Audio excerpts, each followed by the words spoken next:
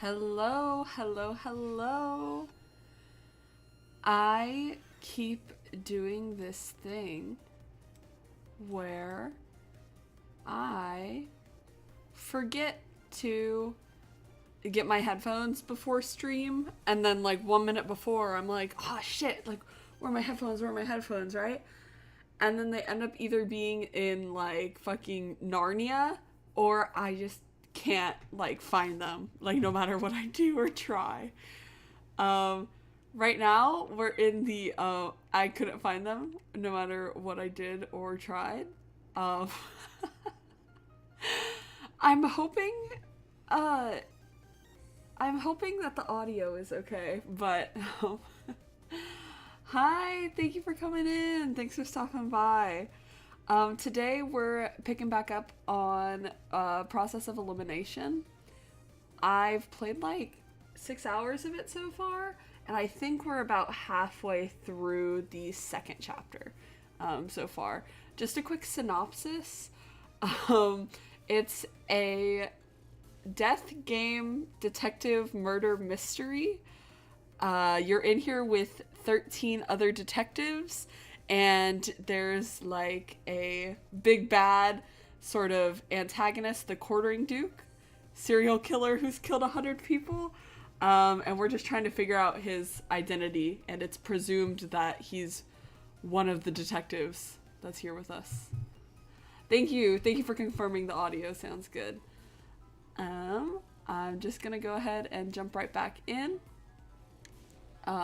We left off with Renegade and Workaholic talking to each other, and we were like, that's kind of weird, that's kind of strange. Now alone in the room, I lean back in my chair, letting my mind linger on the things that Workaholic had said. Determine who is friend and who is foe, huh?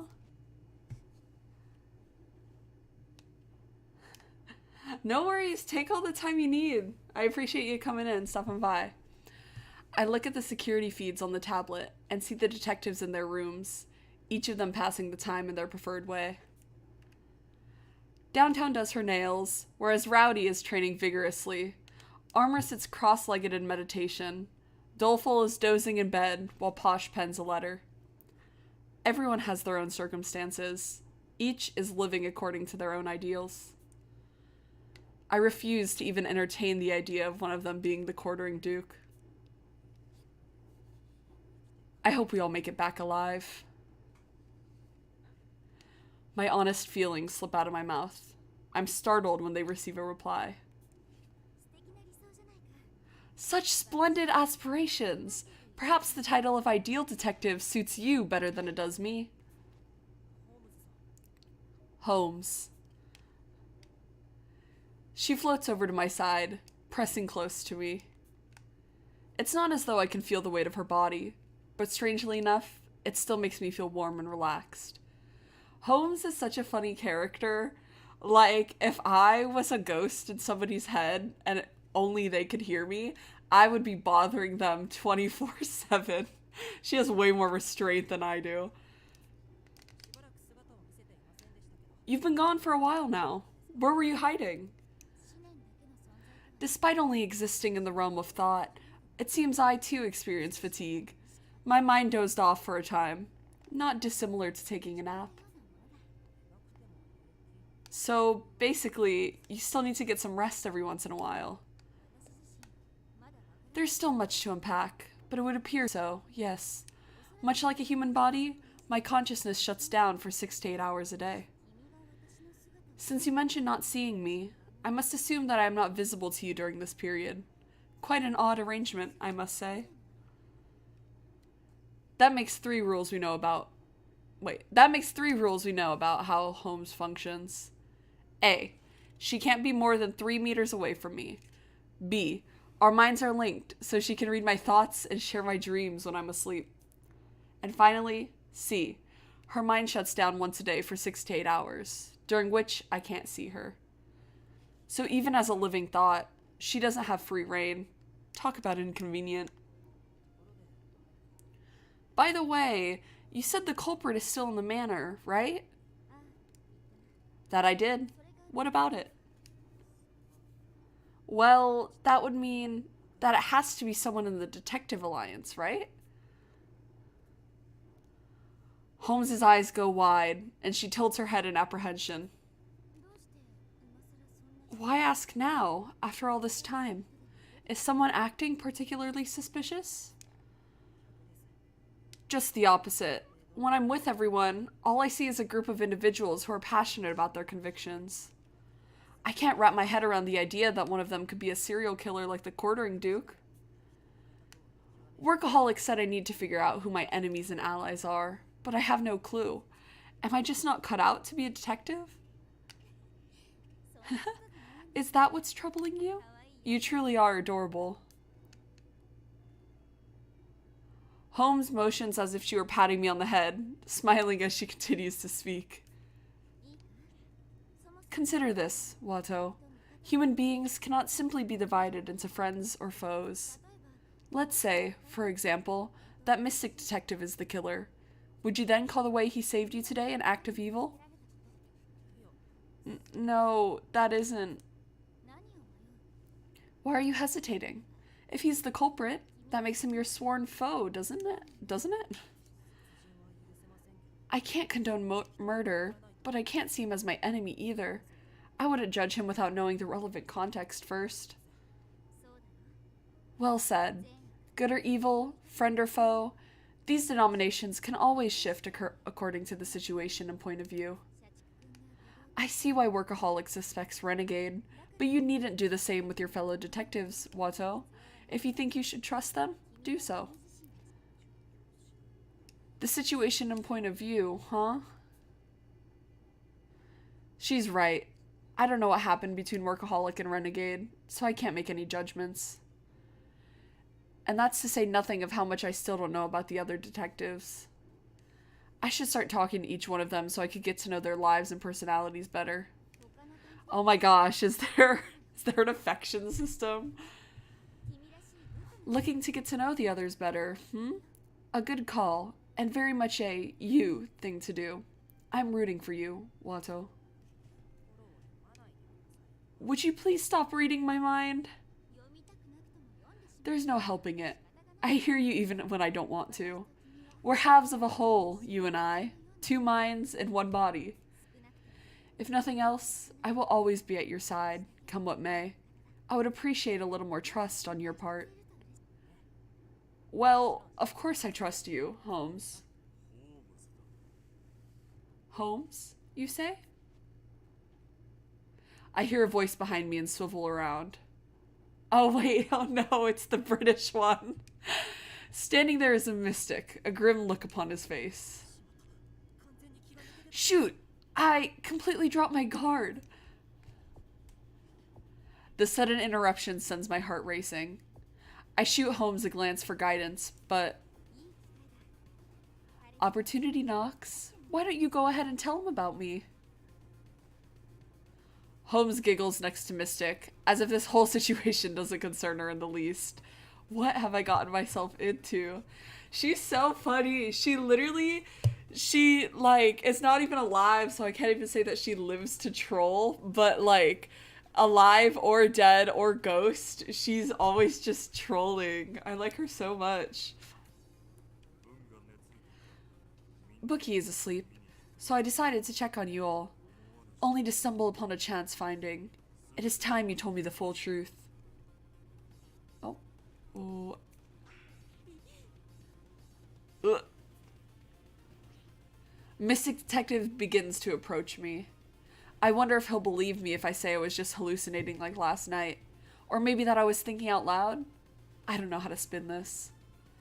Indifferent to my panicking, Mystic Detective steps up and poses one simple question to me.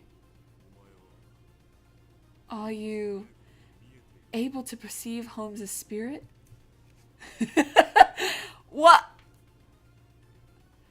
My voice cracks at the unexpected accusation. Allow me to make some tea before we begin. How many sugars do you like? 1. Mystic Detective prepares tea for 2, then seats himself on the sofa across from me. I had initially thought of him as gaudy, but looking at him now, he appears almost dignified. His actions in the trap room must have swayed me.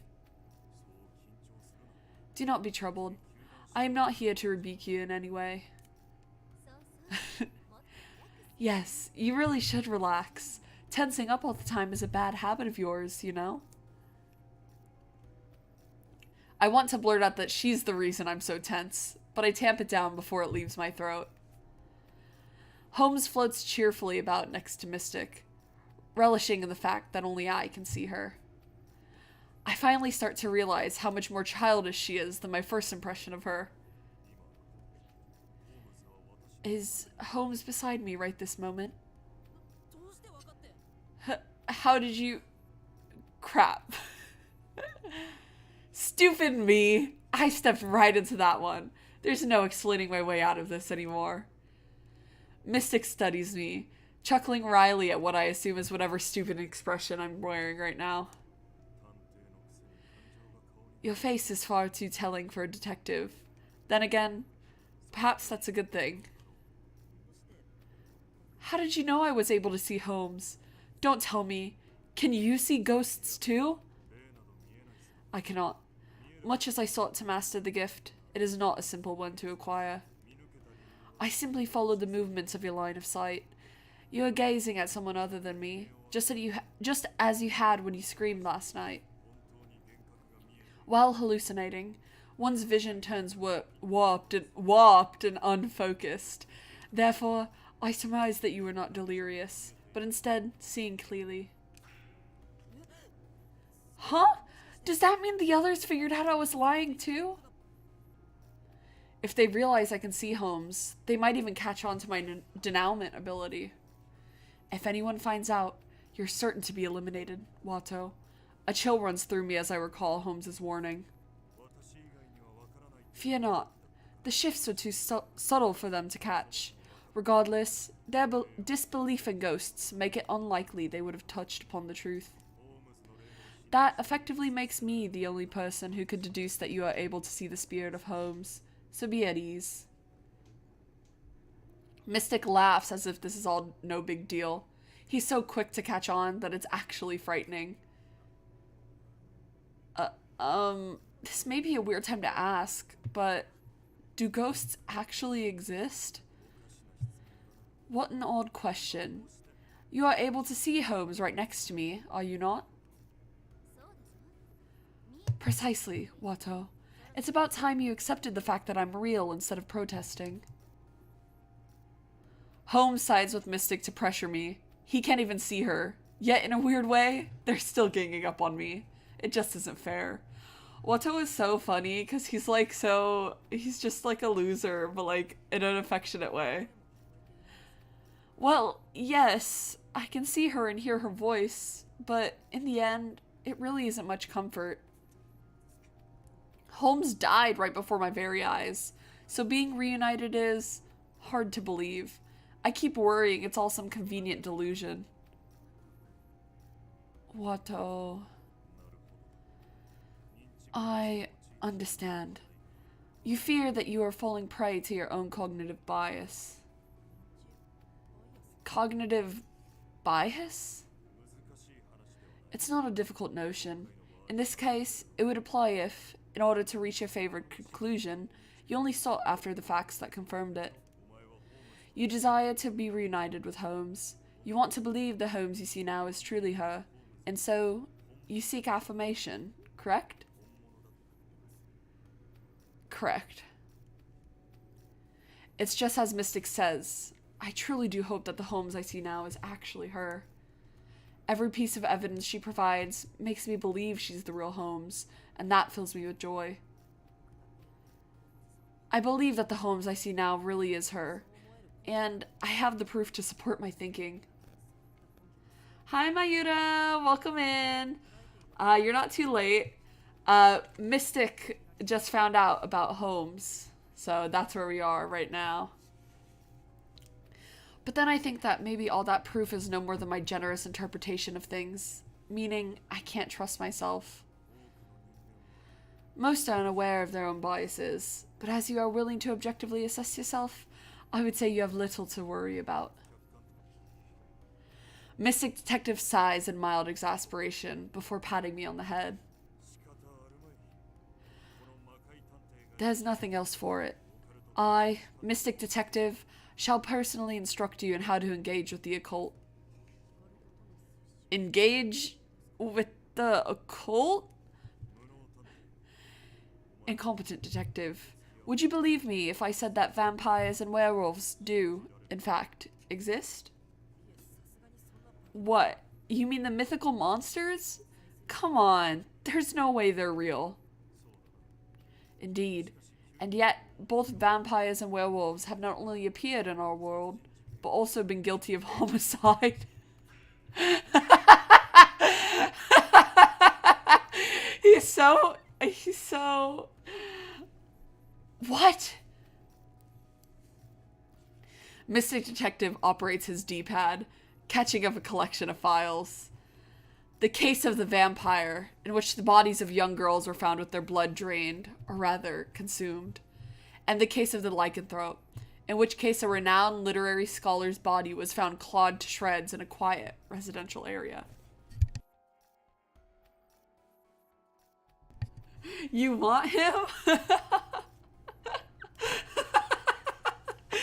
I mean, I don't relate, but like I guess I can see it. I guess I understand. I know the name of both of these famous cases, and now I see a commonality between the two. Incompetent detective, do you know what these incidents have in common? Both are inexplicable, unsolved cases.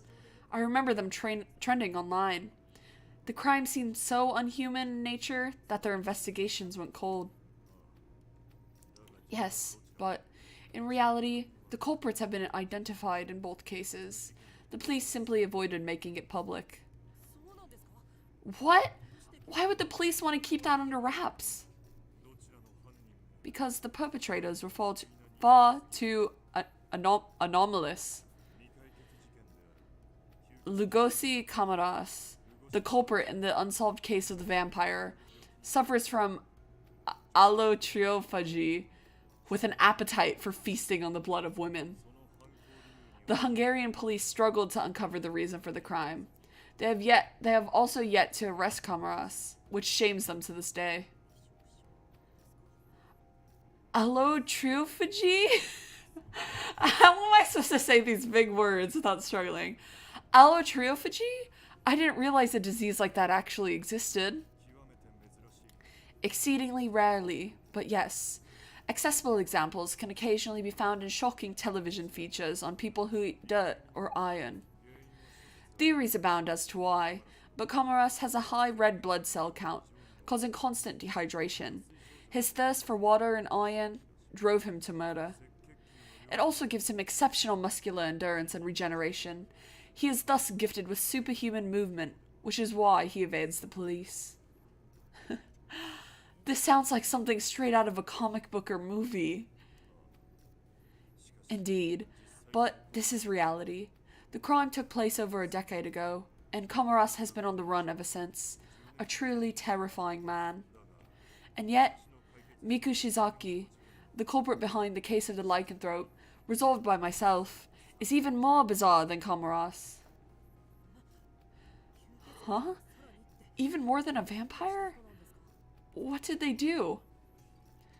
Mystic clenches his fists, veins pulsing as he speaks. She raised her own daughter as a mere tool for revenge. Her daughter? A tool for revenge? What does that even mean? Do you know of foot binding? In one foreign land, small feet were once so prized that youths were made to shape them by wearing specialized shoes. Oh, I've heard about that. The shoes stunted bone growth, making the feet unnaturally tiny, right? It's difficult to imagine now, but apparently the custom was seen as quite ordinary in this country where small feet were so idolized. In the same vein, many women suffer similarly torturous processes today, such as extreme dieting and the pursuit of unrealistic beauty.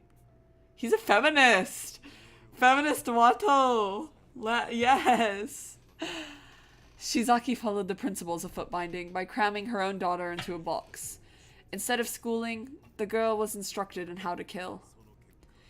In so doing, she created the world's smallest murderer, capable of slipping into dwellings through unbelievably tight spaces. What the fuck?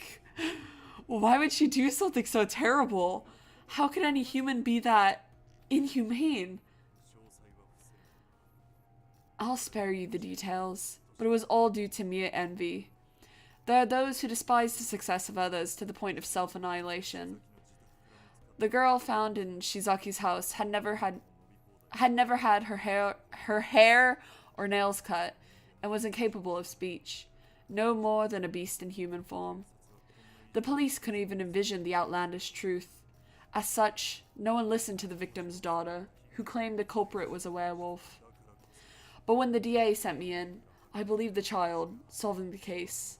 Had I not considered the possible existence of werewolves, it would have remained cold. This is kind of cray. That's like messed up. Like just locked in a box? What? That's horrible. That must have been tough for the victim's daughter. No one believed her eyewitness account of her father's killer. Quite so. But if you were in the police's position, would you have humored the girl? If you were told that a crime was committed by a vampire or werewolf, would you be ready to believe it? Well, while they were obviously horrible stories, when I think back on my past experiences, I honestly can't criticize the police for their actions. If I had known nothing about the occult and only read about these cases, I likely would have brushed them off without ever knowing the insane reality. It seems your way of thinking would have hardly differed from theirs. Mystic gives a pained smile, as though he is peering right into my very soul. You needn't be so hard on yourself about it. Most people scoff at the mere mention of the occult, which I think is quite natural. Just now, when I inquired about vampires and werewolves, you denied their existence. I can't object at all. I'm no different from anyone else who immediately dismisses the occult. And that's exactly how I'm treating the phenomenon happening to me right now, too. I probably thought my current situation was also an impossible supernatural occurrence and laughed it off. It is only natural to feel that way if you have not even a single person who believes you. If you will permit me, incompetent detective, I believe you can see the deceased Holmes. She has a liking for honest men like yourself, after all. Thank you. That's reassuring to hear. I take Mystic's outstretched palm and exchange a firm handshake with him. It feels as if a burden I've been shouldering all by myself has finally been removed. As I have shown, the world is rife with that which can only be defined as supernatural. One can never see the truth if they are fettered by common sense. Thus, despite what mockery I may incur, I believe in the occult, never discounting any possibility. Only I, Mystic Detective, can fulfill this role. I see no traces of gloom in Mystic's smile. The man before me, like Holmes, is another top-notch detective, willing to become a martyr for what he believes in. Holmes said the same thing. Once the facts have disproven all other options, that which remains must also be fact. Those are the very words I passed on to her. To think that a little contrarian would grow into such a splendid individual. Wah! Wah! Watch what you say, Mystic Detective. Holmes, who had been floating lazily in the air, shoots down towards Mystic. Of course, Mystic is entirely unperturbed, since he can't actually hear her. Were you close to Holmes, Mystic? When the Detective Alliance was established with her at its core, an associate of mine invited me to join. You could consider me a founding member. You're a founding member, Mystic? And the organization was established around Holmes? Ah, did she not tell you? I warned her time and time again that being overly secretive would be her undoing. Forgive her. She means no harm, but she tends to take on far too much of her own. Her body was often unable to handle the strain. Oh, that sprite changes. Oh my gosh. She's so cute. Her efforts eventually bore fruit, and she became chief of the Alliance in both name and deed. But, to me, she'll always be a little crybaby. Wow! This backstory is so cute. Hey now, enough with this ancient history. Are you trying to make Watto disappointed in me? Holmes swings her fist in quick succession, failing to strike Mystic each and every time. It's cute to see her react in a way that matches her age, in lieu of her usual cool self. Though, I can't really picture Holmes as ever being a crybaby. I take it she's swinging her fists at me? Yeah, you're spot on. Ever so quick to get physical. She never changes. How dearly I wish to see her once more.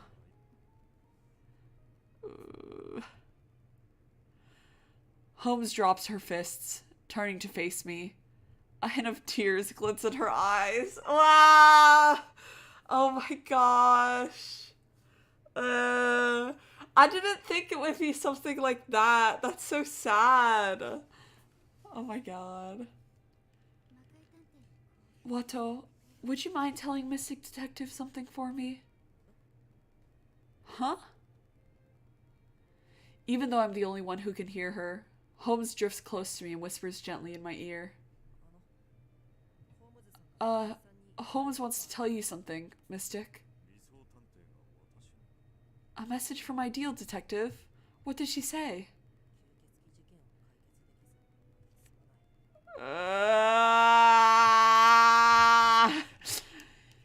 She says, I'm sorry that we weren't able to solve the case of the vampire. All my resolve and determination has passed on to incompetent now. Foolish girl. Even after her own demise, she still only thinks of others. Listen to me, Holmes. Don't go resting in peace just yet. I swear that incompetent detective and I will catch whoever killed you. When that moment comes, I would like for you to be there. I'll be watching. You had better make sure to live a good, long life, Mystic Detective. Mystic can't see Holmes, and yet they seem to look right into each other's eyes as they exchange words. I notice my drink is nearly empty. The hour is growing late. I really should finish my tea up and rest for tomorrow. But when I raise the cup up to my lips... Ah, that reminds me, incompetent detective. Tell me, can you also predict the future? Spit take. I spit my tea out at the unexpected question. Your reaction says it all. So it is indeed as I surmised. How did you know? Was it my line of sight again? No. Remember how you saved Doleful in the trapped room today? Your actions then tipped me off. Holmes was quite adept with her predictions, so I had an inkling. I can tell you by your visage that you've yet to master the skill, however. Well, you'd be right about that. He saw right through me. Holmes said I can't let my enemies learn about this power. Thankfully, it's only Mystic, but I need to be more careful. It was pure chance that I was able to save Doleful. Learning how to use and control this power has been a real struggle for me. What did Holmes say? That she had no interest in how it works. As expected, and yet, if you do not grasp the principles behind it, you cannot wield it to its full extent. Such a troublesome child. Rude. I mastered it perfectly well without understanding the mechanics. You should be more than capable of doing the same, Watto. Holmes purses her lips in protest, while Mystic Detective lets out a laborious sigh. Needless to say, her words don't reach him. This is why geniuses who do everything extempore are so difficult. For the sake of our futures, I shall contemplate your abilities' workings. If you do not mind, would you share all you have experienced up to the present? It's not getting too late for you? Fret not, for I am a night owl. I am a detective of all that is mystical, after all. What's that supposed to mean? Mystic brews us another pot of tea. We discussed the denouement ability I inherited from Holmes, and my newfound powers of precognition. Let us attempt to reason out why it is that you are able to predict the future. Does logic really apply here? I mean, it's basically a superpower. That is where you are wrong. Even magic and superpowers have a logic to them. In video games, magic requires points derived from your attributes and skills. So too do all things, the occult included, follow a set of rules. Why do you look so perplexed? I just didn't take you for much of a gamer. He mentions video games one time, and he's a gamer now. Gamer dad. Do not underestimate me. Do not underestimate me. You stand before the man who bought the very first copy of Ryukyu the day it went on sale. But never mind that. Regardless of your present abilities, you cannot predict a single thing without a basis in facts. Did anything noteworthy occur when you made your prediction today?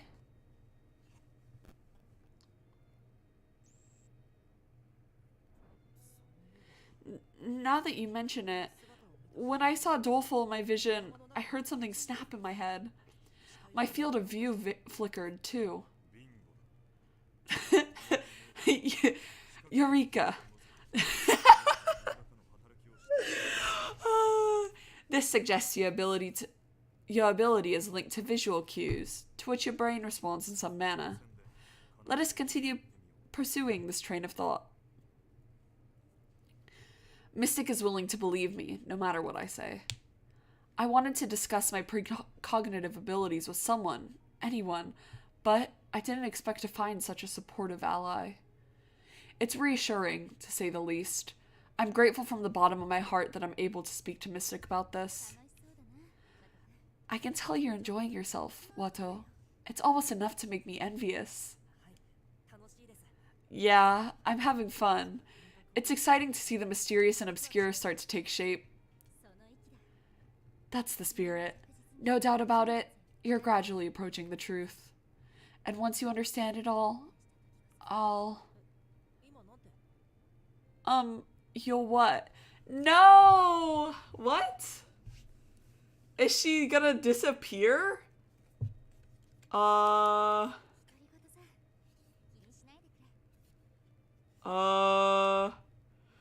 does she have to scare me like that? I'm gonna be sad. Pay me no mind. I was merely thinking aloud. From there, my conversation with Mystic continues all the way until dawn.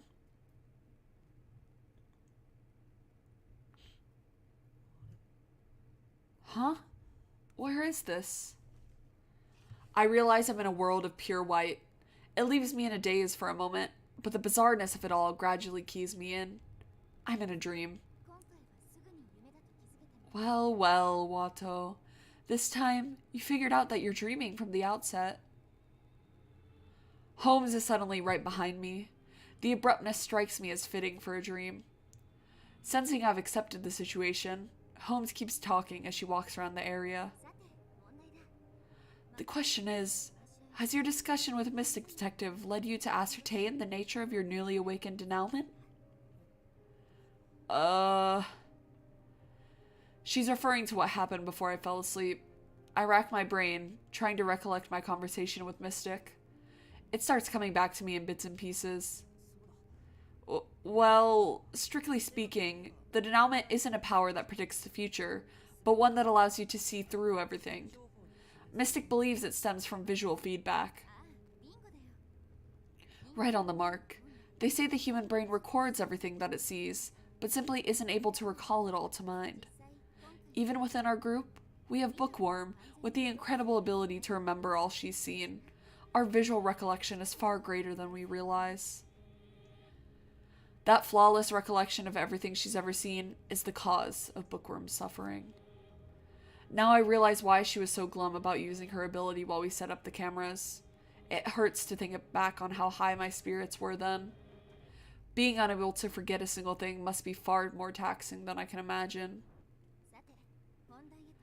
Now, for the real question, if you could recall all you see, honing your eye to perfection would allow you to record information in greater detail, no?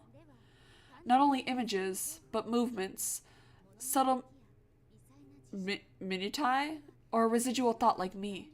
What would happen if you could perceive all the world has to show? Huh. What would happen? As you've already experienced, you would see the future. That is the real nature behind the foresight denouement has bestowed upon you. By knowing everything, you can predict the future. I think I've heard something like that before. Isn't that called, Laplace's demon? Well done. Yes, this is the same principle. Every outcome has a cause. Therefore, if you can grasp all causes, you can derive all outcomes, paradoxical as it may sound. I don't get it. This is kind of going like right over my head. Like, her ability is that she knows everything? That's like scary. I wouldn't want to know everything. So if I can pay close enough attention to everything that passes my field of vision, yes, it stands to follow that you will be able to envision the future. I surmised this as you and Mystic spoke. Discerning casuality via sharpened vision is the crux of the denouement, as well as how you can perceive me. Essentially, you have been bestowed with all-seeing eyes, so to speak. My body shivers at her words. Her explanation drives home how amazing this power really is. However, it also raises a question. You kept telling me the principles behind the denouement didn't matter. Why suddenly explain it to me now? I couldn't take it. Huh? Holmes' cheeks flush, a tinge of embarrassment in her voice. I didn't want you to think I was unreliable. So, from now on, trust me, not Mystic. After all, I'm ideal detective, ranked number 2 in the Detective Alliance. There's nothing I don't know.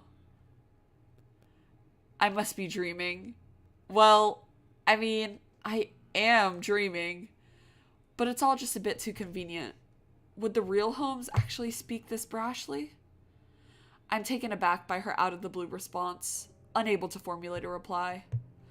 My face feels hot, like burning lava. I must be as red or even worse than Holmes right now.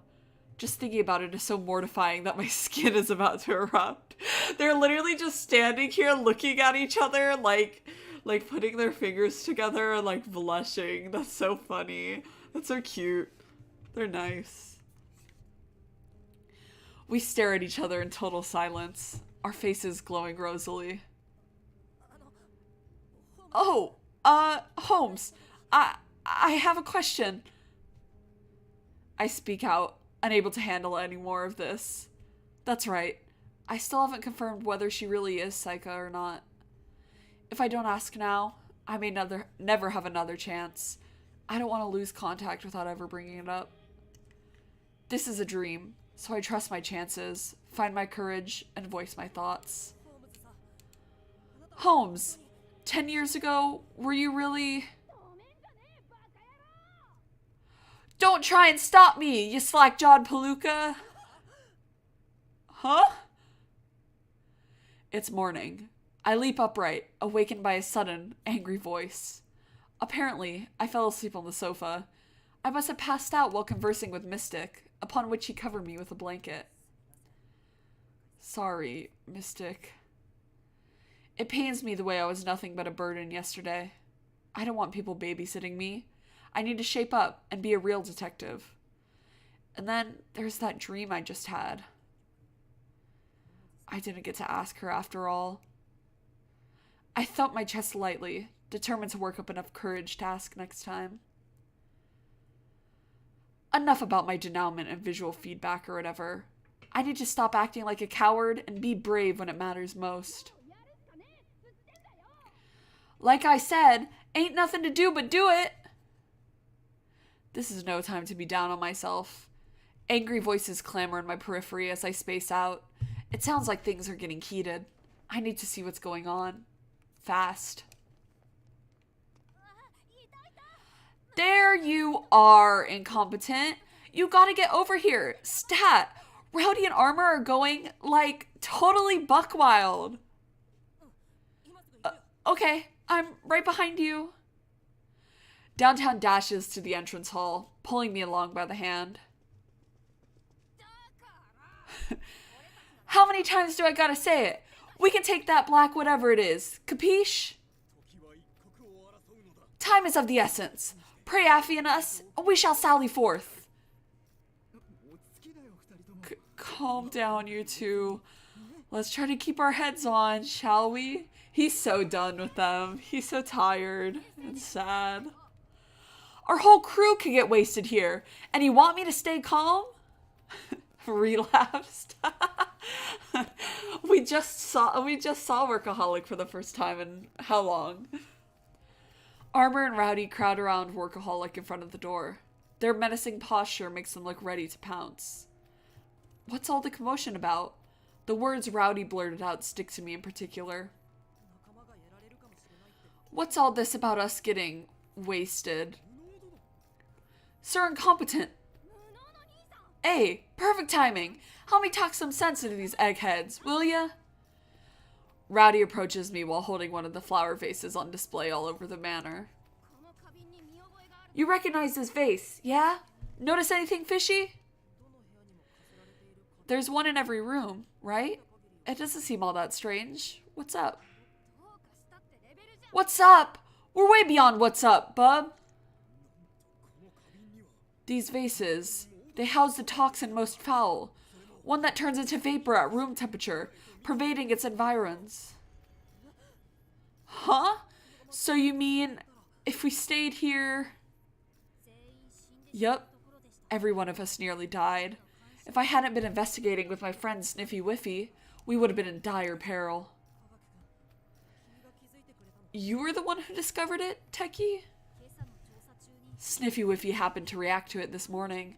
My analysis confirms it's the same substance that was used to kill the staff at Snark's. So the culprit trapped us all in the manor, so they could off us with poisonous gas? It's possible, though of course, the culprit would need some way to survive it themselves. But why go through all the trouble? They killed 22 people at the same time in the research facility. The culprit could just as easily do the same with us if they wanted to. It doesn't add up. Maybe they're just looking to make us panic, rather than wipe us out. I was discussing our next move with Workaholic in the dining room, but then these two overheard us. Keep your pants on. When I'm done, that big black doohickeys gonna be bucket of scrap. When you're done? Have you forgotten how it took all of our efforts just to buy us some time? You're being way too reckless. It'll be different this time. I've worked myself into shape the past 2 days so I can wallop that thing. No way it'll get the one over on me. I, too, stand at the ready. Techie hath mended mine armor to flawless impenetrability. That loathsome sable monstrosity shall taste the fury of my fists. You two need to relax. I understand that you're unhappy with our lack of progress these past 2 days. But haste makes waste, as they say. It's more important to keep calm when your back's against the wall. Workaholic's right. Holmes gave her life to protect us. Do you really want to put yourselves back in danger after that? Ugh. Rowdy flinches, but her expression turns spirited once again as she sinks to her knees, touching her head to the floor. Come on, trust us. I know I ain't much when it comes to head work, but these fists can help you here and now. Promise. We seek only to employ our martial might to the vantage of all. Armor follows Rowdy's lead, falling to his knees and bowing before beseeching us in a piteous tone. Lady Rowdy and I take pride in the strength of our arms, yet we're of no succor to Lady Ideal. We cannot remain idle whilst our allies could be slain. Rowdy, Armor. I get where the two are coming from. Their areas of expertise don't contribute much to our search for the hidden passage. They were already frustrated, and now there's these poisoned vases that could have killed their fellow detectives. No wonder they're so wound up. I've been totally useless too, so I know how they feel. Seeing as I'm the only one in their shoes, it's up to me to dissuade them. Now, how can I talk them out of this? Perhaps this would be a good time to use your denouement? You want me to break a prediction right here? How would I even do that? I whisper out as Holmes appears beside me. She then begins to explain, her face gentle and mild. As I told you in your dream, the denouement can foresee future tragedies when provided with sufficient visual feedback. So long as the requisite information is in your sight, you should be able to predict these tragedies consciously. It's obvious that Armor and Rowdy will die if they attempt to fight that black machine, no? So, try finding out what their outcome will be. You mean, predict their deaths?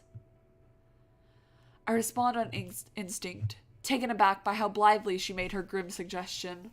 Obviously, I'm hesitant to foresee the demise of my friends. You understand, don't you? Everyone can guess these two will die if they go on the offense. The real issue is that they won't accept it. Even if you can see the future, it means nothing if you can't change it. Therein lies the hardest part. If things continue as they are, they both will die. The only way to prevent this is by proving what terrible future lies in store for them. I just gotta do it.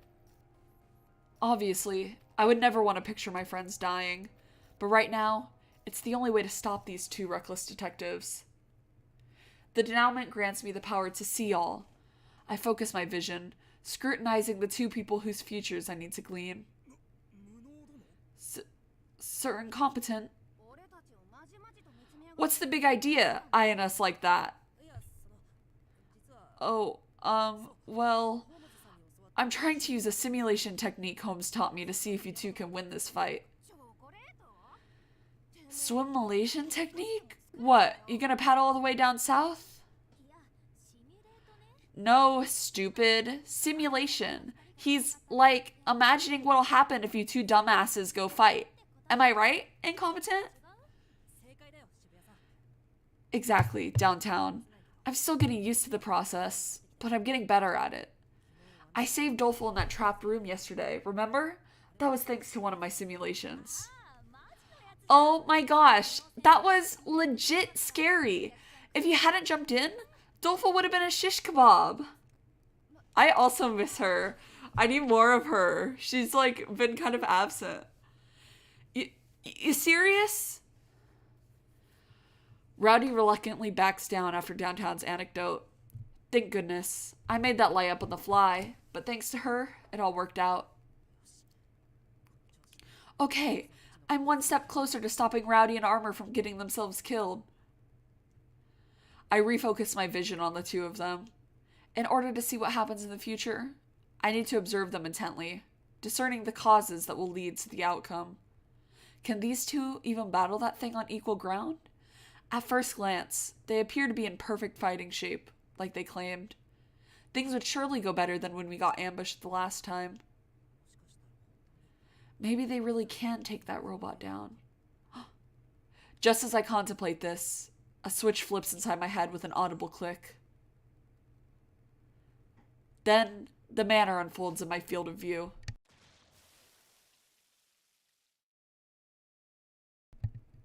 In a split second, my vision is soaked in blood. Ugh. My head burns in pain to the point where I can no longer stand. I totter before involuntarily sinking to my knees. And then, the world reverts back to the entrance hall. Sir Incompetent? What ails you? What gives? You end up simulating something bad? Yeah, I saw the worst possible outcome. I press my hand to my forehead, which feels as hot as a tea kettle, and stand up, ready to tell them the facts of the matter. Armor, Rowdy, you definitely shouldn't go out there. My simulation showed me that if you try now, you'll get overwhelmed in no time. What? The hell are you going on about? Both of you, listen to me. Rowdy grabs me, but I push her back and continue speaking. Even a rock slide couldn't damage that thing, remember?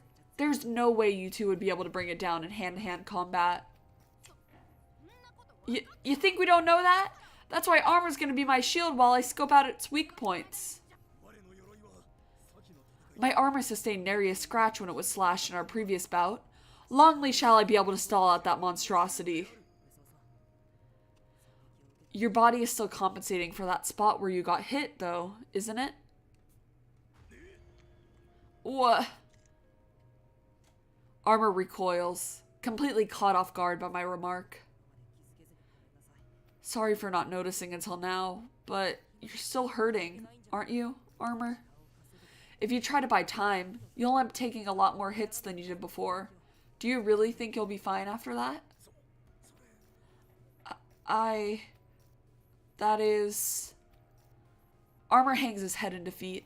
He knows exactly what will happen if he goes ahead with this plan. Besides, in my vision of the future, he was dead and drenched in blood, despite being covered up from head to toe. Nah, Incompetence got it all wrong, pal. You'll be fine no matter how many whacks you take. Capiche? You can still feel each impact through the armor. Even if the suit doesn't break, the person inside might not be so lucky. From the very beginning, you were fully prepared to walk out that door and die. Am I wrong, Armor?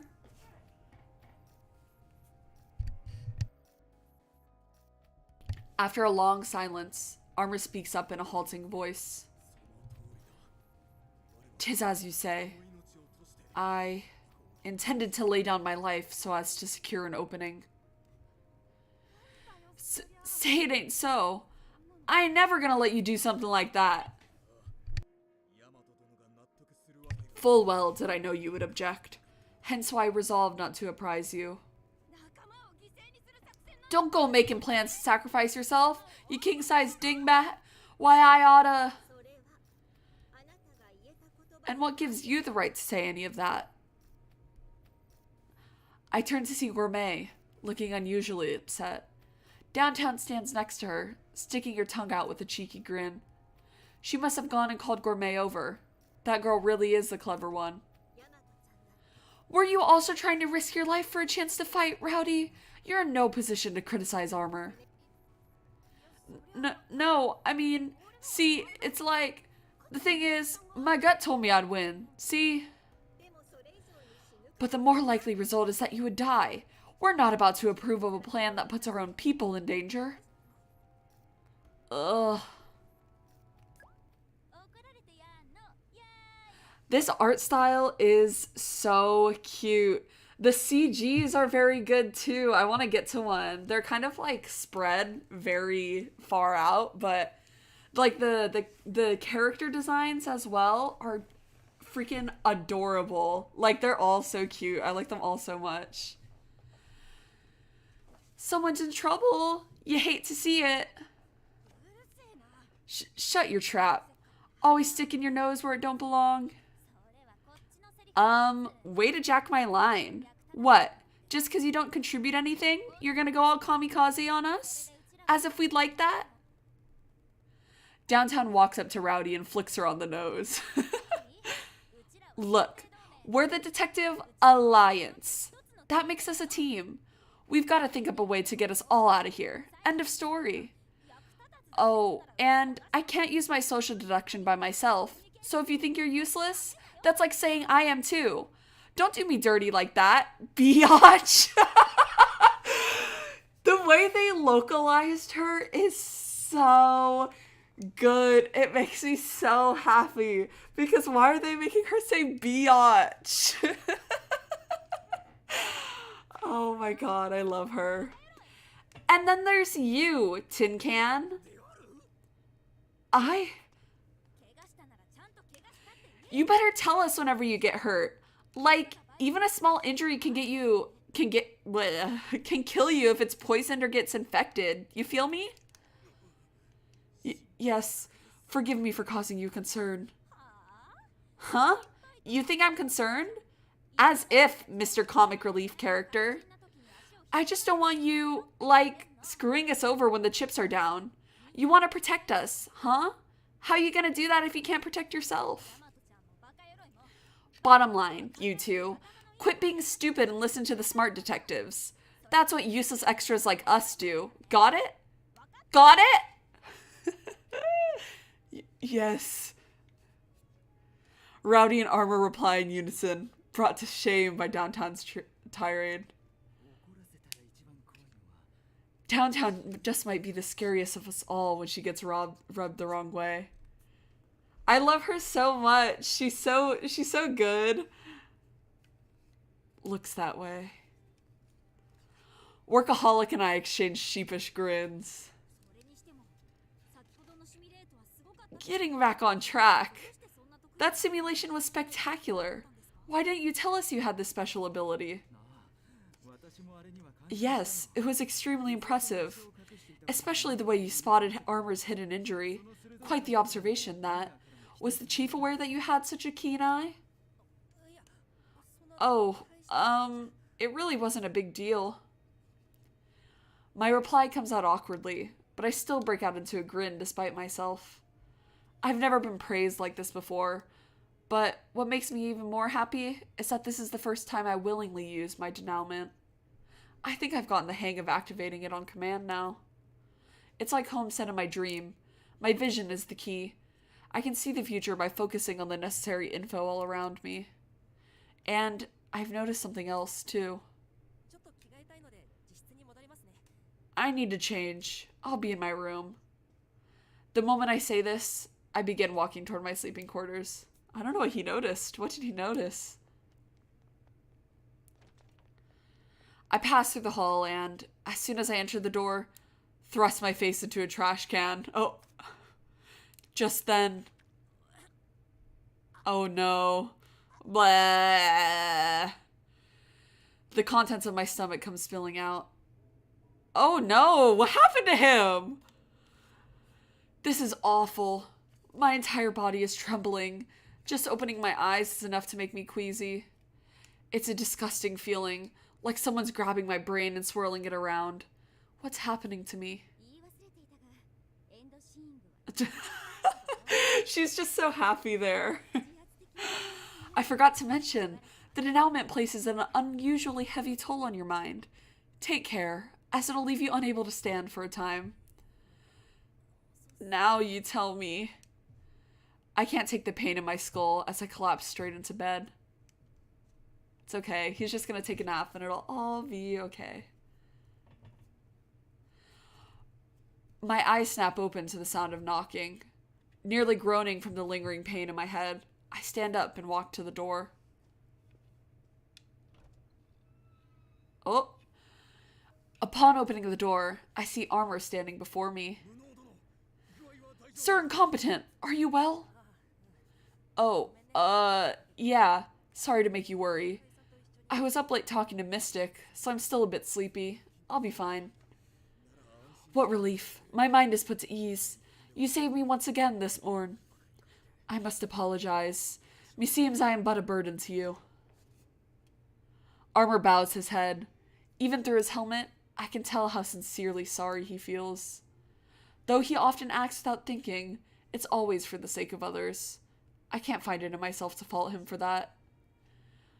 Don't worry. We all knew you were only acting out of consideration for us. Would that I were so noble a man. Huh? Pay me no heed. 'Tis a personal matter. Shall we dine in the living room whilst surveying the camera footage? The cameras? Did they capture something? Forsooth, I am ignorant of such electrical mechanisms. Prithee, might you instruct me in their operation? Sure, I could bring you up to speed and still have time for breakfast.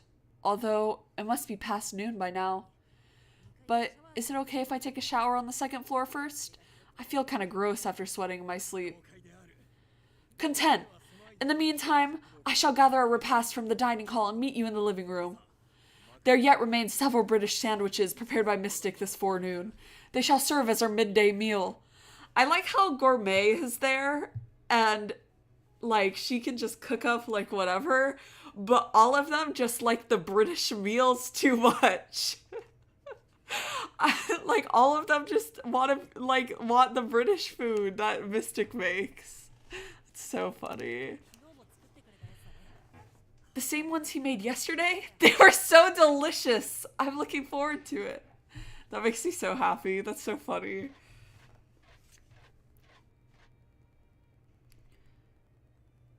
Gourmet is actually just there to eat. She's there to eat all the British food. I step out with a change of clothes, leaving Armor at the entrance hall as I head to the second floor.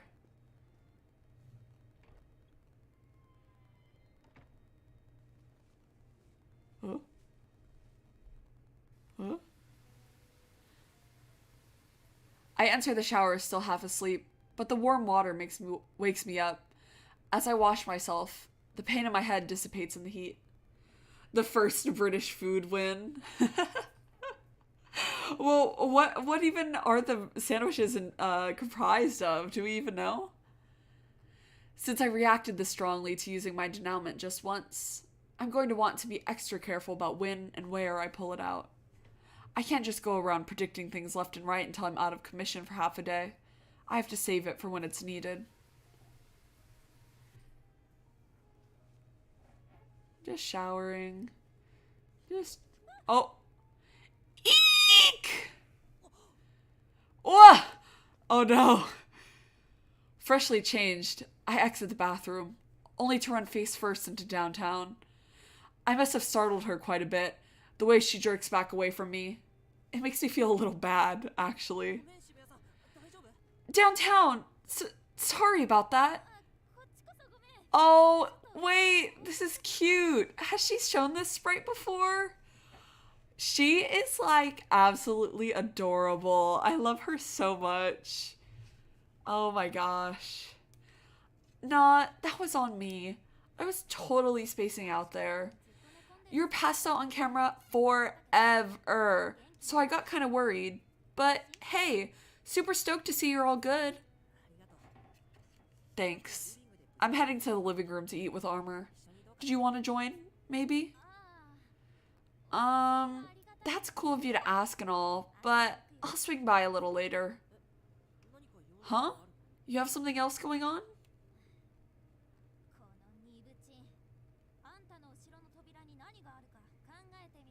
I don't know how to say that. What? Do you not know where that door behind you goes? Huh? After a moment, I realize this room doesn't have just a shower, but a toilet too. So if I'm in her way, that means... Oh. Go piss, girl! What? What? Sorry! I'll be on my way.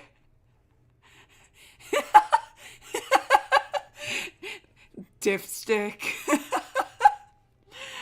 Stop, that's so funny. She just needed to piss.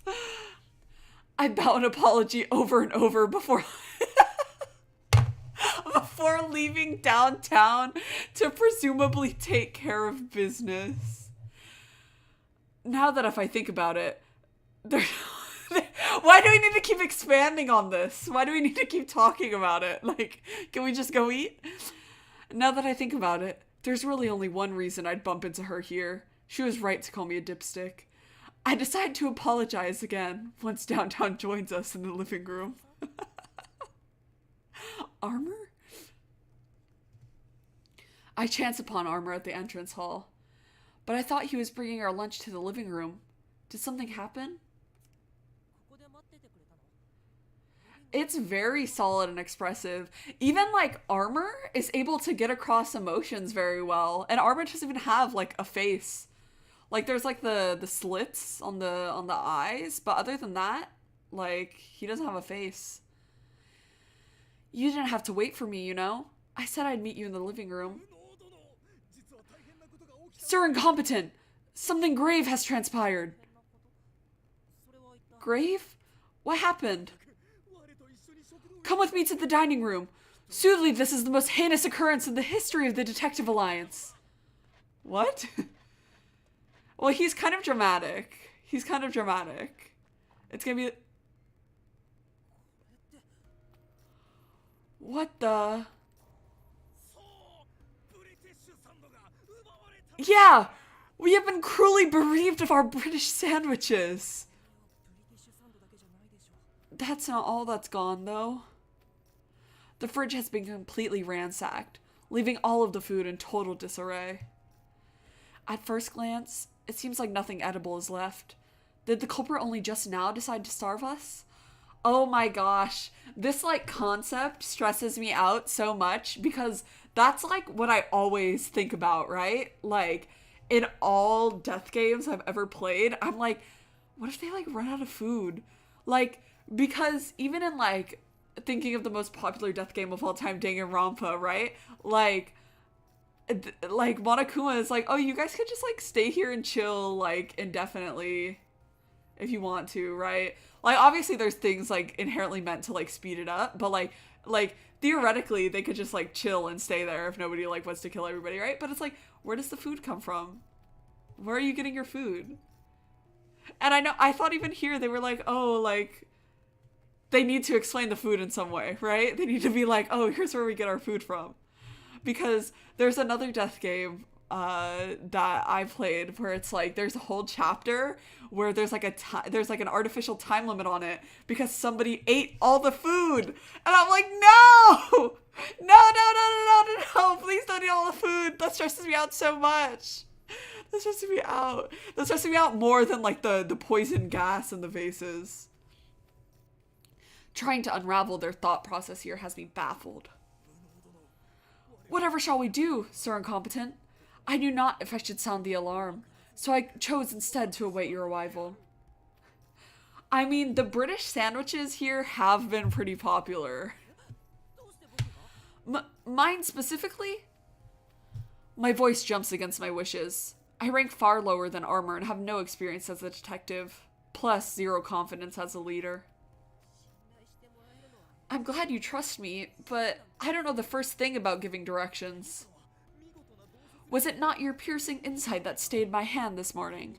I haven't a doubt that you, Sir Incompetent, will lead us with zeal. Armor gives me a pleading look. There's no way I can say no to that. Ugh, what do I do? It's a detective's duty to live up to the trust of others, Watto. Holmes materializes next to Armor, looking very much like she's enjoying herself. She may be right, but I can't know what I don't know. What answer could I give to reassure him? It's okay to be unsure. If you have no idea, then be honest and say so. Fortunately, there are many detectives aside from the two of you. Be yourself. Start with what you can do right now. Right. I may not be deserving of this trust, but there are plenty of others here who are. Holmes' gentle voice soothes my flustered mind. After I give it some thought, there's really no question about what to check first. Let's start with the camera footage, Armor. The culprit might have been caught on film. I see. Such a calm and astute assessment. You never disappoint, Sir Incompetent.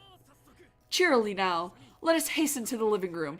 Of course over that footage! What? Wait a sec. Armor takes me by the hand, dragging me from the dining room to the living room. However, despite what I just said, I'm fairly certain that the culprit hasn't been caught on film. My reasoning is simple. There is no camera in the dining room. The dining room is so spacious and conspicuous, we assumed no one would try anything there. We should have known they would target the fridge. We didn't have enough cameras to go around, so we had prioritized our private rooms and other locations where a murder was likely to occur. We also made a mistake in not considering that the culprit might go after the fridge. But why now? Of all times. I still can't figure it out. What are they trying to achieve? What now, Sir Incompetent? Shall we look for evidence in the ransacked refrigerator? That's a good idea. But why don't we share this with everyone else first? We need to warn everyone about what the culprit's doing. Not to mention, they might notice something that we glossed over. As I make my response, I recall what Holmes told me. We don't need to rush and go at it alone. We should remain calm and start with what we can do. I'll check the rest of the manor on the security cameras. Can you let the others know what happened? Yeah, forthwith! Armor follows my directions, taking out his D-pad. Good, that's the ticket. Holmes smiles next to him. She's clearly having a good time.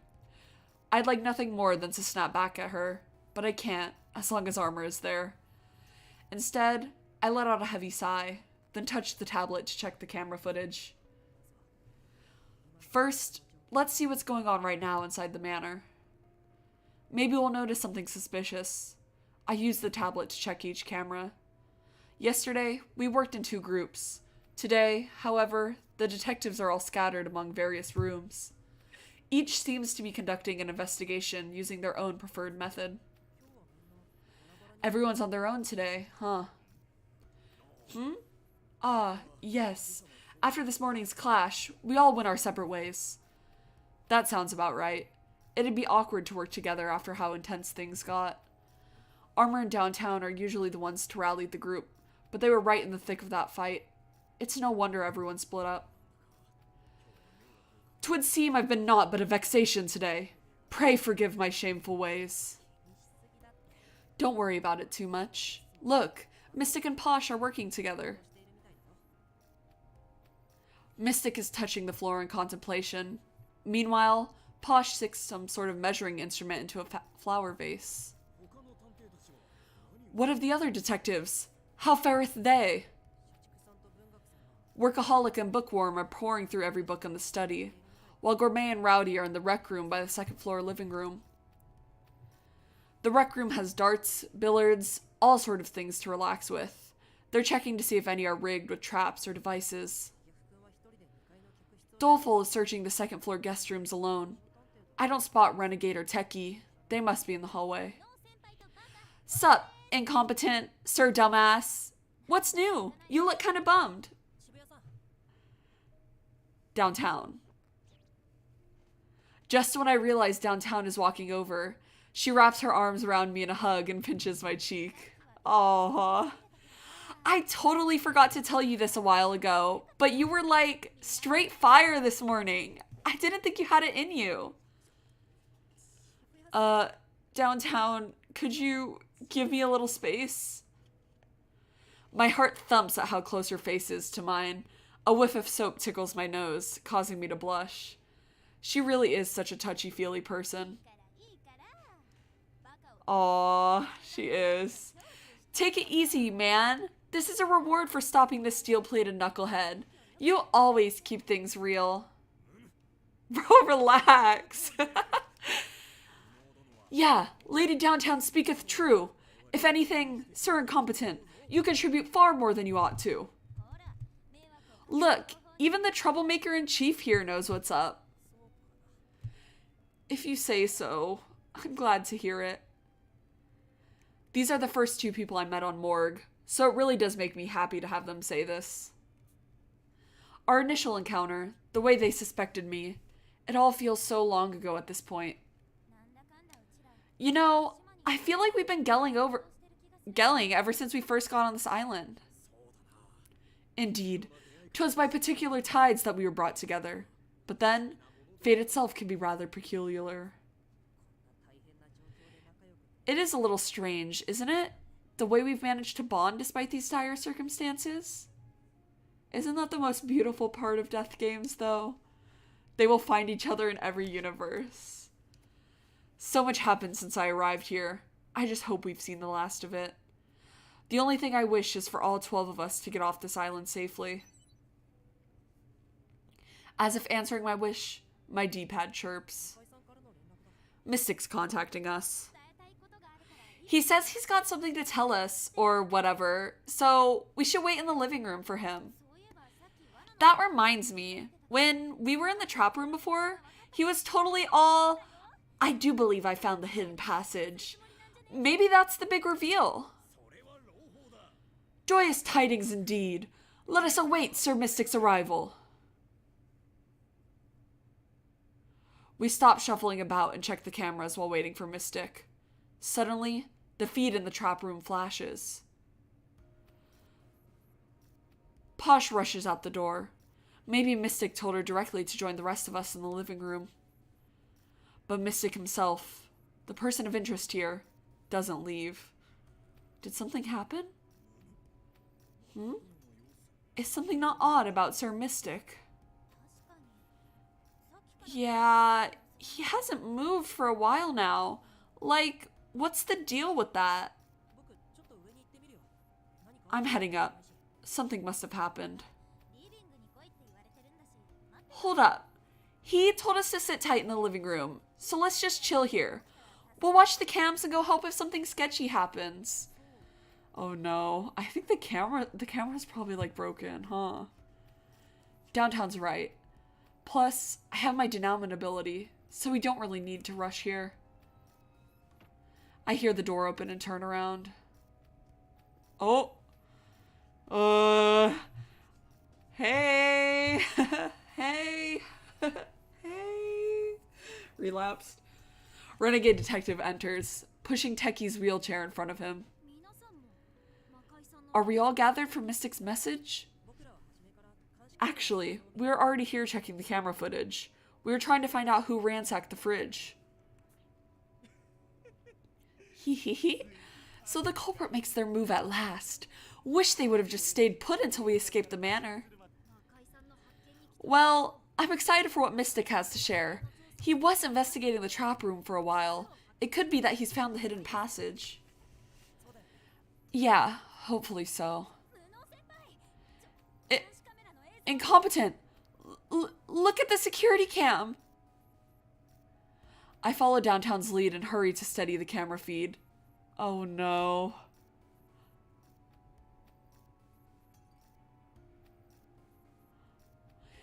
Mystic Detective sinks to his knees before sliding out of view. It almost looks like he lost consciousness after being attacked.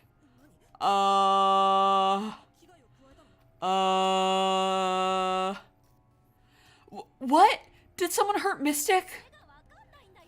Don't ask me. We were watching the stream the whole time, but nothing weird happened. 'Tis as Lady Downtown says, Sir Mystic hath been suddenly stricken by agonies unknown. What? But that's impossible. I'm scared. Just then, something even more difficult to believe occurs on screen. Oh no! Oh no! The door on the western side shuts all on its own. But we blocked that door. It couldn't have closed. Not unless the doorstop was removed. The camera feed, however, tells us nothing. My head starts to spin. I don't understand what's going on. Just what are we being made to watch? Even without the powers of denouement, I can tell what's going to happen next. Oh, no! The trap is going to be triggered! We need to save Mystic! No sooner do the words leave my mouth than everyone else leaps into action. I'd only slow you down, so I'll hang back and watch the cameras. If something comes up, I'll notify you via D-pad. Got it! Be careful, Techie! As I head to exit the room, I run into Workaholic and Bookworm. What's going on? Not another fight, I hope? Mystic's in danger! We're on our way to save him! Father? Bookworm goes pale. Crap. I shouldn't have said that in front of her, but we have to get to the trap room before it's too late. Fill us in later. I'll stay with Bookworm while you go and handle things. Okay. We leave Workaholic and the others behind and spring across the living room toward the trap room on the second floor. Ugh, great. It doesn't open from the outside either. We're at the door to the trap room, but it refuses to budge. The doorknob turns uselessly in my hand. Just bust it down then! This is no time to, like, dawdle or whatever. Now this we've got. Our moment has arrived. I don't think they could do it. Rowdy sprints up and lands a kick with all of her strength as Armor tackles the door. The door doesn't yield at first, but the two repeat their assault again and again. How do you like that? I didn't think they would be able to do it. Hey. Sir Mystic, we have come to your aid. Way to go! Now we can save Mystic. Eep! Downtown lets out a small yelp as she barrels into the trap room. It can't be. I get a bad feeling as I peer inside. There's no way Mystic is dead. His calm, accurate judgment saved us all yesterday in this very same room. Even if someone got the jump on him, I don't believe he could die so easily. I'm sure he'll greet us with his usual cool, collected smile.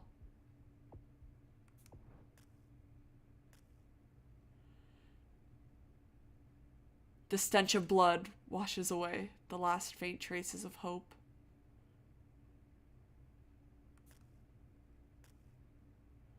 The spikes thrusting through the floor have turned the room into a labyrinth. Gradually, they retract down like an ebbing tide.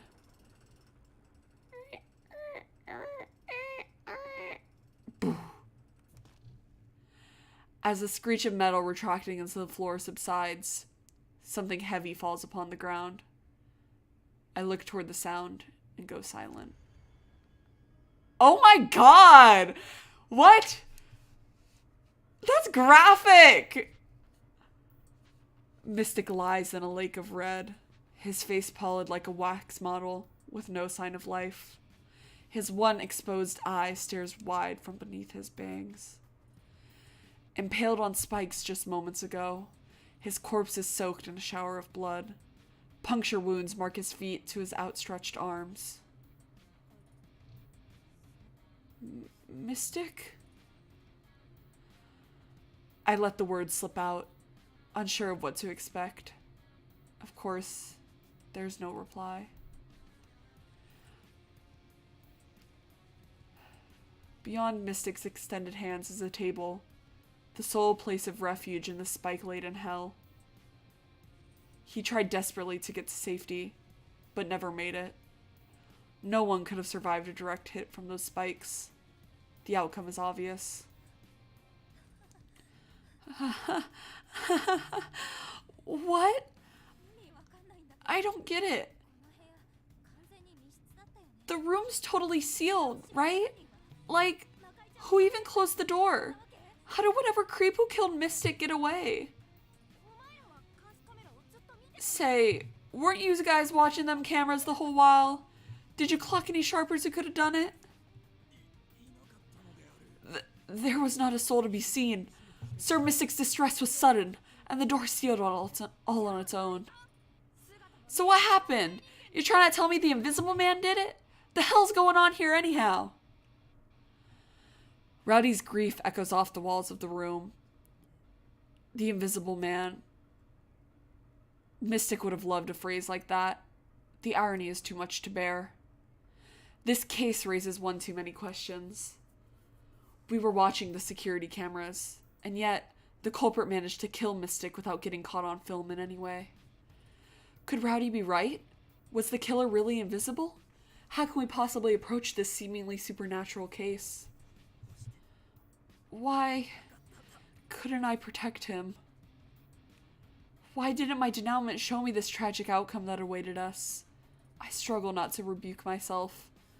I'm supposed to be able to see the future, but I couldn't even stop my friend from dying. What is this ability even good for?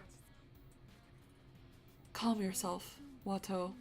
There's no sense in blaming the denouement for all of this. Holmes materializes at my side, scolding me for presenting my new power. If the denouement wasn't triggered, that means you lack the details needed to foresee this outcome.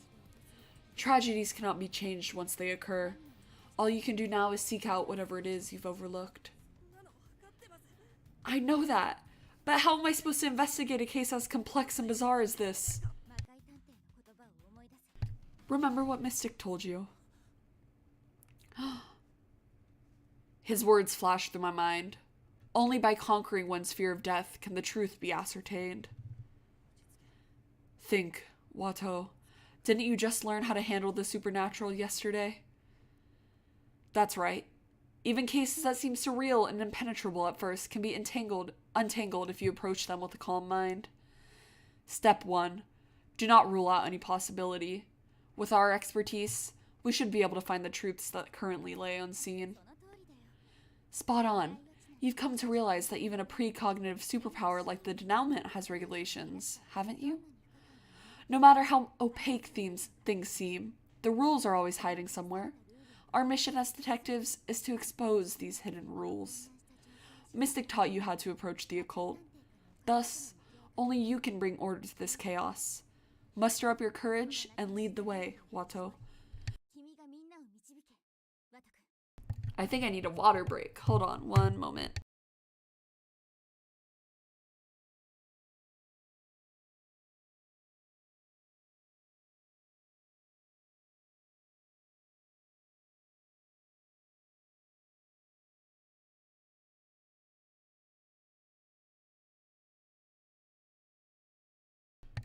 Oh my goodness. Okay, there we go. There we go. Oh, wait.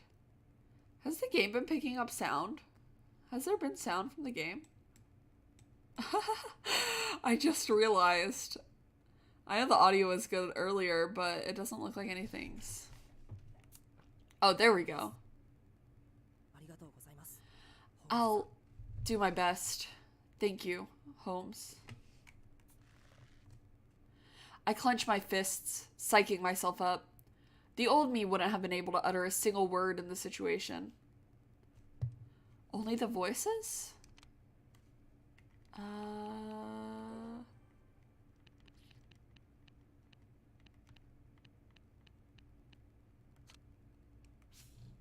Let's see. Is there any music now? And even if I had, my shaky voice would have undermined what I was trying to say. But I'm not shaking now. My fear is outweighed by my rage toward whomever did this. Everyone, calm down. Even if the killer is one we can't see, their actions and crimes must follow a certain set of rules. If we manage to figure those rules out, we can catch the culprit, invisible or not. Incompetent? Everyone turns to look at me, but I make my way to Mystic's body without faltering. I know how righteous a man he was. It's almost as if the crime is mocking his belief in the occult, not to mention our attempts to monitor things. I've never felt anything close to the ire that's boiling up in the pit of my stomach over this despicable act. I don't hear it either. Maybe there's just no background music here, but that's like weird. Hold on. Yeah, that's up all the way. That's gonna be like super loud if anything was to actually start playing.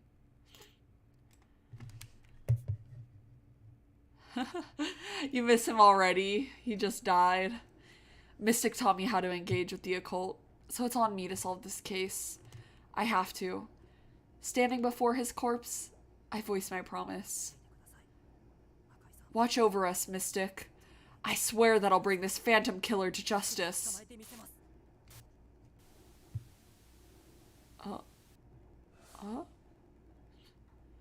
Chapter 2. The Case of the Phantom Killer. Oh, so we just finished chapter 1. Oh, I get it. I see now. After announcing Mystic's death to the others via D-pad, we begin our investigation in earnest. The cause of death was exsanguination. Unable to escape the trap, his entire body was skewered, killing him almost instantly. But Mystic should have known how to deal with this trap. Why wasn't he able to get to safety? One look at the security cameras should be enough to answer that one.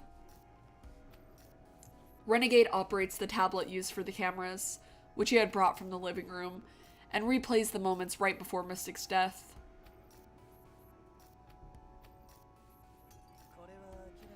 You can clearly tell he was poisoned by something. He couldn't stand and was struggling to breathe, suggesting some sort of neurotoxin. But when and where could something like that have been administered to him? Don't ask me. His body's got so many holes, he may as well be Swiss cheese at this point. Enough with the tasteless jokes, Renegade. My bad, my bad. Don't get your panties in a twist. I'm not trying to make a joke out of this. With this much blood and so many puncture wounds, it'd take one hell of a doctor to figure out how he was poisoned in the first place. The perp likely planned the crime with that in mind. Just like with Senior Detective, this homicide was not only cruel, but cunning. Why did I started voicing him with the same voice that I've been voicing Downtown with. I started giving him my, like, Valley Girl voice. He's a gyaru. You're certainly enjoying yourself. Are you sure you aren't the culprit? Aw, give me a break. I'm a detective too. When there's a mystery to solve, my engine gets revving. It's a part of my nature, really. Even when your own comrade is the victim? Don't project your morals onto me. In my world, there's two types of people. Me and everyone else. Boys, always trying to pick a fight. I've had it up to here. Gourmet wedges herself in between Workaholic and Renegade, ending their argument by force. I love how genuinely shocked Renegade, or not like shocked, but he's stepping back and his like arms are up like, oh, me? What? Little old me? 3 what on one screen? What did you just say? Come on, let's share the autopsy report with everyone. Then, we need to check the security camera recordings. Right. Sorry. My emotions got the better of me there. Despite his clear annoyance, Workaholic backs down. What's with them? Day by day, I'm sensing some serious tension between Workaholic and Renegade. What could have happened between those two? I assure you, I had no hand in this. Pasha's voice sounds out from the hallway. For some reason, Downtown and the others are gathered around Posh, whose face is bright red as she shouts. Accusing a blue-blooded lady such as myself, you plebeians have overstepped your bounds. Continue, and I shall take this matter to court. Like, oh my god, we are not accusing you, girl. We just want to know why you rushed out in a panic after Mystic collapsed. I already told you. I had no particular reason for doing so. This discussion is over. Look, we're only grilling yes so we can clear your name here. Capiche? You were with old man Mystic right before he died. Sounds awful fishy, even to a brickhead like me. Yeah, what Rowdy said. Me, Techie, and Workaholic were all in the trap room a while ago too. So we're all in the same boat here. Let's just take a chill pill and talk this out, okay? We mean only to aid you, Lady Posh. I respectfully decline. Noble Pinkerton blood flows through my veins. I shall chart my own course out of this chaos. Now, good day to you. Wait, Posh. Posh ignores us and marches off. Sorry, guys. I probably should have been nicer about it. Ain't no helping it. I don't think she's gonna budge on this one. She's not, huh? Posh is extremely proud of her lineage. I wonder if her family has something to do with how strongly she's reacting. Give her space. I'm certain that Posh, in her own way, is also quite distraught by the loss of Mystic Detective. After all, had she stayed in that room just a touch longer, there was a chance she could have saved him. That's another point to consider. Even so, continuing her investigation in that state seems rash and counterproductive. I wish there was some way to help her. Some can be helped while others cannot. That's part and parcel of working in an organization. Ah, I see. Everyone is coping with the loss of Mystic differently. Some even manage to remain unaffected, like Renegade Detective. Oh, right. Bookworm was especially close to Mystic. Where is she now? She, straight up fainted when she heard the news, so I carried her back to her room. Ah! That makes me so sad. There's no way we can let her see the body. That girl better not wake up until we get this thing solved. Thanks, Downtown. You're probably right. With her photographic memory and the gruesome state of Mystic's body, it'd be too much. No, don't give me the flashbacks. No, that's fucked up. An image of Mystic enjoying dinner with Bookworm flashes in my mind, and my chest suddenly aches. Bookworm already lost her parents to a murder case. To have her family taken away from her twice, I can't begin to imagine her sorrow. We have to get to the bottom of this, for her sake as well. Downtown, can you lend me a hand? I'll need your help if we're going to solve this. Heh, wow, someone's hyped up for this. Sure, I'll pitch in however you need. But for now, let's go to the living room and check out those cameras with everyone else. We might, find a clue or something. I do as Downtown suggests and head to the first floor with the other detectives. Suddenly, sparks flash across my field of view. Everyone's corpses are suddenly before me. The very same tragedy I saw in my dream. But the dead bodies, the stiffening flesh at my feet, the putrid smell of death, it all seems so much closer to reality than ever. I can see the trajectory of this impending doom much more clearly now. In other words, this outcome still hasn't been avoided. If anything, this is evidence that it's getting closer to occurring. Downtown's face, so joyful mere moments ago, is now a bone-chilling death mask. I want to believe this is a lie, a delusion, but Mystic has been murdered. The Duke really is inside the manor, and he intends to kill us all. My pulse quickens. It's pounding so hard it hurts. If we don't unravel this case and find that hidden passageway soon. You good, dude? Why'd you stop all of a sudden? Something wrong? Oh, sorry. It's nothing really. My mind snaps back to reality. I smile back at Downtown as she looks at me with concern, her eyes narrowing in suspicion. Fishy. My fashionista senses are telling me you're hiding something. She's sharp. Those fashionista senses are no joke. There's no way I can tell her, you're all gonna die, though, so I just try to keep smiling. Look, I won't push you if you don't want to share, but try not to bottle it up too much, okay? It's all chill, so don't worry. You've grown a ton over these past few days. You think so? Duh. When you saw your first corpse, you were, super pale. But just now, you were giving orders like it was your job. I know I named you incompetent, but keep this up, and we'll be taking those first 2 letters off in no time. That's cute. Competent detective. Yeah, I'll try my best.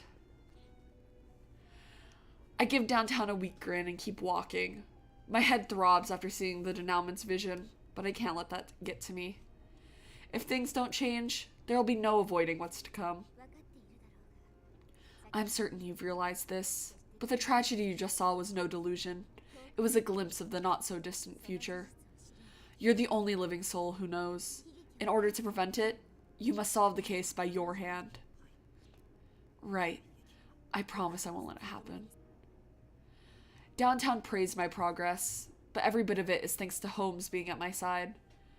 What little ability I have is relying on her. But if it'll solve this case, I'll play by the role of leader and guide these detectives. This is, after all, my duty as the one who inherited Holmes's power. Downtown. I love her so much. Everyone aside from Posh and Bookworm have gathered in the living room.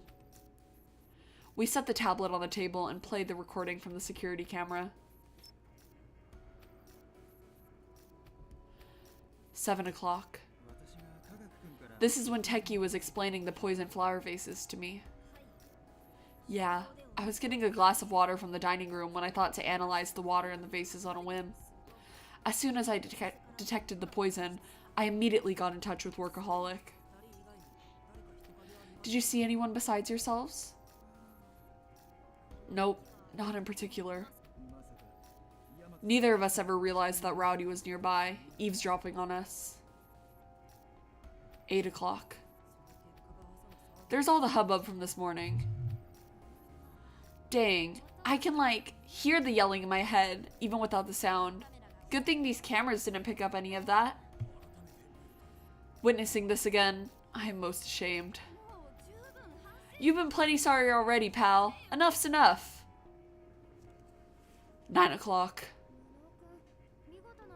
You're really knocked out. Oh, wait. Oh my god, Doleful! It's been so long since we've talked to him. You're really knocked out there, incompetent. Look, you're not even moving. After stopping Rowdy in armor, I felt sick all of a sudden. That confirms Incompetent was sleeping in his room right up until the incident. I think we can clear him as a suspect. At that time, we were enjoying the breakfast Mystic had prepared. We were all there until about 10 o'clock, aside from Incompetent. 10 o'clock. Around 10, I left the dining room with Renegade to check out the trap room. Now there's an odd pair. What were you two investigating? The room's dimensions. You know how the trap room is directly above the living room?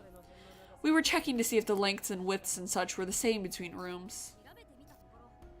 What we discovered is that every measurement is identical, even the heights of the ceilings.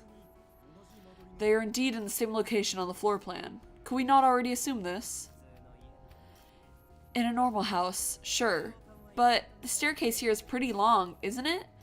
Given that, I think that the first floor ceiling would be higher. We can assume the stairs compensate for this discrepancy. In short, it stands to reason that there's a gap between the two floors. You think that space could be for, those spikes that shoot out the floor? They're pretty long, so they need to be hidden somewhere. I see. So the spikes are normally retracted in the extra space between the two floors, and only pop out when the trap is activated. So from a design perspective, the whole point of the room was to be a trap.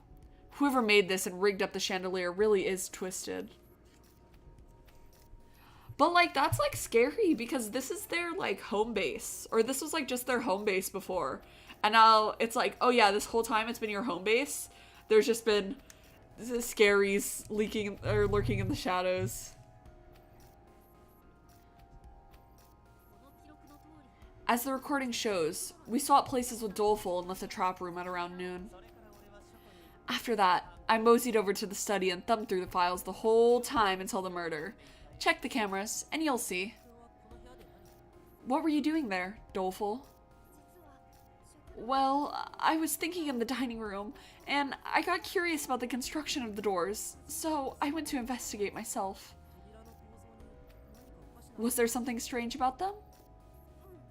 Yeah. Well, it's very subtle. The doors in this manor have a different design on each floor. Doors in identical guest rooms differ in material and size between floors, whereas totally distinct rooms on the same floor have matching doors. That does seem intentional. It's not a rule for every door to be the same, but if the ones on the first floor are distinct from the second, that's worth keeping in mind. After investigating for about half an hour, I went back to look at each guest room door. That's where I was until the murder. You can check the footage. True. You were in one of the guest rooms when it happened. Armor and I both saw you on camera. 12:30. I was talking with Mystic and Bookworm in the dining room regarding the structure of the manor. Then, as you can see, we went to the trap room. We had more or less checked all the other rooms by then, so if any devices and mechanisms were left to be found, we figured they would be there. Did you end up finding anything? Well, we confirmed that the trap was the only mechanism. The room's layout doesn't account for a concealed door, only the spikes below. Bookworm and I felt we were off the mark and went downstairs, while Mystic kept examining the ground. Perhaps he was closing in on the secret passage. 13:30. I went to the trap room again, taking the place of Workaholic and Bookworm. Posh in downtown pushed my wheelchair so I could make it to the second floor more easily. Thanks for the help, you two. Hey, we couldn't just leave our little buddy hanging. What were you three investigating there? Well, like Doleful, I also noticed that the doors fell off somehow. I was just keeping Techie company. Not a super chatty vibe, though, so I didn't contribute, like, at all. Oh, and from what I remember, Posh was doing something in there, too.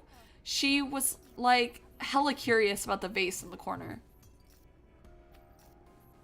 1400. This is when Armor woke me up. Oh, right.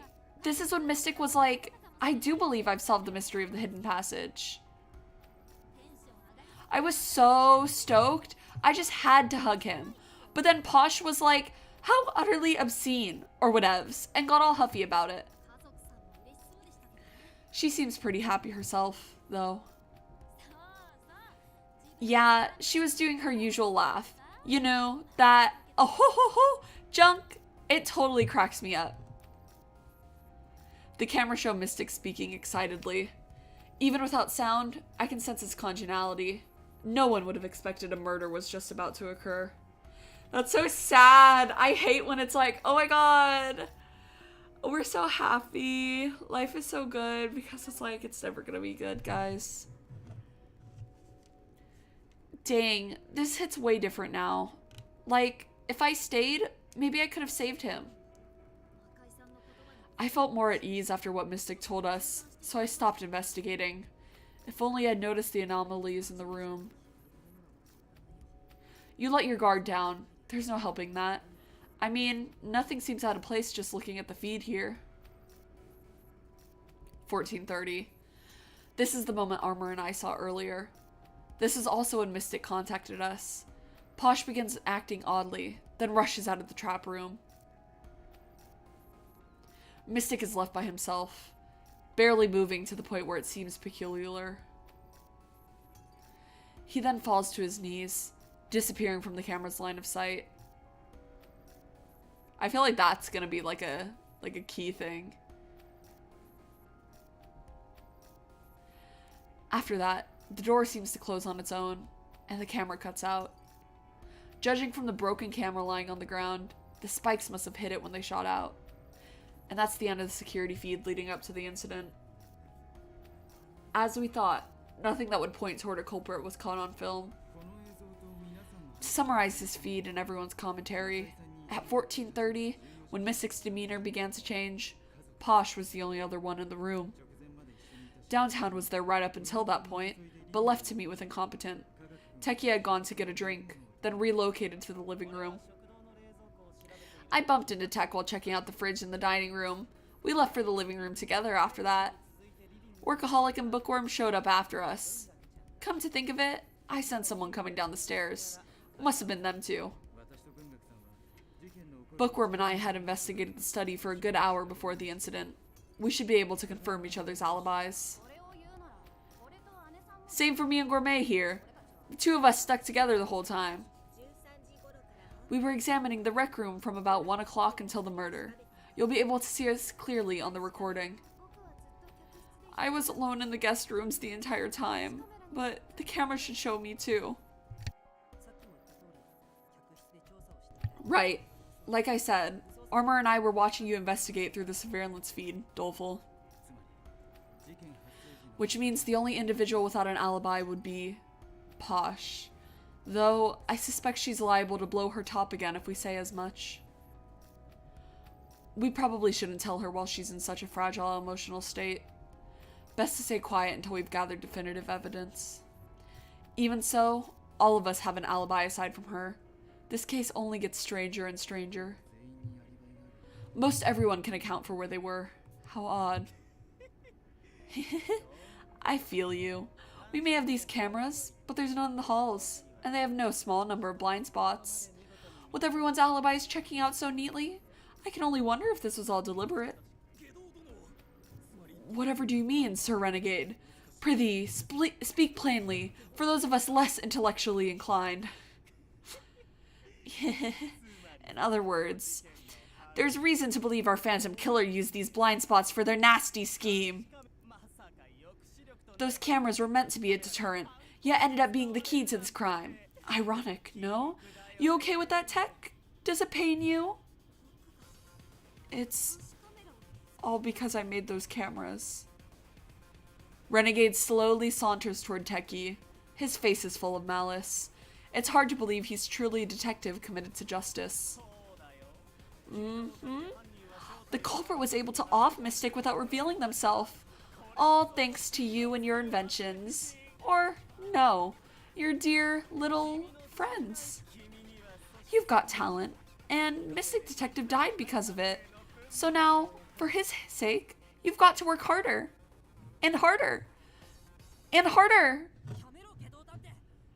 Renegade, cut it out.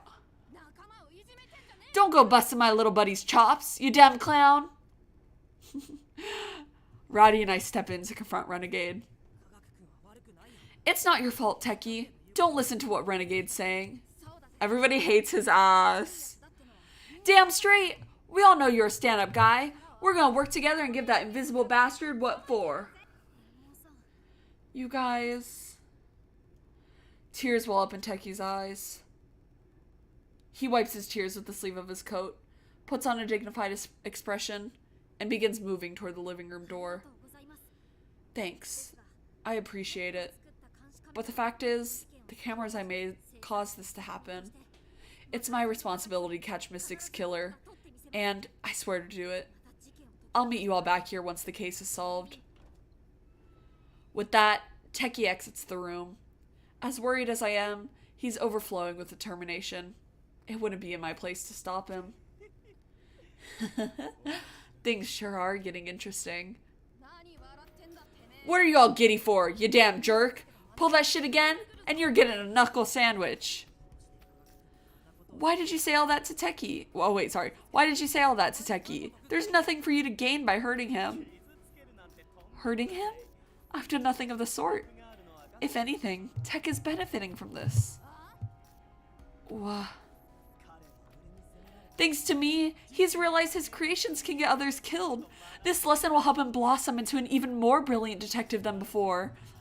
Detectives, above all, ought to experience how heavy life can be. You, me, all of us, let's keep carrying the weight of this thing we call living. Okay, I get it now. Alls I gotta do is beat you half to death. Then you'll really appreciate living. Alright, time out.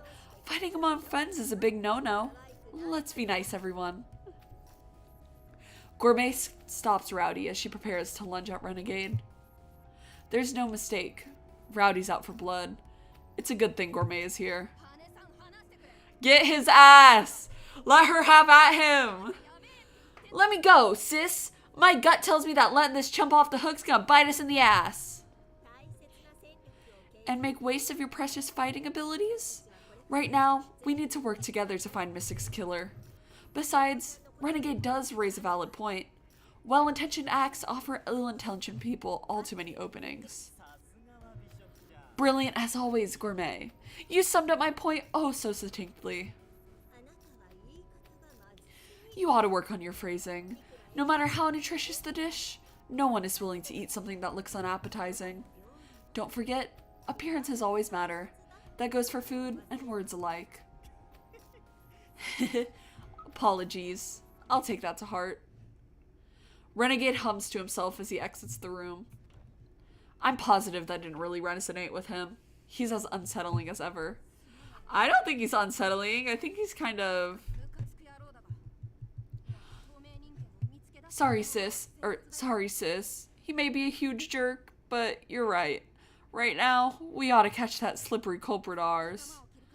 Time to switch gears and get investigating. That's the spirit. Our invisible killer is clearly quite the clever fox. We're going to need to pull out all the stops. He's nothing. Sorry, there's just... sorry, there's just... sorry, Renegade Detective is just kind of... sorry, there's something in my throat. Hold on, let me take it. He's just... oh my gosh, why is my throat so dry? I can't get this out.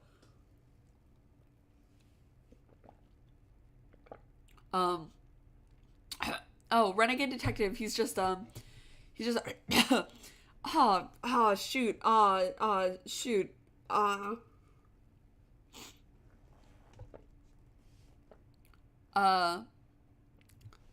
having said her piece, Gourmet leaves the room with Rowdy in tow. So, Workaholic, is Renegade really not involved in this case? I couldn't say. Most everyone has an alibi, so I'm not entirely sure what to make of this. Nevertheless, I'm curious about the hidden passage Mystic claimed to have found. Considering the timing of it all, the crime was likely committed to prevent us from discovering it, which means the culprit intends to keep us trapped in the manor? Seeing as they ransacked the fridge, maybe they plan to starve us? But then again... Right. The timing would be off. They would have had ample time to dispose of our food supply while killing Senior Detective. The killer hadn't troubled us much, to the point where it's been concerning. Why empty the fridge now? And then there's the still hidden passage. Mystic's murder isn't the only mystery we need to solve. Now, more than ever, we of the DA must work together. How about the three of us join forces and investigate together? I'm sure the others would pitch in and help if we do. You'll be fine on your own. Huh? Apologies, but I'd prefer to look into things on my own right now. If everyone has an alibi, then none of us can be cleared of suspicion. I'd like to avoid walking blindly into a trap, if at all possible. Ah, makes sense. Doleful, what about you? I'm gonna take a look at those guest room doors again. I'm sure they're the key to solving this puzzle. If I'd only found the passage sooner, maybe Mystic wouldn't have been targeted. Cracking this case is my responsibility too. If I come across anything, I'll let you know on my D-pad right away. You two stay safe out there. We don't know where the enemy could be lurking. Doleful and Workaholic exit the room. I would have liked to investigate with them, but when all of us are suspects, I just can't push them into it. Only three of us remain in the room. Downtown, Armor, and myself. The leftover trio is back at it again. Huh. Sir Incompetent, your words ring true. Joining our efforts is paramount. By all means, do not hesitate to entreat my aid during your quest. So, you're like, relying on others to get stuff done? To be fair, I'm useless on my own, too. So, I was... Oh, sorry, I got actually something in my throat. I was totally banking on some direction. Anyway, how are you gonna approach this case, Incompetent? It's not like we know up from down, so just tell us how we can help. Oh, crap. My mind's drawing a blank. There's still a ton of things to consider, but I have no clue where to even start.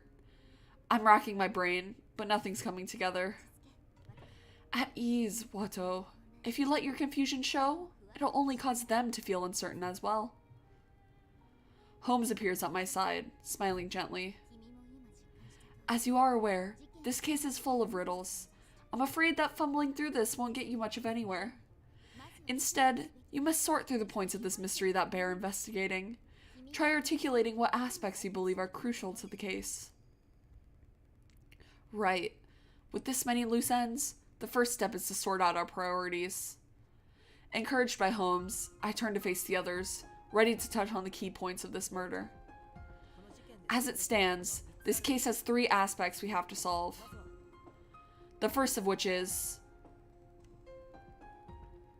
the door that closed on its own. The door that closed on its own, almost like a phantom had done it. We need to figure out how the culprit managed to accomplish this. The second aspect is...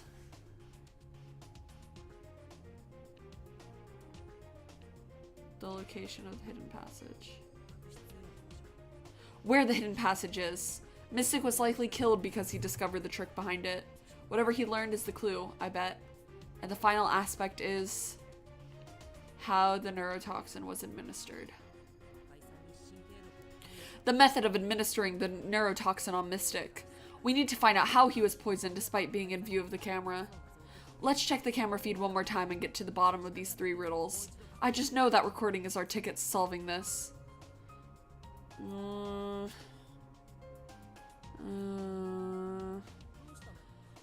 What's wrong, guys? You're both staring. No, it's just... you kind of sounded like Ideal there for a sec. Wah. Verily, you are the splitting image of our esteemed chief. Woe that the others were not here to see how... why is he so hard to talk like for me? Verily, you were the spitting image of our esteemed chief. Woe that the others were not here to see just how semblable it is. You're just saying that. I'm taken aback by their comments, but I suppose their impressions are correct, given that I'm following Holmes's direction. Come on, incompetent. I trust you on this. Just let me know how I can help. Once again, I am resolved that I should trust your instincts over my own, Sir Incompetent. All of my might is yours to command. Sirrah! Thank you, both of you. My chest tightens as I meet their hopeful gazes. I feel bad imitating Holmes, but if we plan on catching Mystic's killer, I can't stop now. I've got to live up to their expectations and give solid direction. Your self-confidence is still lacking, but you did a fine job encapsulating everything just now. Look alive, Watto. This is your moment to shine. Give your orders to these detectives, just as I showed you on your first day here. Be aware that should you not intervene, the events shown by the denouement will not be averted. Understood. Here I go, Holmes. I reply to Holmes in my head, then take one deep breath after another. This case, while caught on camera, is twisted as it is complex. Only Posh lacks an alibi, and with each of us as a suspect, our teamwork is compromised. But there's no helping it. Only I'm aware of the future tragedy that could unfold. The only way to stop it is to change the course of events. It's up to me. Let's reverse this tragedy. Oh, the second floor of the manor can now be explored.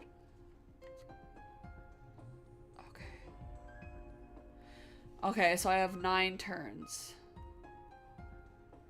Oh god. So...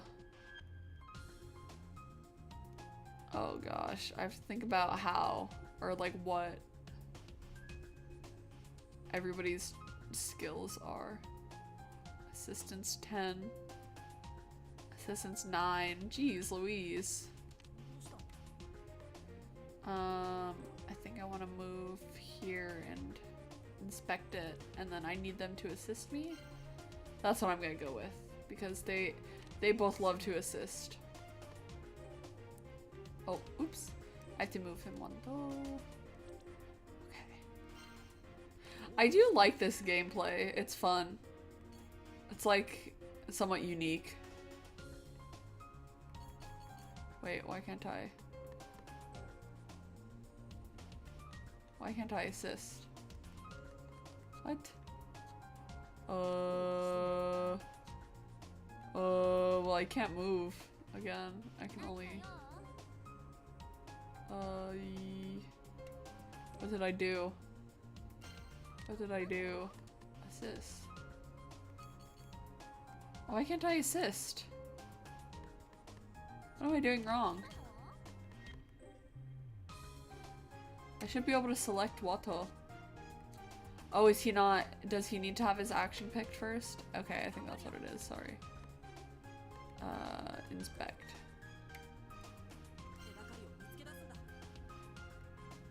I know, I have to think. I'm like thinking so hard.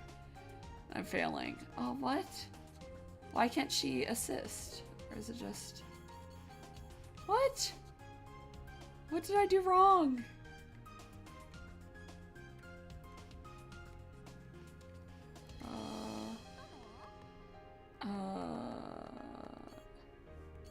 I guess inspect also then, right? Then inspect? Since we can't assist? Ah, but they're not good at inspecting, they're only good at assisting. What is this? RT? Oh my god, Workaholic Sprite is kind of cute. Oh, I can't interfere with him. Oh, I can't interfere with Gourmet either. I can't interfere with anybody. Oh my goodness. Oh my gosh, his Sprite is so cute. His little parka. What the fuck? Why is he kind of adorbs? Kind of cute. X. Oh,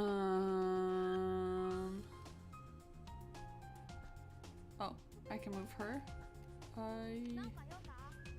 Her movement is big, but however, what do I need to inspect? That can't be inspected right now. This needs to be inspected. I can use the movement, the full map movement, and then I could put her over there.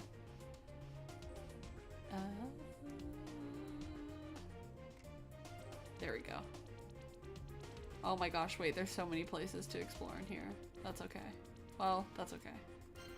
That's fine. I love turn-based games. They're my favorite. I'm gonna do the preliminary investigation. Okay. There's nothing there. Okay. Let's investigate. Wait, who else can be intervened with? Oh, what? Isn't this one of Dolfo's bandages? Just looking at this much blood makes me shiver. His fortitude is admirable. Bandage with dried blood. Meeting certain requirements, such as performing well in a previous chapter's resolution, will cause residual thoughts to appear on the map. Residual thoughts are powerful feelings and memories that only a competent detective can inspect. Others may acquire evidence via inspection, but are unable to read the contents of an RT. If you happen upon an RT, move incompetent detective over to reveal its contents. There is no poison in this flower vase, though come to think of it, the vase in the trap room was broken. Does that mean... It's wet, but only around here. How unusual. If it was due to blood spray, there would be other spots nearby. This may be worth analyzing. He drank it. He was just a little bit thirsty, okay? Help. Why are they useless? Why are you useless? Is it in fur? I don't think it's in fur. I don't understand though why they weren't like...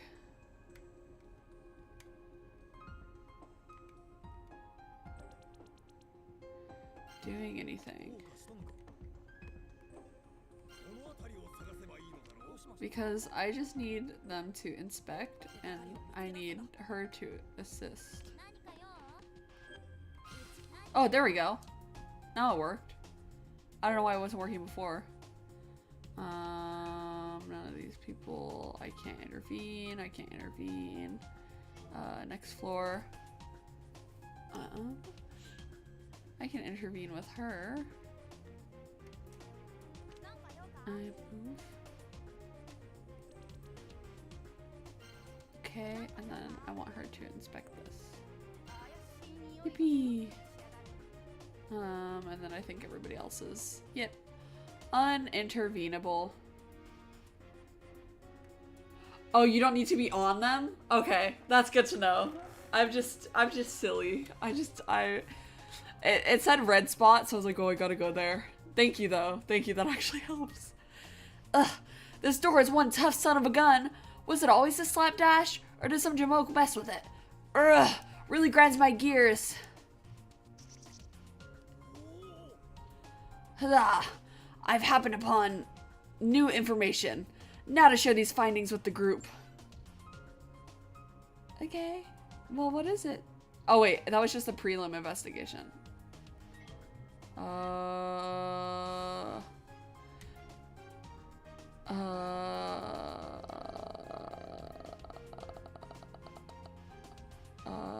What is the point of the prelim investigation? I don't really understand.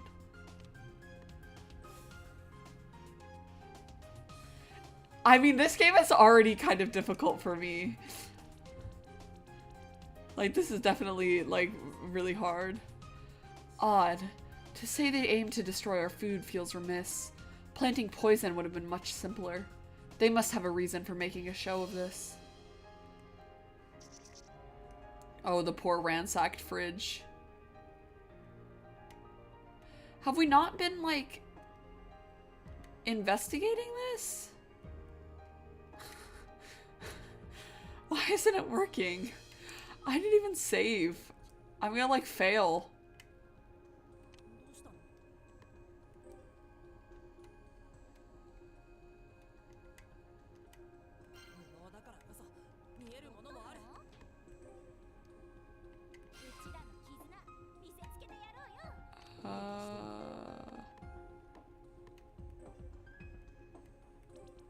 Oh shit, nope, wrong one. Oh, nope, shit, wrong one, again. So you can solve MPs or analyze collected evidence before letting the other detectives move. Cheers to that. Cheers to that, bro. Cheers to that. Like, I feel like I'm just, playing this game in a silly type of way.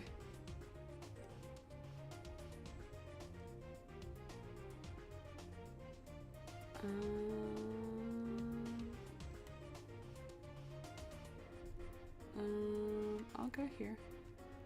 Because then I can also, I can also go to the red spot after, or investigate the red spot. Oh, wait. Oh shit, she did map-wide movement, that's why. Well that's okay. I didn't, sorry. It was gonna have to be map-wide movement either way. Hee. Okay, and then I think that's all the people I can move? Yeah. Okay. Oops. Oh! Look at us! Oh, that was cute. Find evidence. Analyze evidence.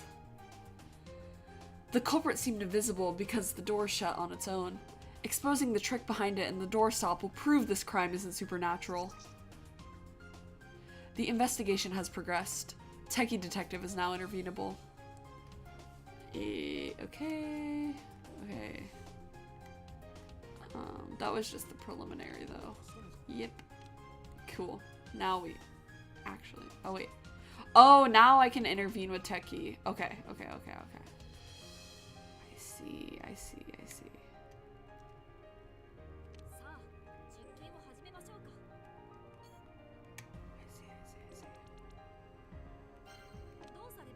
And inspect. Oh, he has a really small inspection radius. What?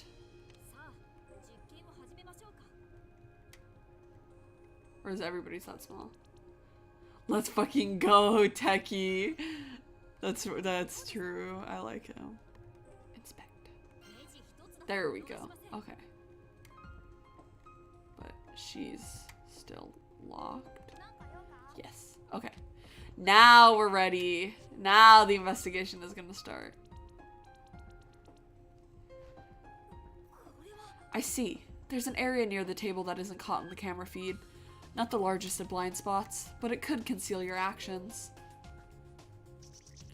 Security camera footage. Okay. Now look at us. Now just what the scallop are we gonna do here?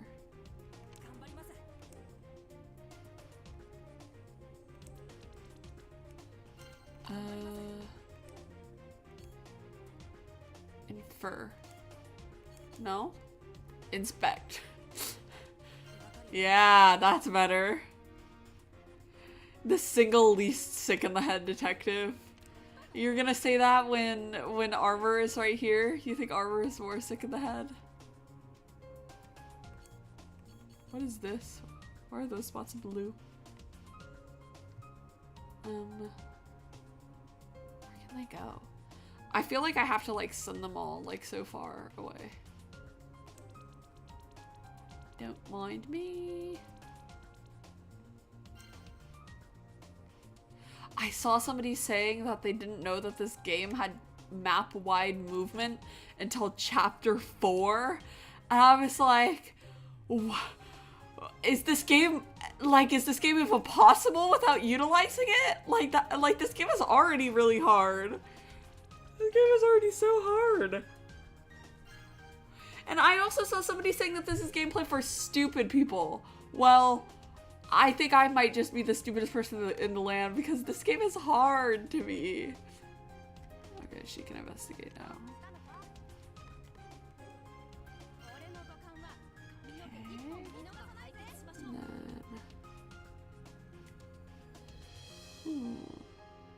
Where is Techie going to need to go in the future? Because I could always do this. Okay. I think that's fine, yeah. That's okay. Okay. Preliminary. Just like Gourmet showed me, this doohickeys forensic function is going wild. Pretty slick. It says this here's poison, I think. In the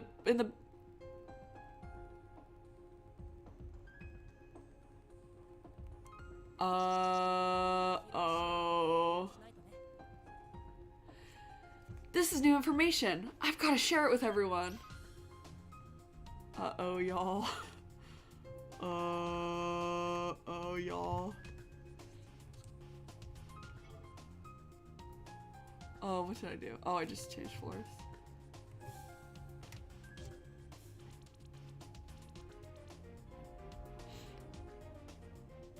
Oh, wait.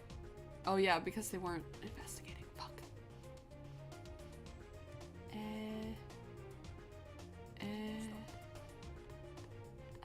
Analyze?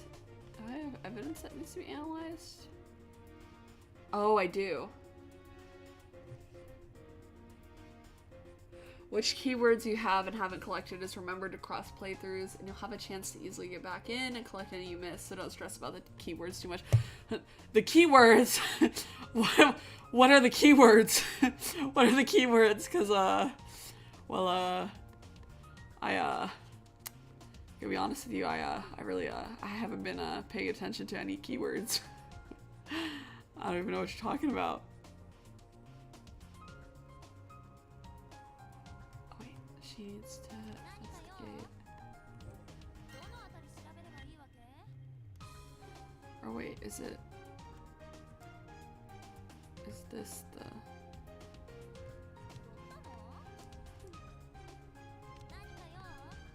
I infer? No, I investigate. Sorry, I like get them confused.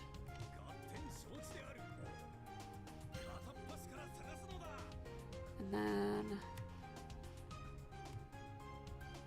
I can... Hey, wait, I should probably... No, not why. And I kind of want the residual thought, and then also that. Okay. And then we can also help him when the time comes. But we might need this, but I can send one of them over to get it after.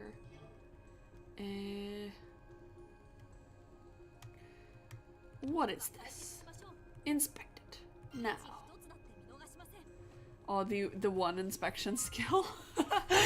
Slay, techie. Slay. It's okay. What else is on this floor? Oh, just that one, I guess. Move. And then come back in here. Oh gosh, how many turns do I have left? 5? Okay, I think I'm good. I think I'm good.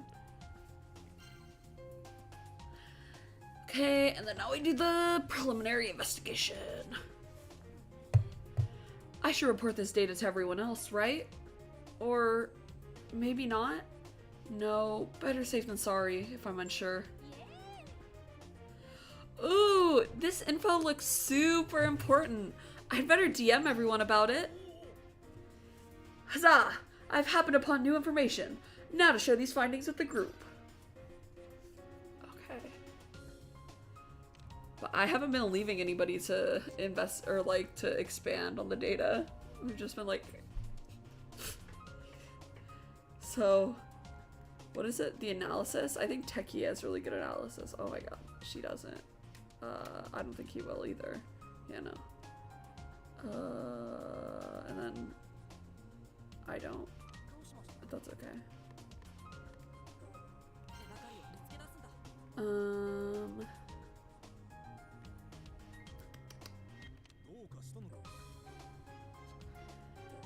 It's like, it's so hard to get anywhere without using the map-wide movement. I feel like the movement is not big enough.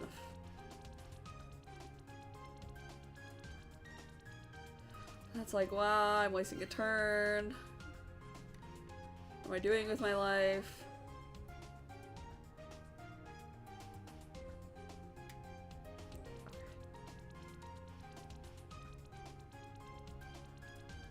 Okay. And then I can have Techie. Oh, nope. And then I can have Techie investigate this stuff, I guess.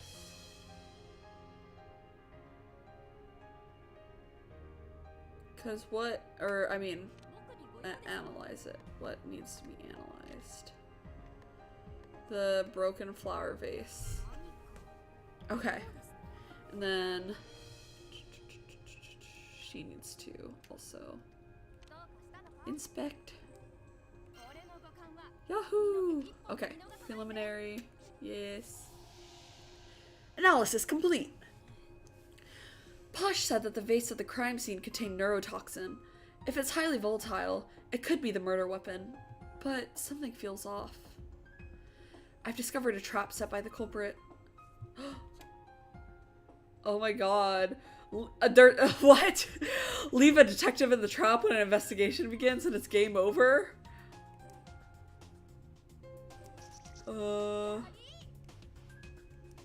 Not sure what it is exactly, but I found something neat. Better wire the others before I forget. I approach the hazy image and my vision flickers. Suddenly, a scene flashes through my mind. It's from when we were cleaning up after eating, following our escape from the trap room. Yikes! Dolful, are you okay? I quickly reach for Dolful as he slips on the floor. He feels surprisingly light in my arms. How much hardship has this frail body of his gone through? Oh, Dolful and Watto. Oh, sillies. Oh, the sillies. Thanks, incompetent. I'm pretty clumsy, even when I'm not investigating. I can tell how banged up you are. You've probably been through a lot over these years, huh? The cut Dolful got from that wired trap on our first day is still painfully fresh on his leg. It's been more than 24 hours since then, but a scab has yet to form. It looks like it'd bleed if you touched it. That wound on your leg seems pretty deep. Does it still hurt? Yeah, I guess so. I'm so used to pain at this point that I'm not entirely sure. Oh! Oh, whoa! Whoa, Lordroff! Hey! My real name, it's Neo Gray. I've always assumed that my life would be as dull and colorless as my name.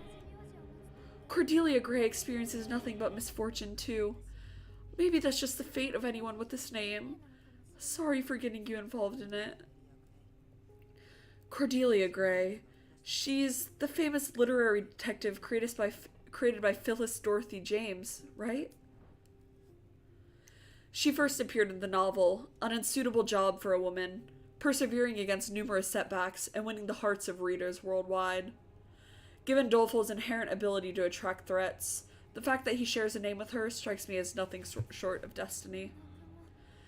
You shouldn't get too close to me either, incompetent. We might encounter more dangerous traps, like what we saw today. People think my danger magnet makes me a great detective, but they're wrong. All I do is draw on tragedies. It's a horrible fit for me. Doleful. I firmly grasped Doleful's shoulders and looked directly into his eyes. He blinks in surprise as I voice my thoughts. People rooted for Cordelia because she persisted as a sleuth till the end, no matter what trials and adversities are thrown her way. I can tell from your injuries, you faced many challenges, just like she did. Those wounds on you are the mark of a truly great detective. Even if you don't believe it, I will. This line of work suits you. In fact, it's precisely because of the person you are that it does. Oh, I love Yaoi. Incompetent. Thanks. I'm glad there are people like you who can understand my struggles. Let's make it out of this alive. Together. By the way, just now, you told me your real name without a second thought. Is that okay for you to do?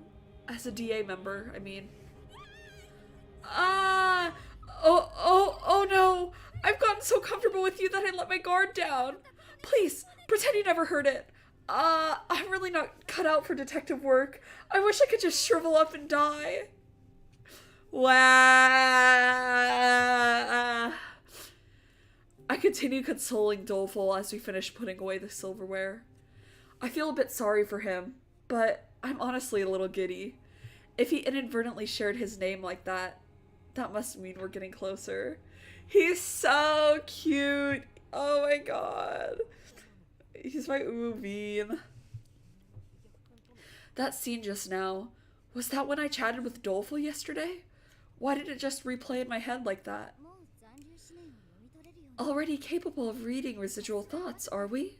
I can always count on you to acclimate in short order, Watto. Residual thoughts. So, is it kind of like those haunted portraits that capture people's souls? Yes and no. Everything leaves a trace, regardless of what it may be. Should one manage to read them, they can reveal whatever occurred. By deriving what process led to the conclusions before you, you can see the past. Being a fan of Sherlock Holmes, does the process sound familiar? Oh, yeah. It's called abductive reasoning, isn't it? Correct. When praising Holmes' talent, most will emphasize his observational abilities, whereupon he forms accurate theories with minimal data. You, however, possess the denouement. No matter how faint or trivial the trace, you can read it, allowing you to make abductions beyond his ken. A residual thought is a real event from the past, detected by your vision. Come into contact with one, and you will live as if it were your own. Wow, that's amazing! I could solve pretty much any case imaginable with a power like this. Well, given your current prowess, it'll still take a bit of time and effort to master. Solving cases the conventional way will be less taxing for now. Can't wait for Watto-kun to enter his mind palace and call me an alcoholic? What does that mean? That's a reference. There are no shortcuts to forming a solid hypothesis. You must struggle desperately and fight earnestly. So, no ability is all-powerful, is basically what you're telling me. Hone yourself enough, and you may just prove me wrong. Now, set your sights on becoming a great detective and continue your investigation. Okay. Oh, that was just a preliminary investigation. Oy. Oh no! Get out of there! BBC Sherlock episode 1 reference. Now I feel bad for not getting it. That makes me. No! Get out of there! Get out of there! Get out of there! Please! Don't fall! Don't fall!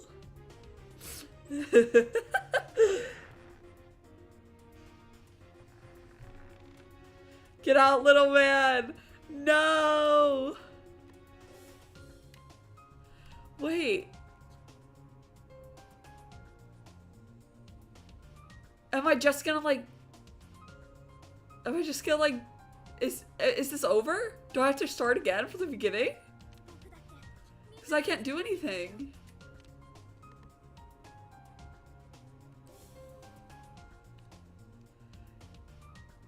Oh no! Dolphin! Get out of there! Whatever poison they use was easy to identify. It's almost like they're begging us to solve this one. Oh wait. Wait. Leo, get out of there! Wait, he hasn't moved yet, but he can still move. He still has time. Wait, he can make a comeback. He can make a comeback. He can make a comeback. It's okay.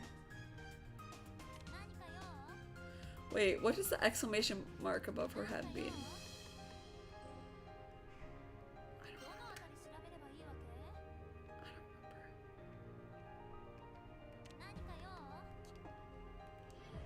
remember. Rio, get out of there! Hold on, let me see.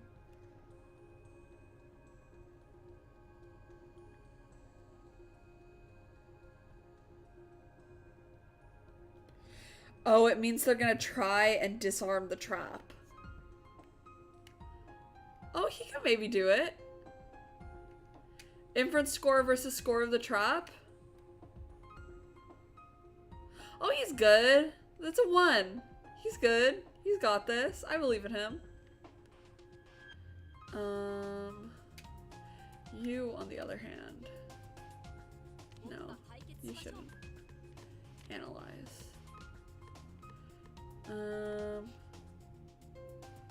The toilet toxicology report.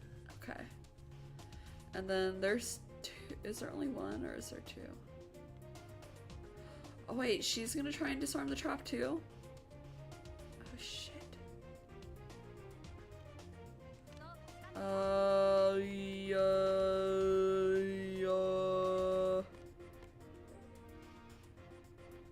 I guess. Because they have 1 turn to disarm it, right? And then it's like the end of the next turn? So I think she should be able to make it. I think we should be good. Like this? Analysis complete. The forensic report says the toilet water contains batrachoxin, used in antiquity to poison arrows. Even a tiny dose of this neurotoxin can be lethal. Ooh, this info looks super important. I'd better DM everyone about it. Huzzah! I've happened upon new information. Now to share these findings with the group.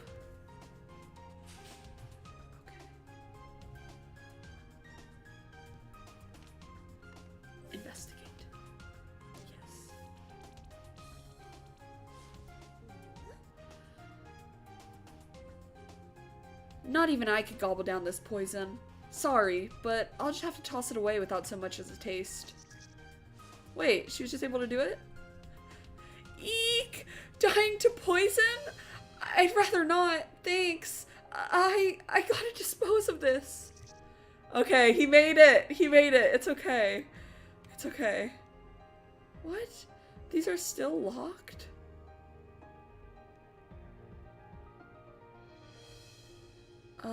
But that's all the...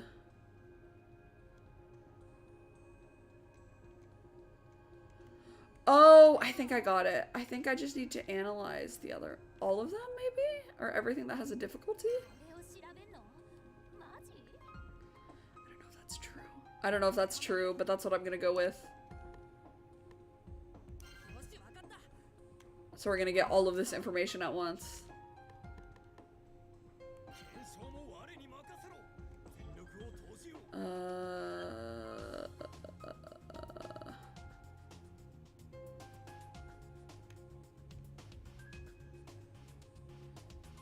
Inference. Oh gosh. Gamba. Thank you. Thank you.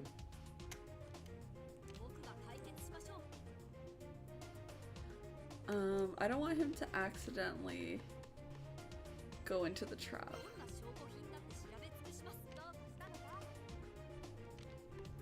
I'm scared everybody's gonna accidentally. Okay, everything is analyzed.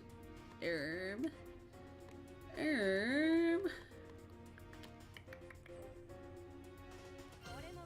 mean, that's fine if it ends up being. Okay, here we go. All the evidence. Analysis complete. The doorstop was directly in the camera's blind spot, which means the culprit could interfere with it outside of anyone's notice. Oh. Analysis complete. So the wet spot in the trap room was water. Maybe someone dipped the flower vase or something? I don't know. Guess I'll tell everyone. Analysis complete. Gazing upon the fridge has me famished. Wait, perchance the culprit, caving to their cravings, absconded with a morsel or two? The investigation has progressed. Workaholic detective is now intervenable. Oh god. I think I'm gonna lose. It turns out you can fix the angle of the doors by simply adjusting the hinges. But were the hinges always meant this way? Did I say it funny? Did I say it funny? Sorry. Let's pretend I know words. Let's pretend I know how to speak.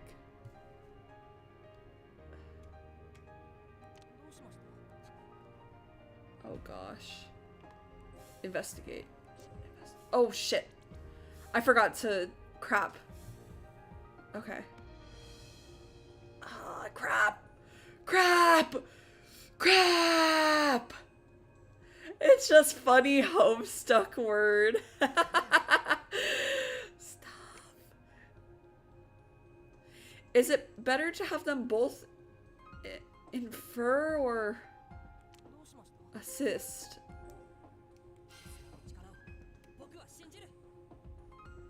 I think he has to assist. I'm gonna run out of time. I'm gonna run out of time. I'm gonna run out of time. I'm gonna run out of time. I'm gonna run out of time. I'm gonna run out of time. Aw, shit. Well, shit. Well, shit.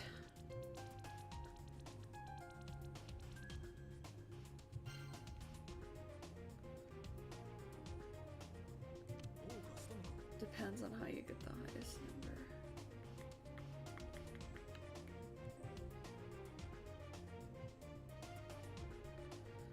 Oh gosh, they have like the biggest freaking like assistance thing ever too.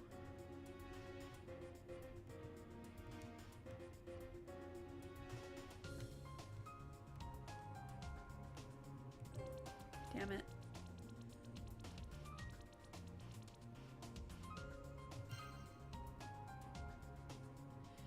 Damn it. Damn it. Damn it. Damn it. Damn it. Damn it. Damn it. Damn it.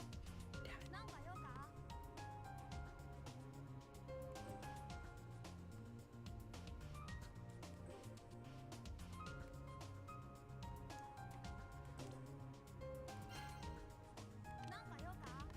it. Infer.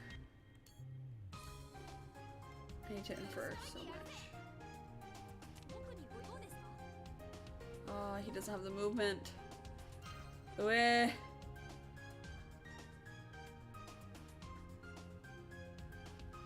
Ue. Yeah, this isn't happening. Crap.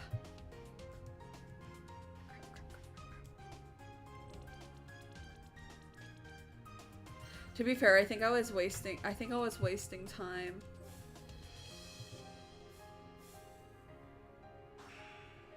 Boost. Aha! Well, I got one of them. I appreciate the help, incompetent. Thanks to you, we now know that the culprit took the ice from the tray. Workaholic, you know all the food scattered around has dirtied your clothes, right? Were you that determined to inspect the fridge? Mystic was my comrade. We survived some tough times together. I couldn't just stand by knowing his last meal might have been ruined. Sorry, I took way too long with analyzing the evidence. Well, that's okay. That's okay. Aww.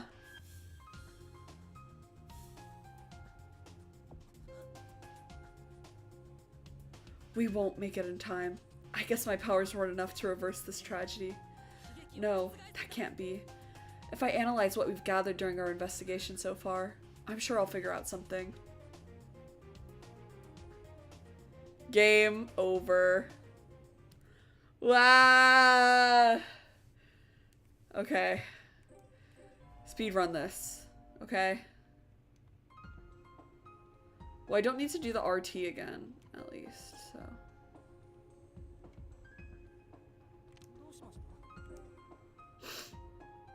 Okay. I'm gonna do this. I'm gonna do this. And for this, I'm gonna do this. And I'm gonna do this. And I'm gonna move. And I'm gonna do this. Okay.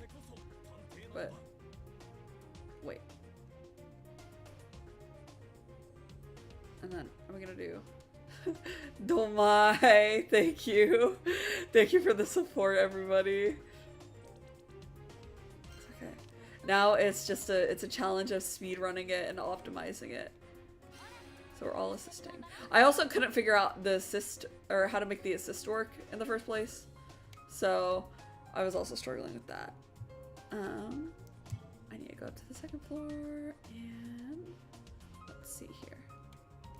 Does her movement get her to inside of there?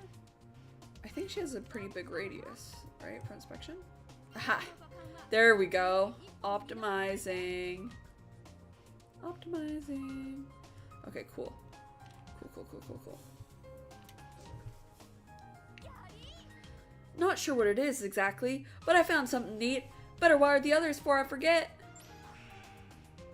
Boost. Let's go. I did it in one try this time.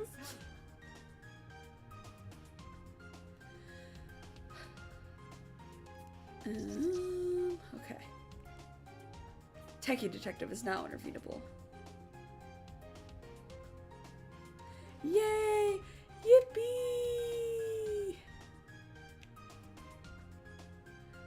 So I have to go to Techie. And then we found a piece of evidence, so I'm gonna have Techie... Where is he? Oh wait, no, I have to have him do this. Ooh. Oh, he needs to be moved.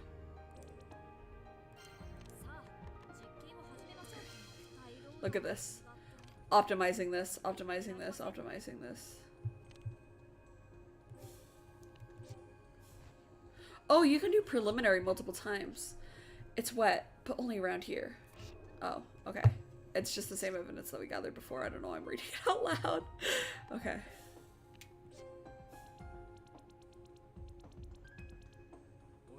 Go. Okay. Okay. The RT. There's no poison in this flower vase. Okay. Every time you saw Posh Detective, you were like, wow, she looks like Berrie. That's so cute. That's so cute. She's so silly. I feel like I know the least about her so far. I feel like she's the one I've seen the least of. I mean, I guess mainly because she kind of like disappeared during this investigation, but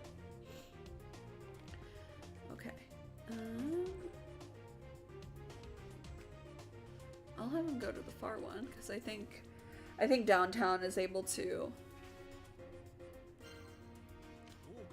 go to the because I think she has the movement for that. Or wait, who has the most movement? Oh no, your ominous message with the smiley face at the end. I'll find out. Oh, they have the same amount of movement. So that doesn't matter.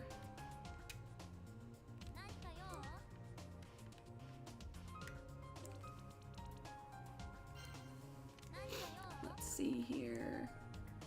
Inspect. And then I want to move here. And then I want to analyze, maybe?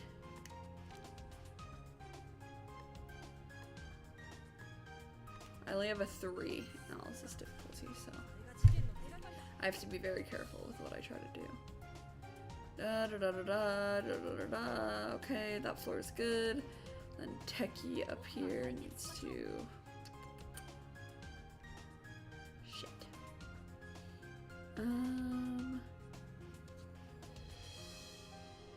It also needs to move.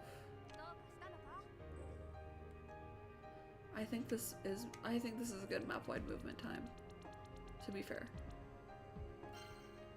I think this is worth it. Because there's nothing to analyze. Watto is already analyzing the one thing.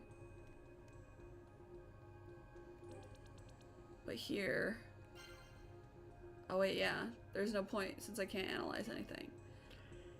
Oh wait, no! Because preliminary! Ah! I get it now! I get it! I get it!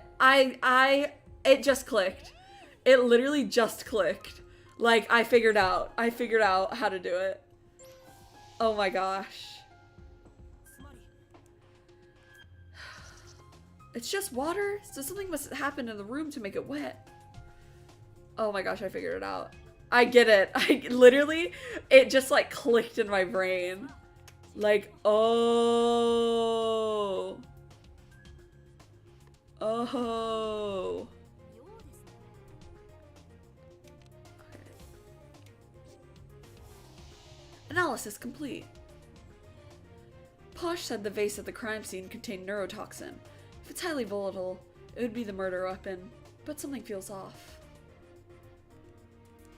Oh no, not the traps. Okay, Doleful, please don't go stand in a trap. Please, please, please. You were able to get out last time, but I'm still scared. Oh, it's okay. Renegade's just gonna go stand in it. Oh. Oh, it's because he's silly. He could just get right over it. Ransack fridge. Okay.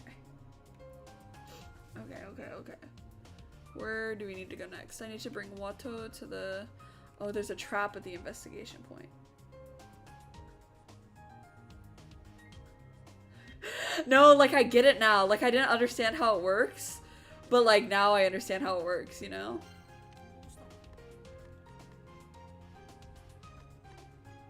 Is there...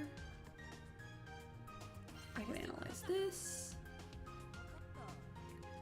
So there's only that one.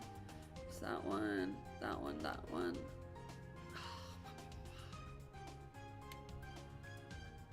This game is really good. I think the gameplay is like, I mean, I'm also just like, I'm not very I'm not the best gamer, but I feel like I've never seen a game with like this type of gameplay. Like, it's obviously it takes like it takes inspiration from like, or not takes inspiration, but like it's similar to like Fire Emblem, but it's literally like the board game Clue. Like they copied the board game Clue like perfectly in like a good way. It's just funny. Okay. I need a sequel now. Woo. Man, we gotta get this like to be the most popular game of all time. Cause I also want a sequel, but Please can everybody purchase this game so we can get a sequel? Please, please, for the love of God. Okay. Preliminary. I see. There's an area near the table that isn't caught on the camera feed. Not the largest blind spots, but it could conceal your actions. If Danganronpa can get like 5 games, this can get a sequel. I hope.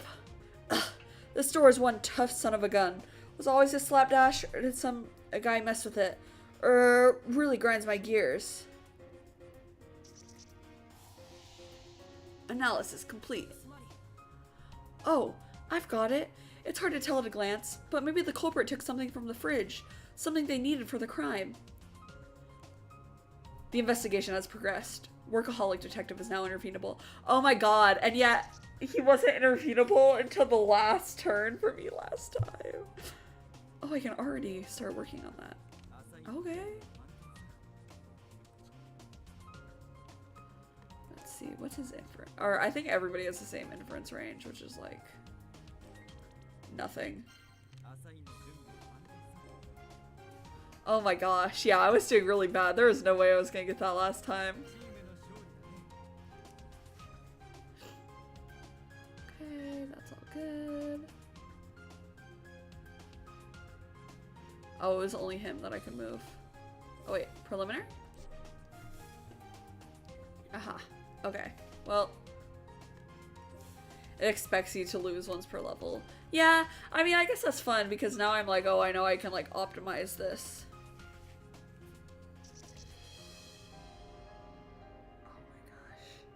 Sorry, there's something in my eye and my eye is twitching. I'm gonna take a quick water break and I'm gonna take some allergy medicine because my allergies have been really bad. I will be back in like 1 minute. Control yourselves in chat, okay? Keep it safe. Don't set off any fires or cause any problems, okay? I'll be right back.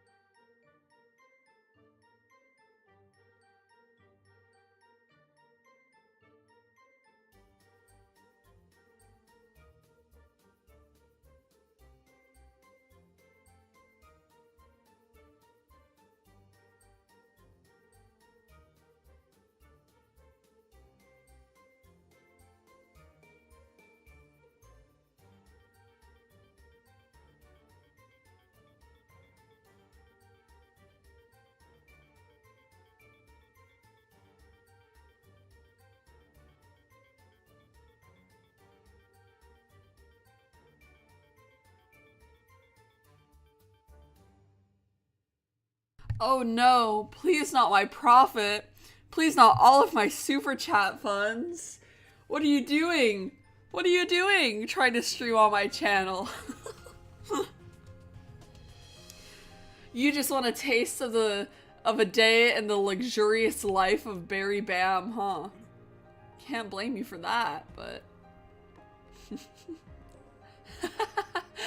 hi. What? You think you guys got caught? The fire trucks are coming back. The fire trucks. It's okay, guys. There was no fire, guys. There was never any fire. Don't even worry about it. Don't mind.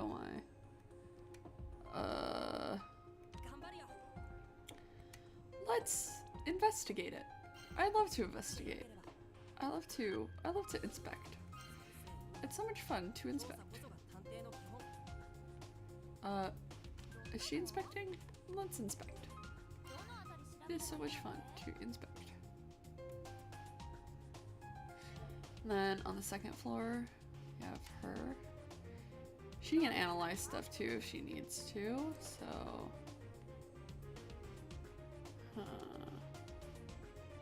Oh, doleful. Oh, she needs to go right here. Well, crap.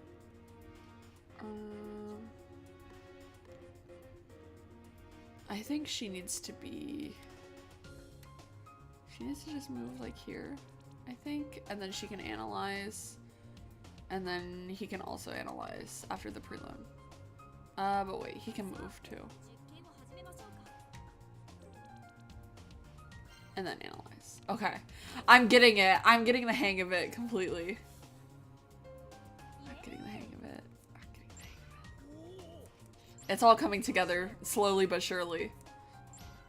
Oh, that was cute. Oh, cute Watto. Oh, he's so nice and friendly and cute.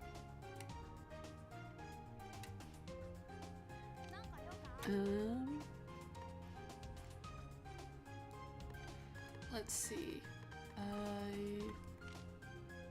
Analyze secure. Oop, I got the hiccups. Security camera footage, and then analyze. Good doors. Cool. Cool. Cool. Cool. Cool. Cool. Analysis complete. That's it. The door is hard to open due to the hinge being bent. On closer inspection, it could be that someone intentionally tampered with it. Analysis complete. The doorstop was smack dab in the camera's blind spot. It wouldn't take no invisible man to fool around with it unnoticed. Oh, the MP. Well, I can't do anything else. Okay, doleful, be careful. Thinking. Oh, okay, she's going for it.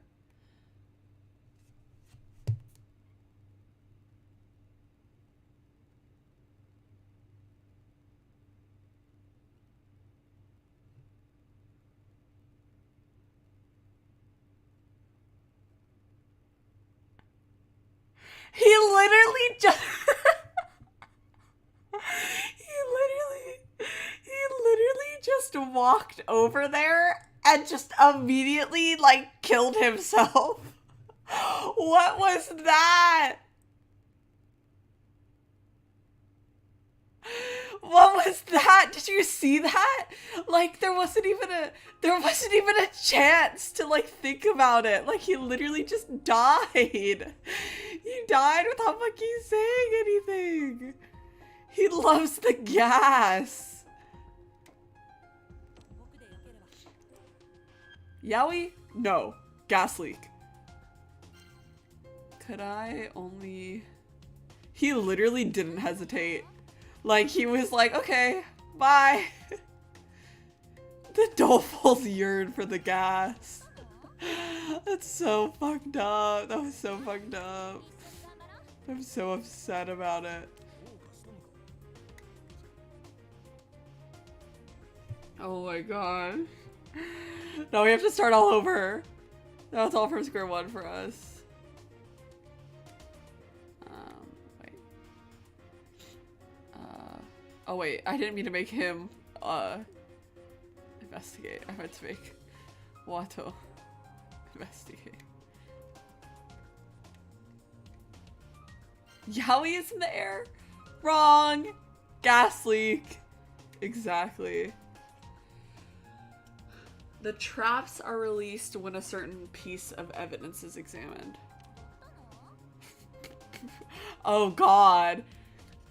Wait, it's not like a turn thing? Like it's the evidence? Fuck. God. Oh god. Oh god. Oh god. Oh, and that's why he lived that one time.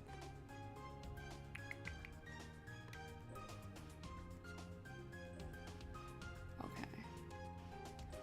Oh gosh, I don't remember what piece of evidence it was though. I know, oops, I meant to assist. I know there was something, but I don't remember what. Wait. Oh, once she does that, is it like, wait, what?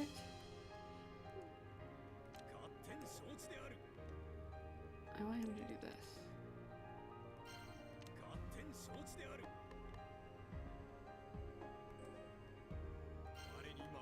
And then I want her to assist. Okay, there we go. I accidentally fixed him. Yeah, that's what I did. Okay, there we go.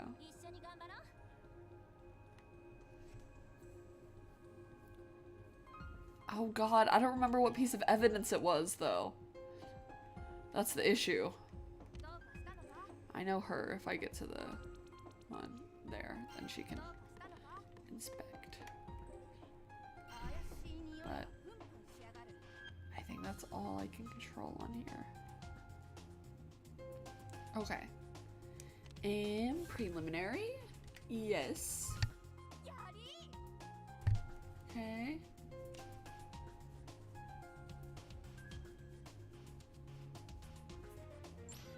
I know. I wish. Why wasn't he that smart this time? He just walked straight into it and exploded into a million pieces.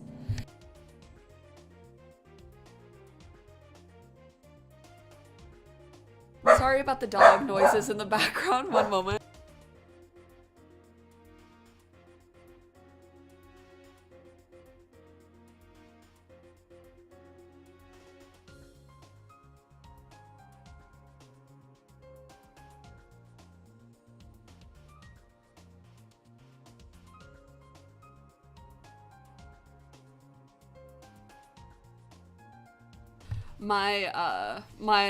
My dog has short hair, but it's like the type of short hair where it's like very, very like thick, even if it's short.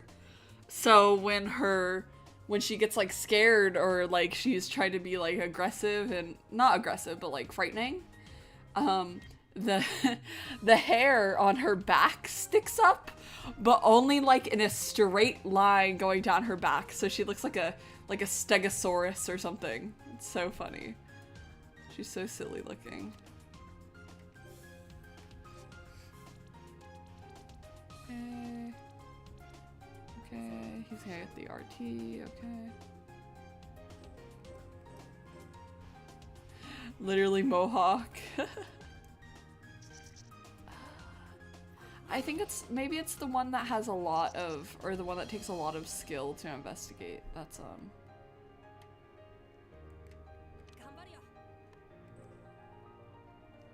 how much does this have left on it? Oh, only 6. Okay. Well, wait, what's his inference skill? Oh god. Oh god, he sucks. No, I messed up. That's okay. I'll move her still, and she can look at this one. It'll take the same amount of turns either way then. And she can inspect. And he can move and then assist Watto. There we go.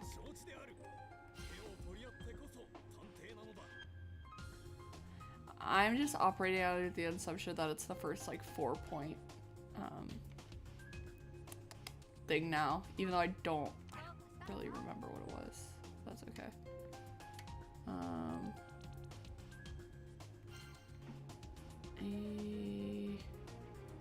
Okay, nobody else can be helped yet.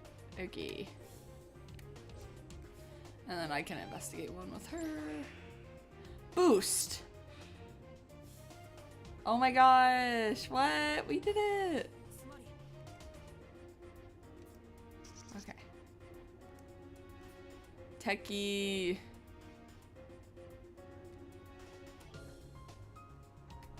So now we can get her and Techie here. Analyze. I think it's the broken flower vase. I think that's the one that triggers the traps. That's what I'm guessing. If not, I'll map wide Techie to help him.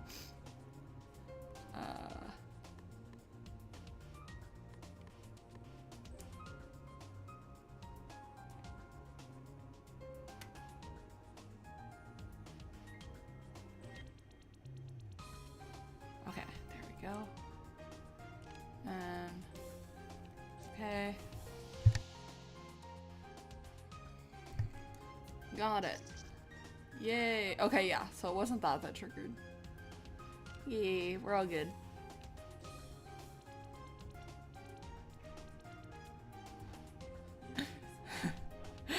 Doleful, please be careful. I'm so scared. Doleful, please. The clapping emoji looks really funny on my my stream side. Okay. Please, please live. Literally, please live.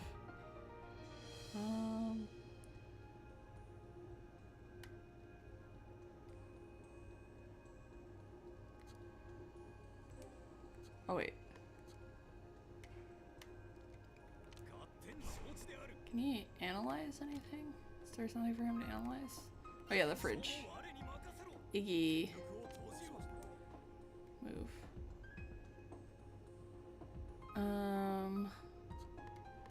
Wait. I think.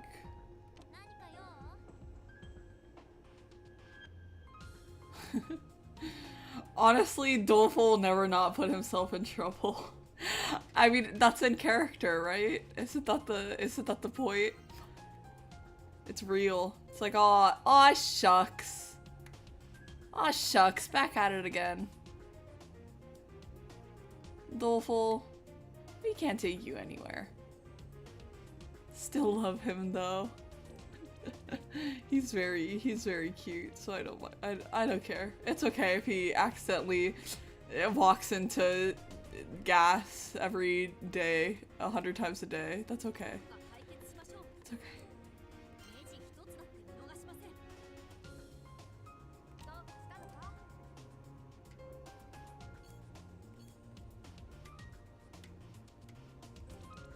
Aw, shucks.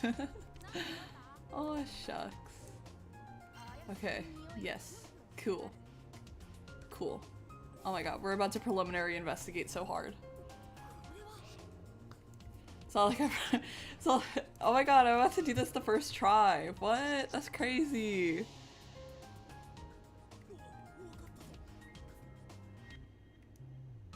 Yay, workaholic.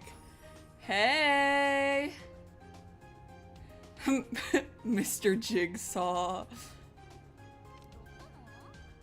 Mr. Jigsaw wouldn't know what to do with him.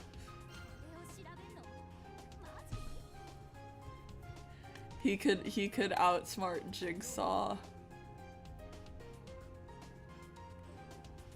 I believe in him. Wait, that's literally what he's doing, or what he's trying to do right now. Outsmart Jigsaw.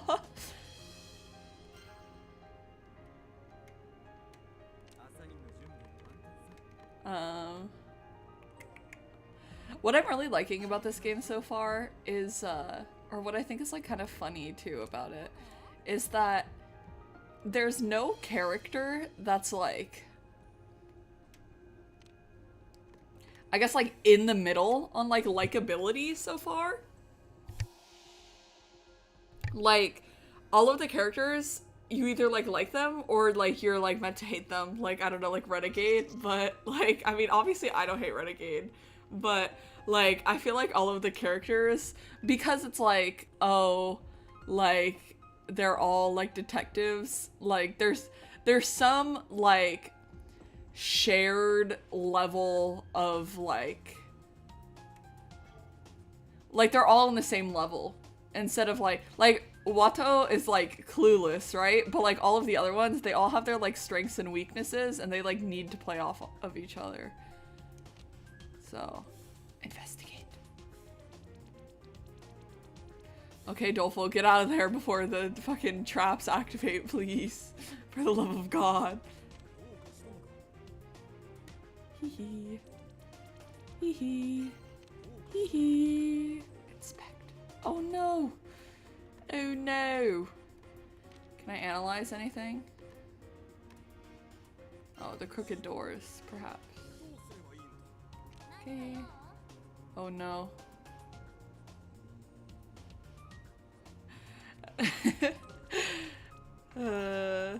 I mean, I'm a little bit weird, but I like Renegade so far. He makes me laugh and smile. I'm glad to know that even to the end, he continues to be well written, or continues to be. I don't really know anything about him yet, like at all. I just know that he's silly, but he's definitely funny. Well, sometimes that's all you need, right? You don't need to be likable, you just need to be funny. Can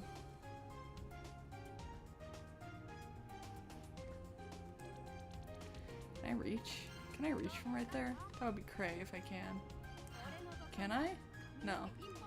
I'm one too far. Is there another one that I can move to instead? That one work? I'm gonna try. No. Ah. It's true. It is better to be funny and deranged than mid and pleasant. That's a way to put it, but you're right. I don't think you're wrong.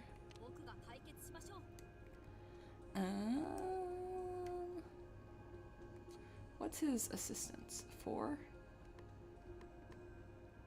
Well, he's better to assist than to do it himself, I guess.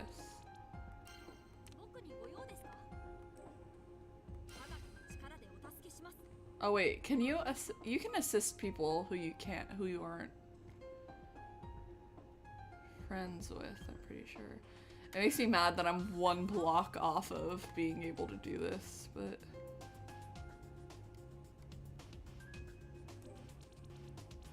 there's gonna be 2 things to analyze anyway, so she needs to analyze. And boost. Oh, never mind. They didn't get it. Never mind. There's not 2 things to analyze. Eureka! The bowed hinge is what makes this door so obstinate. But who bent it, and wherefore? Mayhaps it was opened and shut amain, one time too many? I like how they each like talk about each piece of evidence like slightly differently, so you get something a little bit different. This is new information. Gotta share it with everyone. Let's analyze it. Oh. What?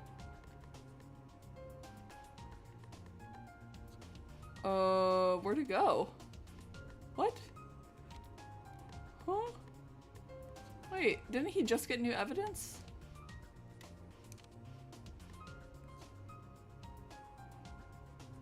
What? What? What?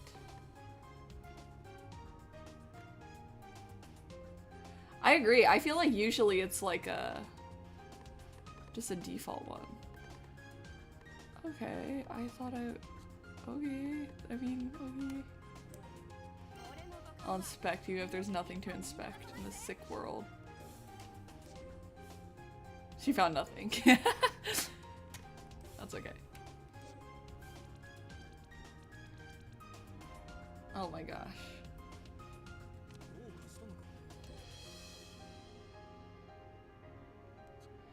Wait, what was his inspection range? It was just like slight. Yeah, it was literally. Oh, I was so close all of these times. That's so sad. He didn't even do anything. Or no, he was he was chilling. He's chilling. He's okay. He's okay. Infer. Okay. So I'm gonna have that, and then I'm gonna have this. Oh my gosh, I'm gonna have so much to look at once.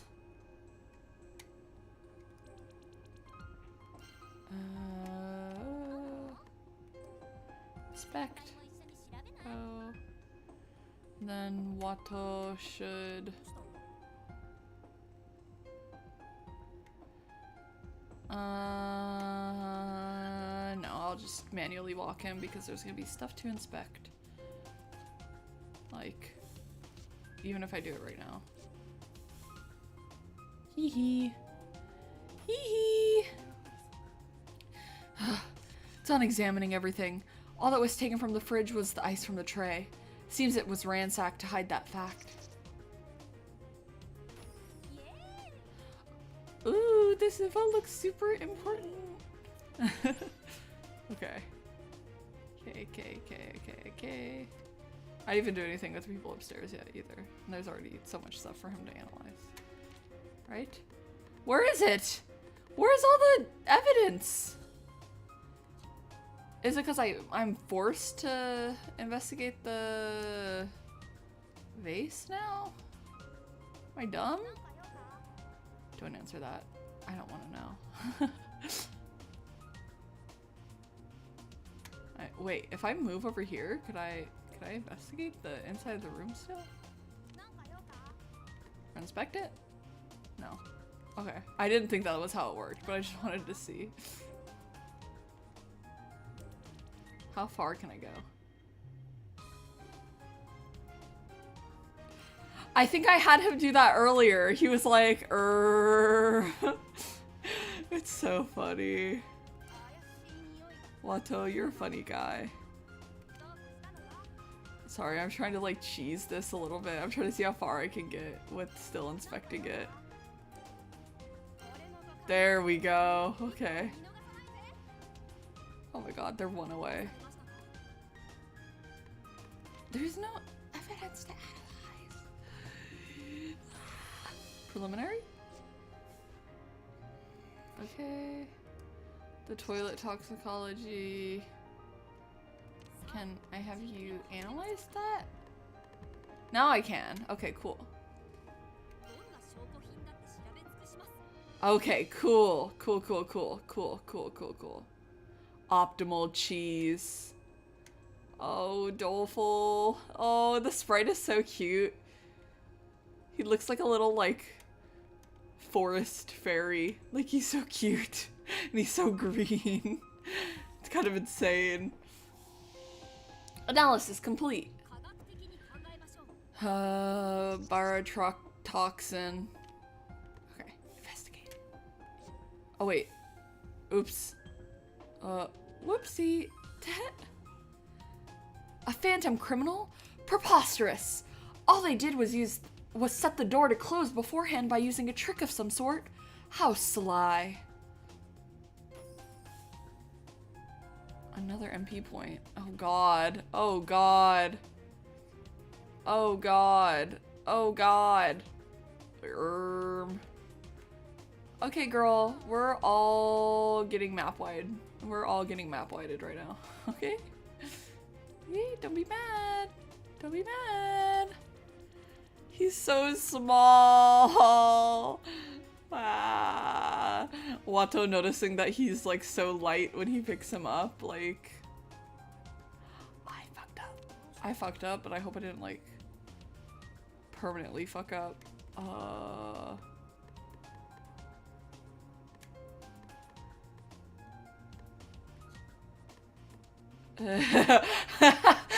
Somebody liked that. Where?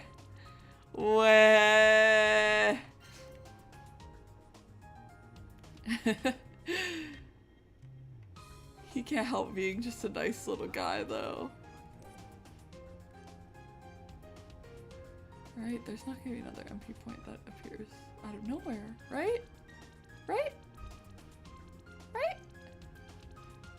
Right? I think it's safe to make them all go over there, right? Right? Right? Right?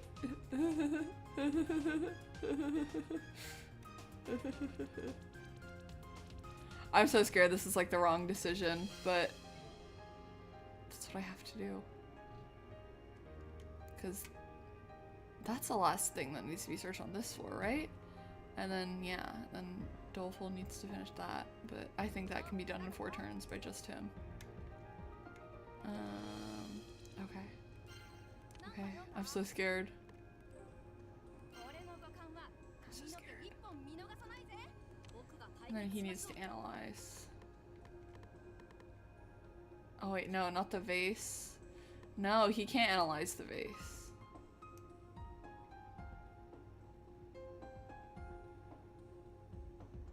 Because if he analyzes the vase, something very bad is gonna happen.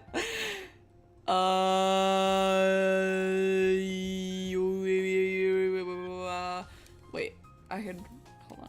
I could prelim. Okay.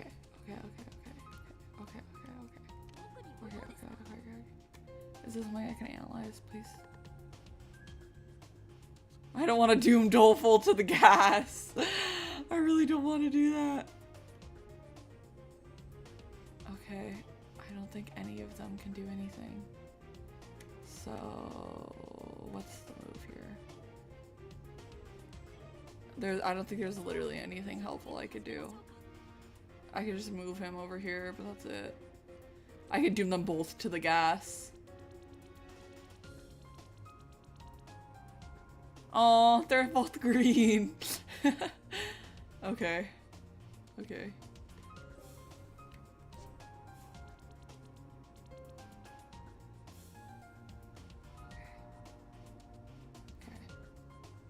Okay, we're about to think so hard. Who has the best inference here? Oh my god, workaholic.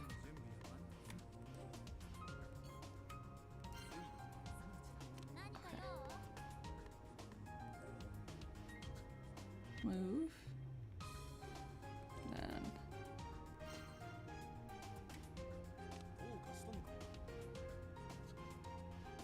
Then assist. Okay, and then infer. And then no, assist. Hehe. Okay. Okay guys, we've got this. We've got this. I'm not gonna fuck it up. I'm not gonna fuck it up. I'm not gonna fuck it up. I'm not gonna fuck it up, I promise. I know, they're like the most friendly people in the whole wide world. Okay.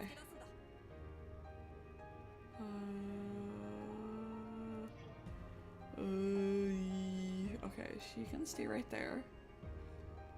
You. Well wait, I think Doleful, okay, Doleful is gonna get this right now, so he can stay right there too. Is there anything I'm missing? I need Watto to pick up the RT again. Ah!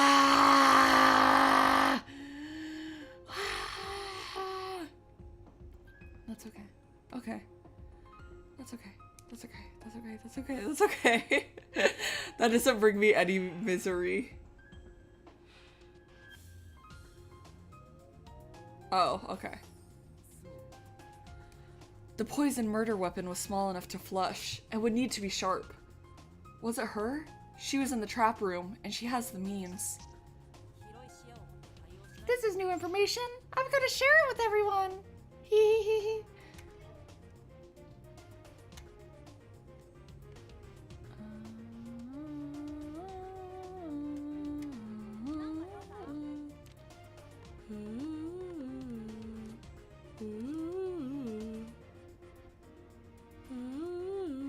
Okay, I don't think there's anything else.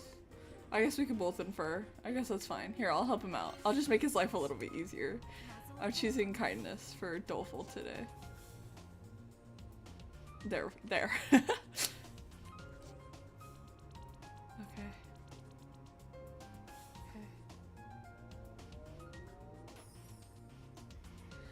Using the camera's blind spot, switching ice in as a doorstop, anyone in the trap room could have done it. But how would they get the door to shut?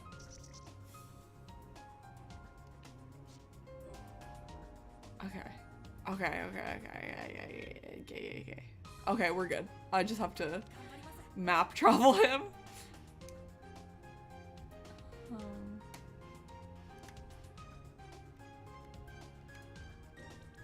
It's okay.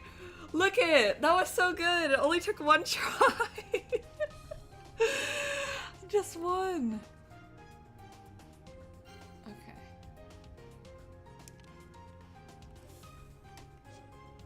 Okay. Okay.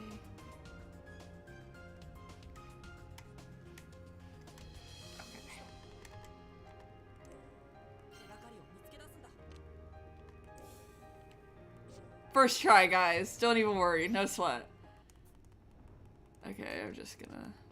Oh my god. Wait. We have to watch this again. He feels surprisingly light in my arms. Why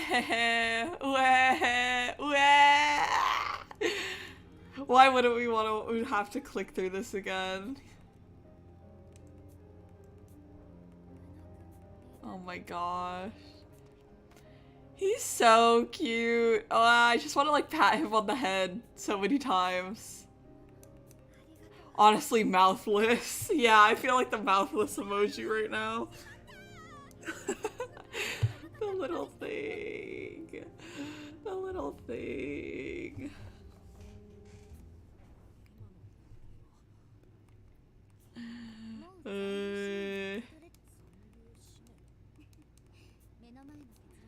He's like a... What animal? What animal is like small and skittish? It's like a little squirrel.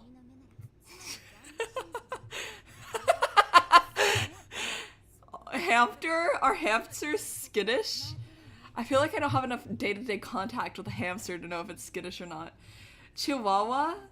I feel like chihuahuas are too like they have, because obviously not every chihuahua is like aggressive, but chihuahuas have like a reputation for that, you know?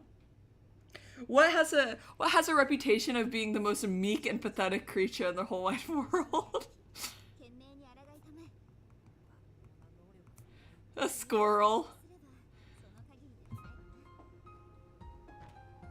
Or like, what else? I'm trying to think of something like skittish. When I think of something skittish, I just think of the like the video of like the fish like kissing the camera and then running away. That's what I imagine, but that's not skittish. That's just frightened. I know bookworms like resting in her room, but where's that dummy armor and techie? I also like the idea of a fucked up little bird. Stop. Tweet, tweet, tweet, tweet, tweet, tweet, tweet, tweet, tweet, like a hummingbird. He does that too incompetent and then runs into a gas trap. No! Doleful, please, we can't lose you like this. They got wrapped up in something. Don't worry about them. Apart from that, this should be everyone. The detectives gathered in the living room as per my request. There's no going back now. Will you be alright on your own? I can offer my assistance if need be. It's fine. Solving this case is my responsibility. You've matured so much, I can hardly recognize you. Best of luck, Wato. I'll sit this one out as much as possible. With that, Holmes moves away from me. I give her my thanks in my head. Now, all that's left is to get this done. Please don't do that to poor Doleful. That's literally how the game starts when they go in the tunnel at the beginning. They're like, okay, Doleful, Doleful, go for it. Doleful, check it out. Check it out for us, okay? Nothing bad will happen.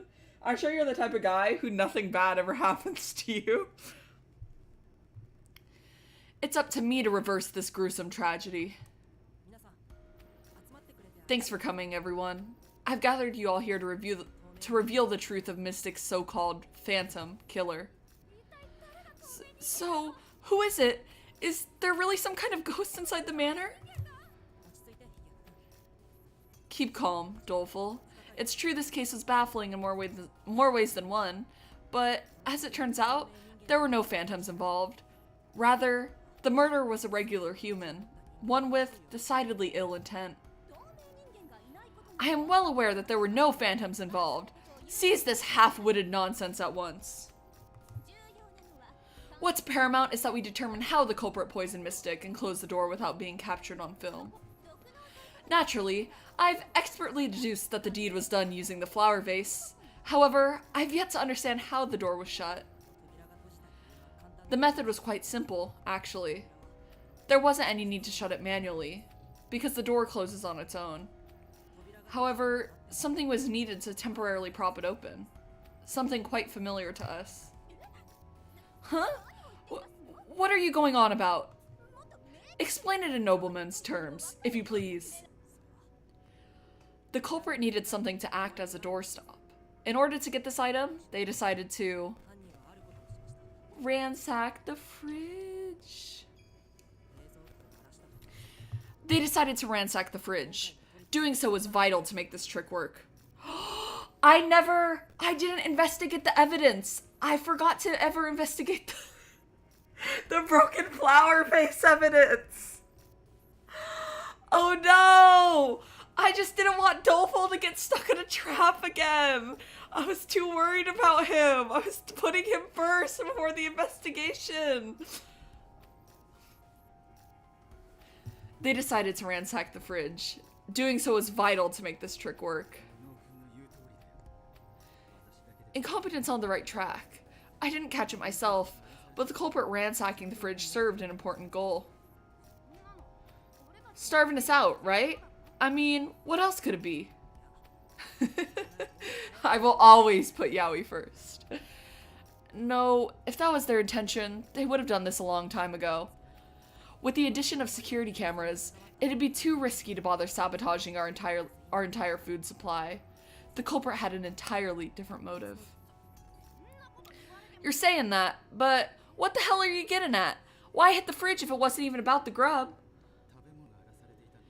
It was to divert our attention elsewhere. What the culprit was truly after was ice. Ice? What for? Because the culprit needed something solid. Something that, over time, would disappear. There's only one thing the ice could have been used for. I said, bar stop. You know, that's so, like, intelligent.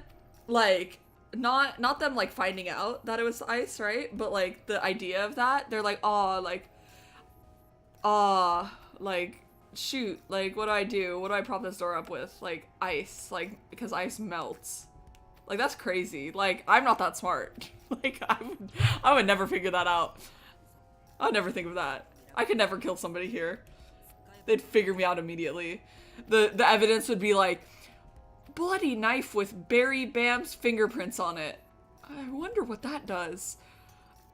Berrie Bam's hat left behind. Ah, shoot. I wonder who that belongs to. Video of Berrie Bam killing somebody. Oh, crap. I wonder who's in that video. That's right. The ice was used as a substitute doorstop. A doorstop? You mean like that little thingamajig in the trap room? Yep.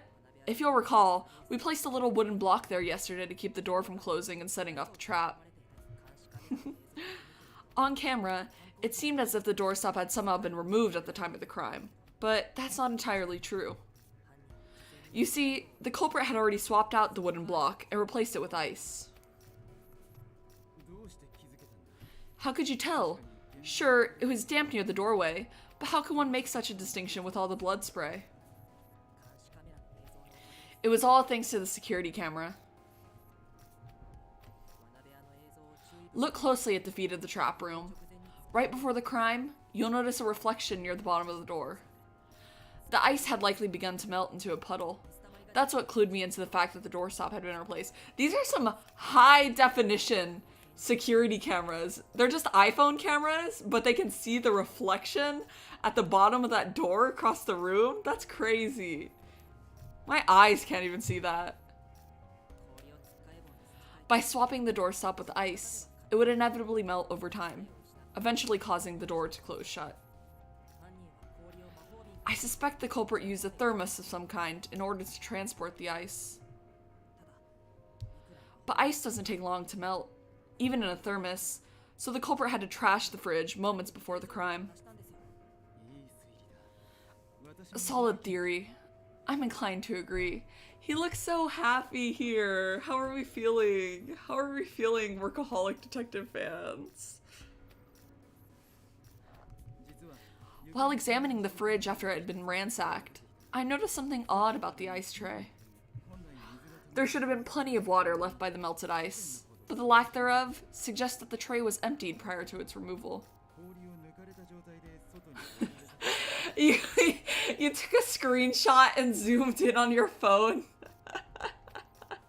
You were like, how was I supposed to know that? Like, nobody told me that. That's so funny. Goodness, you examined the refrigerator's contents after they had been so thoroughly strewn about. What an impressive effort. Compared to my daily grind, it was nothing. I'd consider this a specialty of mine, frankly. One sec. Would the door really close on its own if the stopper was, like, gone? I'm staying on the second floor, same as the trap room, but my door totally doesn't do that. Yeah, that struck me as odd too. But that was actually another simple trick designed to throw us off. Again? But how? The culprit utilized subtle misdirection. You see, what they did was... alter the door to close automatically?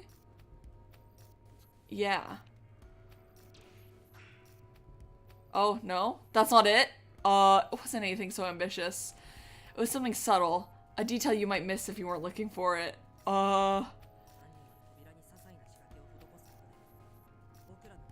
Make the doors harder to open and close. Oh, well, I guess I read the word alter the door, and I was like, oh, they altered it. Sorry. They tweaked the second floor doors to make them harder to move, assuming we'd write it off as the manor being poorly built. Doleful, you spent a while examining the doorways, so I'm sure you noticed, right? Yeah, it wasn't that the doors were poorly constructed. The sprite work in this game is so, like, good, and also, like, the framing of the sprites. Like, right now, like, how when we were, like, referencing Doleful, he, like, was, like, far away, but then the sprite comes closer as he, like, talks. And then there was also the one scene, I think it was, like, downtown in Armor, where their sprites, like, move. And then in the scene with Renegade and Workaholic and Gourmet, when she, like, steps between them, like, there's so much movement in the sprites. It's so fun. It makes it feel less like a visual novel, you know, because it feels like there's always something happening. Yeah, it wasn't that the doors were poorly constructed. The hinges that allow them to open and close had been bent. That's why they require extra force to move. That's true. They have like 30 frames of like blinking animations and like 30 frames of talking animations. They messed up the hinges? Like, what even? Why go through all that effort just to make the doors hard to open? It'll be faster to show you in person. Let's go examine the trap room upstairs. We head to the trap room. Just as I had requested, the door has been repaired. The door's been fixed? But why? I see. So this is what Armor and Techie have been up to. She is so teddy bear. She's so cute. Yeah, I asked them to do some repairs. The hinges are properly aligned, too. That is to say, they aren't crooked at all, unlike the ones on the rest of this floor. 'Twas as Lady Bookworm said. This door shared the same dimensions as those of the guest rooms. Right. Earlier, I asked these two to take a door from another room and reattach it here. Of course, its hinges were bent, as Doleful pointed out, so I had Techie repair it. Now, it should work as originally intended. The east-facing entrance is open, so we'll be alright if we close this one. Downtown, could you take your hand off the door, please? Sure. Downtown gingerly removes her hand, and then the door begins to shut, just as we had seen on camera earlier. What on earth? From the very start, the doors on the second floor were all designed to shut on their own. I understand that much, but how did we manage to overlook such a simple fact? It is odd. No matter how bent the hinges on the other rooms are, you would think we'd have noticed the doors are self-closing. That's exactly it. That sense that something was off is the entire crux of this mystery. How do you mean? The culprit utilized a number of subtle psychological suggestions to divert our attention from their little trick. 30 frames of talking animation, 2 frames of door animation. I mean, hey, as long as the characters feel alive, that's all that matters. First, they cited shoddy workmanship as the reason the second floor doors were so difficult to open, which caused us to gloss over the actual details. Wait, this is making it sound like he, knows who they are. Wait, I don't even remember who did any of this either. Wait, I don't know what happens when they find out that somebody, wait. What? Wait, I'm scared. I don't know what's gonna happen. After we discovered the trap in the room, they casually had a doorstop prepared, obfuscating the fact that the door closed on its own. Then, after the deed was done, they had the door broken down, effectively hiding the evidence.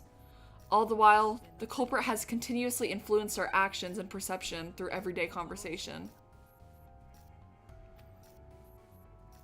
Thinking back, each comment they made had entirely manipulated our train of logic. We've been playing into the hands of this alleged phantom, a person who hid their murderous intent behind an easygoing facade.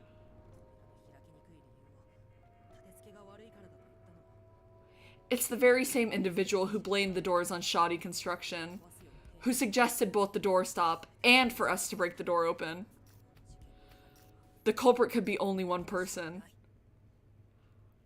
I don't know! Wait! I don't remember! Okay, wait. So, it couldn't have been Rowdy in armor who broke down the door. Who was there? I don't even remember.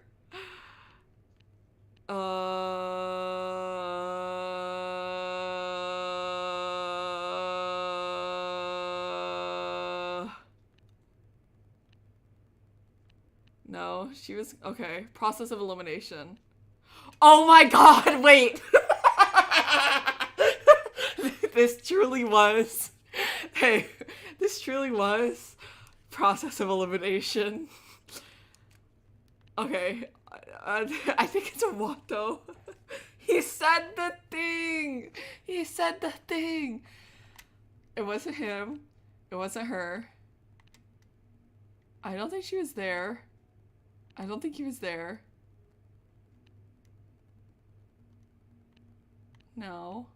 He's too nice. I don't think Watto would have been being nice to him if he knew. Was it her? The only people I remember being relevant in this chapter are her and Armor and Rowdy and Doleful a little bit.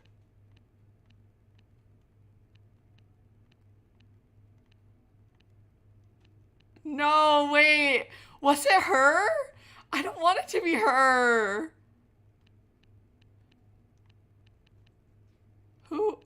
Right? Was it her?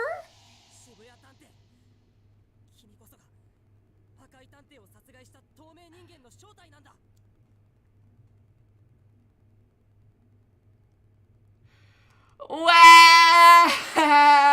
No! No! No! No! No! It's too soon! It's too soon for this. Downtown Detective, you're the phantom killer who murdered Mystic Detective. Lady Downtown, you indict her as Sir Mystic Slayer? Yeah, nice try there, bub. You're as crap at investigating as I am. Come on, Downtown, tell him. Let him know he's blowing a whole bunch of hot air.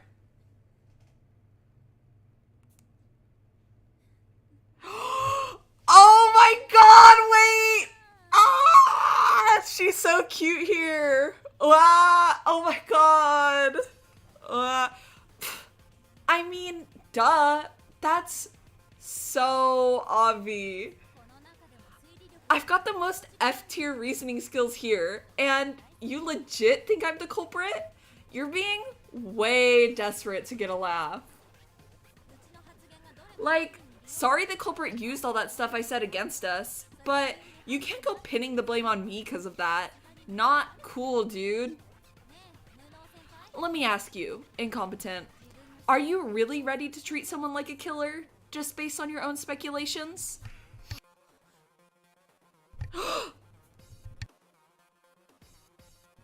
Downtown stone cold gaze silence me. Downtown stone cold gaze silence me. What the? Why can't I get this out? Downtown stone cold gaze silences me on the spot. No, there's a look that could kill. Am I facing the genuine hostility of a murderer? Of someone willing to take the life of another? Of course the culprit would be on edge. If they're caught, then everything they've done up until now would have been for nothing. This is the reality of solving a murder case. It's essentially the same as a death sentence. I've always dreamed of being a detective, but I wasn't prepared to corner someone like this. My legs tremble as I nearly retract my accusation. But no, there's no way I can back down now. Plus, you blamed me for suggesting we break down the door, but what choice was there? You actually think that means I did it? Like, get real. How about you mellow out and think up some other theories, okay? I'll even pitch in. I'm not retracting my accusation. I know you did it, Downtown. The things you said are only one factor. I didn't want to believe it, either, so I tried considering every alternative. But the longer I turned it over in my head, the clearer it became that it could only be you. Ugh, geez, just back off, dude. You want to point fingers? Then dig up some evidence and show us. But if all you're here to do is talk shit, why don't you go get a blog or something? She's so funny. Remember what Posh said? The poison used to kill Mystic was in a flower vase the whole time. Literally anyone could have put it there. So where's your proof I did it? Explain it in a way a dumb blonde like me can understand. Fine. I'll start with the murder weapon that was used on Mystic, then. The poison Posh found in the broken vase was only meant to distract us. Remember, this is Mystic we're talking about. Someone as brilliant as him would have been on guard against any threats, yet he ignored it completely. Which means the broken vase was... a red herring? The broken vase was just a red herring. It was intentionally placed there to throw us off the trail of how Mystic was actually poisoned. I beg your pardon. Are you suggesting that I, the 5th highest ranking member of the DA, was misled by a red herring? Yes, I am. Oh my gosh! Watto is getting so, like, confident in himself. It's kind of, like, nice to see, like, the protagonist development already. Yes, I am. You grew flustered after becoming a suspect, making you a valuable asset in the murder scheme. Though, considering the nature of this case, perhaps the culprit anticipated that whoever wound up under suspicion would panic. After all, the contaminated water wouldn't have been capable of poisoning anyone, no matter how much time passed. Come again? Have you forgotten the vases that are placed all throughout the manor, many of which were emitting toxic gas? Get her, Watto! Upon analysis, I concluded that the neurotoxin in the water wasn't particularly volatile. In other words, it couldn't evaporate to fill a room. That's exactly it, Techie. The poison involved in this morning's fight between Armor and Rowdy differed from that found at the crime scene. When prepping the poison for the trap room, the culprit likely chose one with low volatility on purpose so they wouldn't have to inhale it. After discovering vases emitting toxic gas, it's only natural to think the same poison was part of the crime. Our assumptions were used against us. Then, tell me, what method was used to assail Mystic? The cameras reveal nothing, do they not? Actually, they did catch the murder weapon, because Downtown always has it with her. Always? Beg pardon? What? Dude, what are you even saying? Like, seriously, what? If you're so sure of yourself, then show us already. Show everyone the weapon I used to kill Mystic. Her talent is literally being like a gaslighter. The murder weapon used by Downtown was...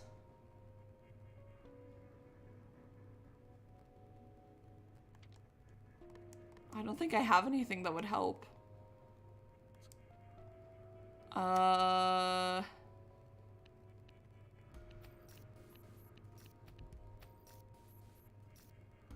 Does she have a hair clip? She has like 2 hair clips, right?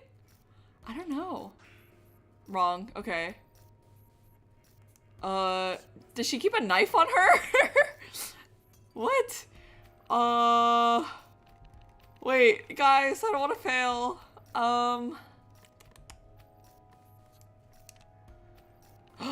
No, they did this to spite me. No. Her nails, her sharp nails. Is she that much of a girl boss? Does she keep I don't think she keeps a knife on her. Does she keep a knife on her? Was that something that was revealed that I forgot?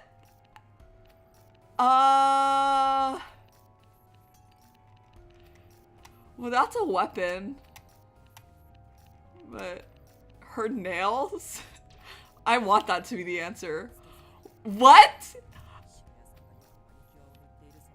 Oh my god. Oh my god. Okay. Okay. Okay. Your nails. You're always painting them. And in this instance, your false nail served as the weapon. That was the Phantom Killer's trick. The color drains from Downtown's face in an instant. She must have been confident that she wouldn't get caught. As it so happened, this case was hiding yet another exceptional trick. How do we approach things in terms of how the weapon was concealed? We may not have realized the horrifying truth of what that weapon was. Oh my god! Oh my god! What? That's like crazy! Downtown sharpened her nail into the shape of a knife, applied a neurotoxin to the tip like polish, then used it to stab Mystic. The poison used was barotrachotoxin, so potent it can kill via skin contact alone. Piercing flesh and hitting a vein would be more than enough. By incorporating the weapon into her personal style, Downtown managed to wield it in plain sight. Wait a sec, incompetent. Doing her nails would be part of her morning routine, no? If she applied the poison then, it would have surely dried by the time of the crime.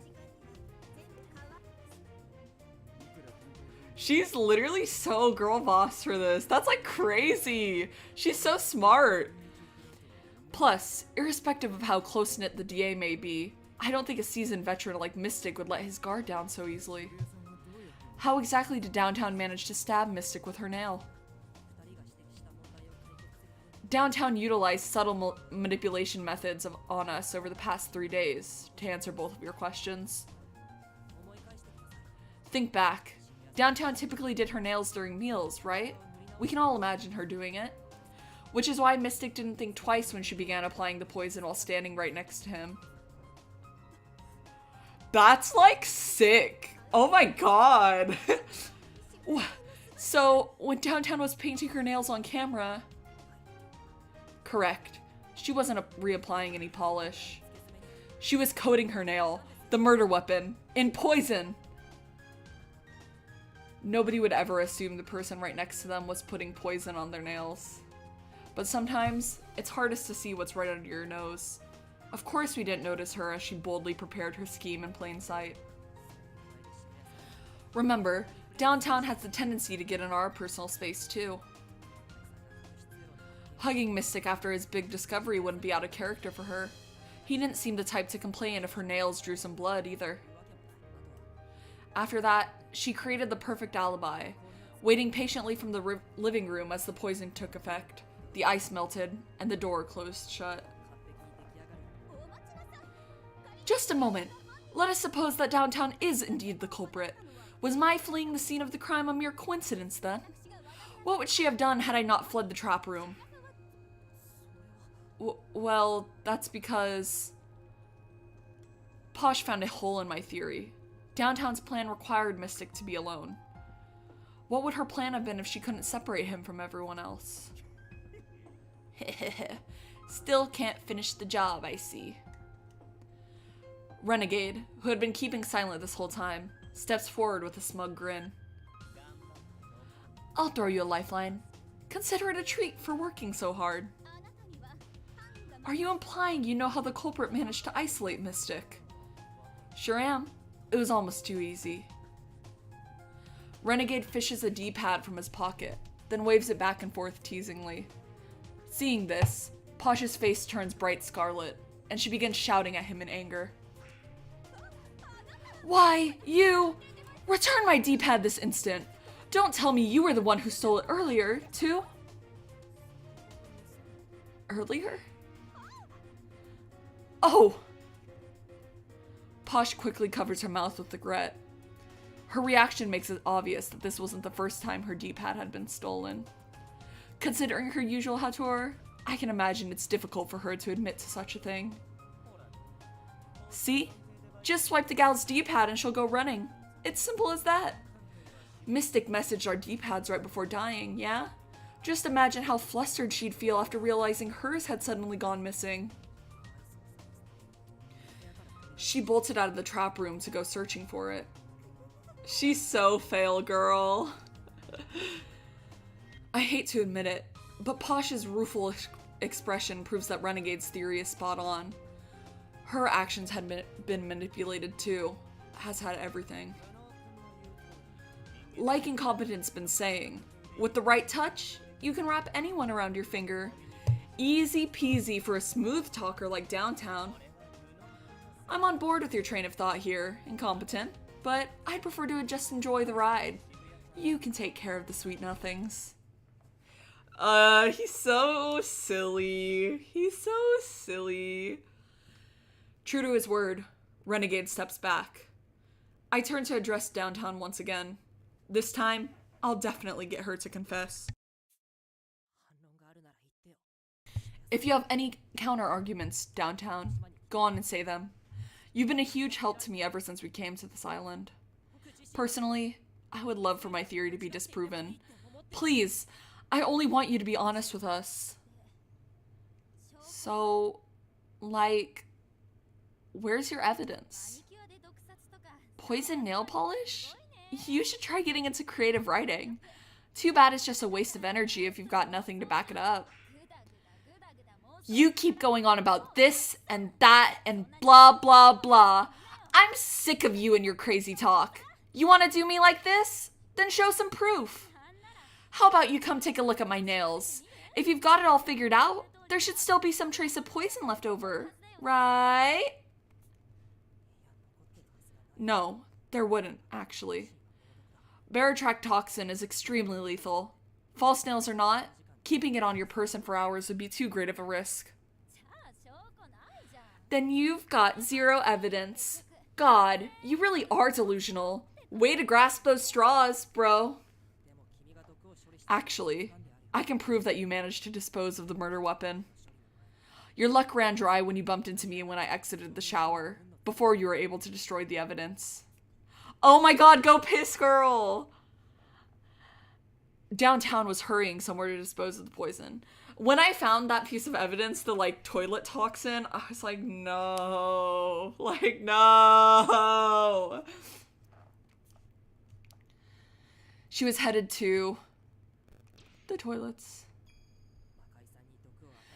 After administering the neurotoxin on Mystic, you rushed to the toilet to flush your nail, and the poison on it, down the drain.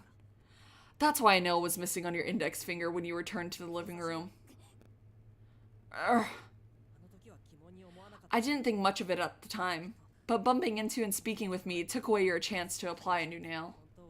You originally planned to do so in the bathroom, but since your alibi hinged on you watching the footage, you left right after flushing the nail. Analysis confirmed traces of barotrac toxin in the toilet water. There's no question our mischievous little phantom is to blame. Care to explain yourself, Downtown? I didn't. Huh? I said I didn't take my nail off, okay? Quit dogpiling me already. Can anyone besides incompetent prove that I did? Well, anyone? She turns to Armor, but he shakes his head vigorously. I do apologize. My memory is somewhat hazy. See? You're the only witness, incompetent. You could just make up whatever false accusations you wanted. Do the cameras show me missing a nail? No? Then you seriously need to check yourself. Downtown steadily moves toward me with a ferocious look on her face. She's desperately trying to talk her way out of this, but there's only one more step I need to take to refute her. This is no time to ease up. If my account alone won't suffice, I know someone who will. The person with the best memory in the Detective Alliance. And that person would be Bookworm Detective. I'm about to contact the girl in question via D-pad when a voice interrupts. Hello? What are you all quiet for? Your giant witch hunt finally run out of steam? If you don't have conclusive evidence, then do us all a favor and just... I will share my eyewitness account, the girl announced, glowering at her mortal adversary. Huh? Bookworm? Why are you here? Bookworm wears her usual calm, unaffected aura, having swept away any traces of weakness. Her adoptive father, Mystic Detective, was killed in this very room. Simply entering it must have been unimaginably difficult. Mippy. Bookworm, are you alright? We don't need to stay in here. Let's talk outside. Don't patronize me. I'm a detective as well. How could I remove myself from the situation when I hold the key to this conundrum? Said the girl, her lips curling into a crooked grin. Aww. Oh, so you got the key, do ya? Sick. What kind of evidence did you find, huh? I saw you twice today. First at breakfast, and then immediately following the incident when you carried me to my room. That was when I noticed you were missing one of your pretty matching nails. The one on your right index finger, said the girl in a pointing manner. Oh my god, get her! Oh, you probably just, I don't know, mistook that for something else? Everyone knows how comprehensive my memory is. This is no mistake, the girl replied at once. It could be that Downtown carried Bookworm to her room so that she could find a private space to reapply her missing nail. You can fool a camera, but you can't fool the human eye. There's no talking yourself out of this one, Downtown.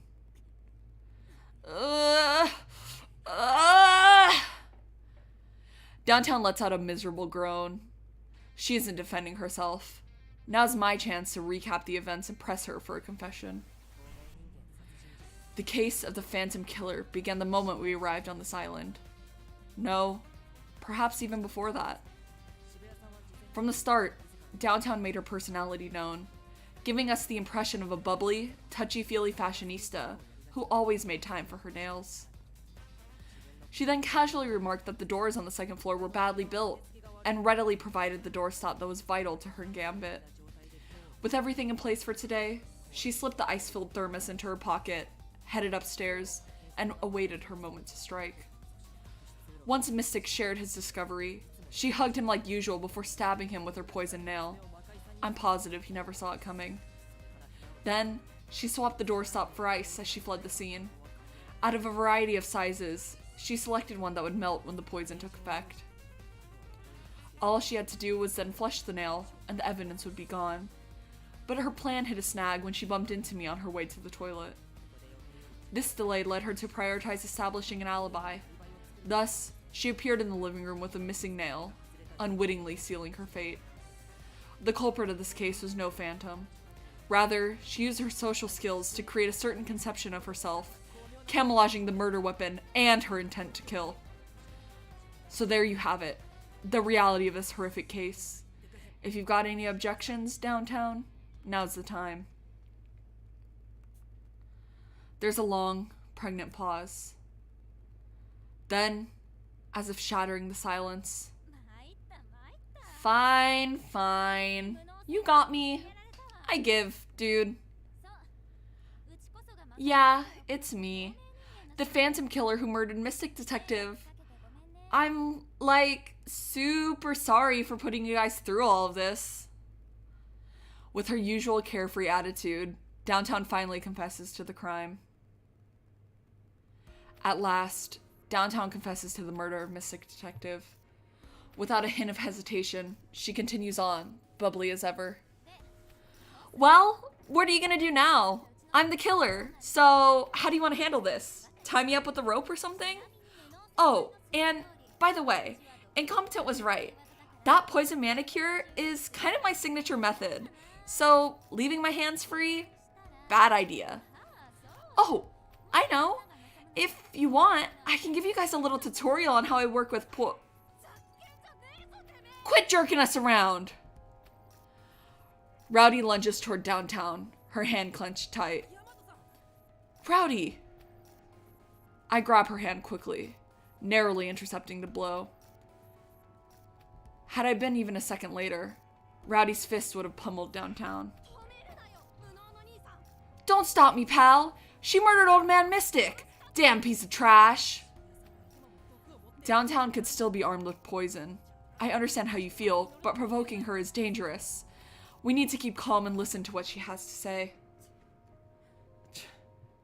Fine. Sorry I got so heated, boss. Downtown, I heard from Workaholic.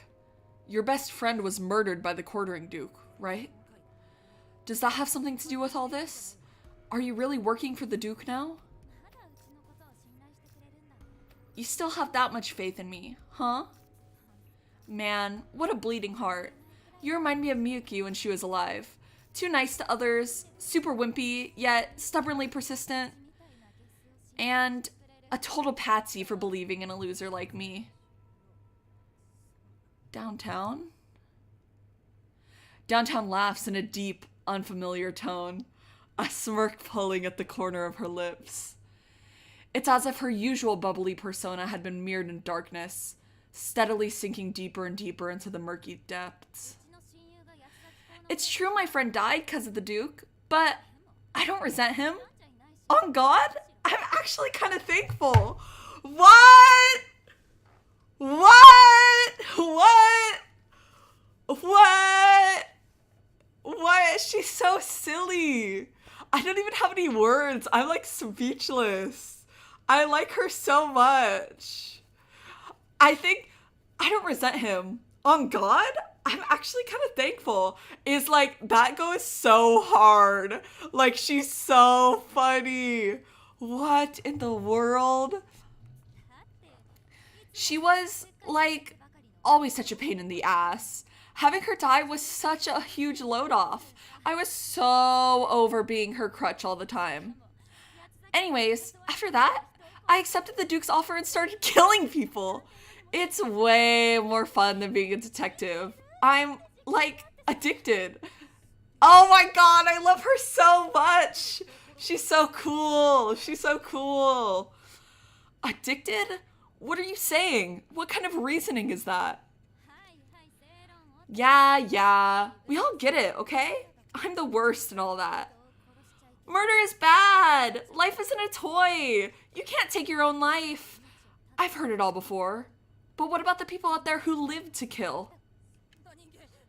There isn't a soul in the world who's like that. Yeah, there is. You're looking at her. Ever since I was born, I've never felt alive. The quiet made me anxious, so I always had to be chatting, but that anxiety never went away. But then, when someone died right in front of me, I was all like, oh my god, what a rush. For the first time ever, I wasn't suffocating. I like how even when she's like going on her like unhinged like villain rant, she's still talking like a gyaru, like she still like keeps up with it. Oh my god, I love her so much.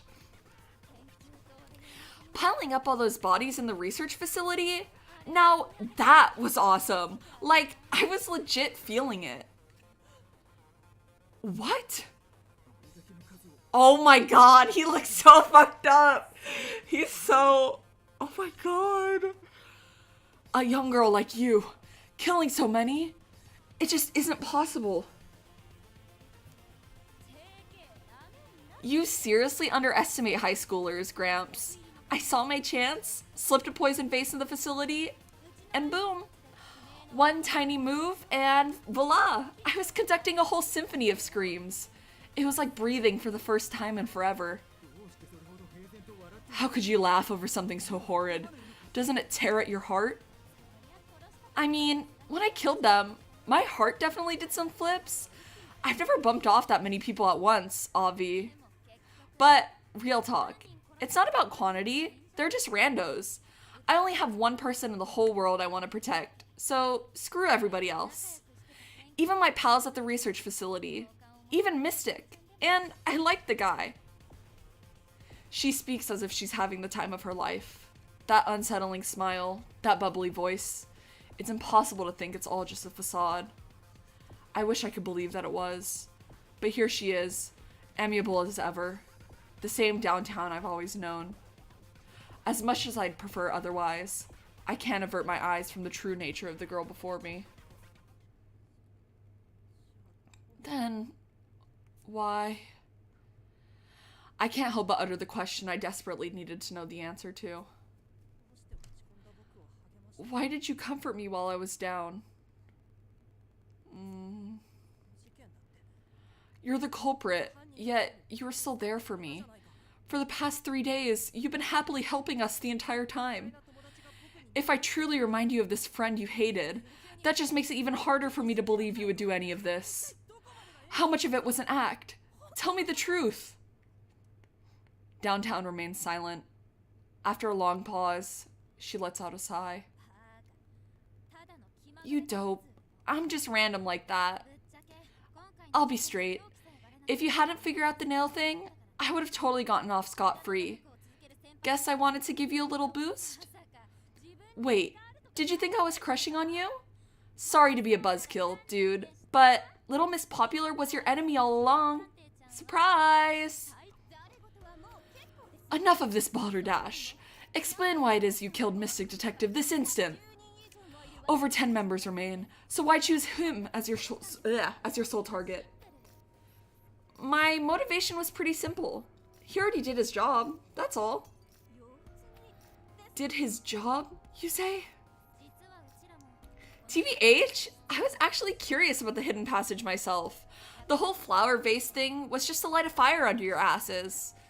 I mean, if someone had died from that, it would have been whatevs, but, you know.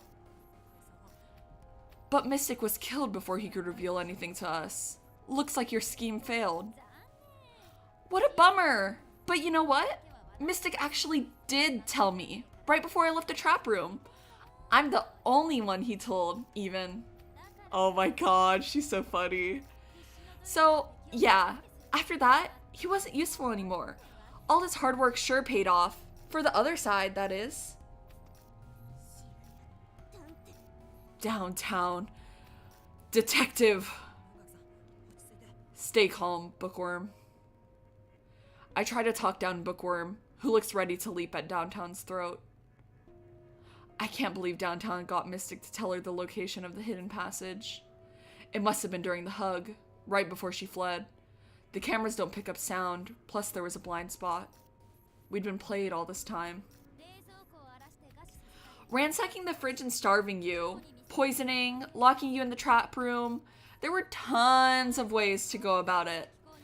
So many ways to kill you guys. Just like how the Duke killed Senior, and me with the staff. You're only still kicking because it suited us. Do you get it now? The Duke has you all goody-goody losers dancing in the palm of his hand. Everyone goes quiet. All along, the enemy's goal was to find that hidden passageway.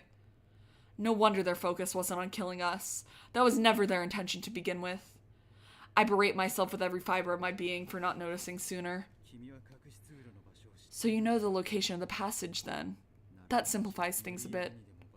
We'll get the intel out of you one way or another. Don't expect any mercy from us, Downtown Detective. Hey! That was pretty badass for a boring old fart like you. If I was just some dumb blonde, I'd, totally be falling for you. Little late in the game for that, though. As she speaks, Downtown reaches into her sleeve, and some kind of liquid splashes on the floor. Oh no! Oh no! Within seconds, white steam begins rising from the ground. Eek! A chemical reaction? Everyone, run! Downtown just created a poisonous gas. So true, Techie. You're totally right. If you don't dip, you're screwed, you know? Of course, the clock's ticking down anyway, unless you manage to find that passage. Don't breathe it in, guys. A single breath could have serious long-term effects. Doleful! Why is it always Doleful getting fucking hit first? Eek! We've got to hurry and get out of here! Right now! The gas will fill the room in no time if we stay put. Alonzi, I shall be your leader. Posh rushes out of the room, blazing the path forward. As I attempt to follow her, I hear a certain someone's voice echoing through my head. Think nothing of it.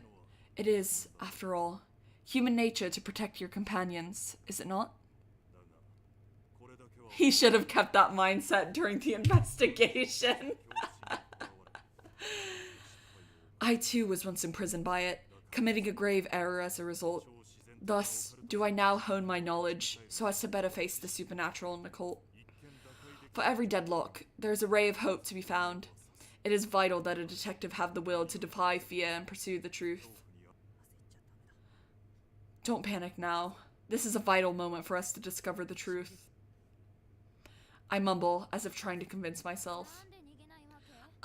Shouldn't you be running? Your toad's gonna die, dude. Dude?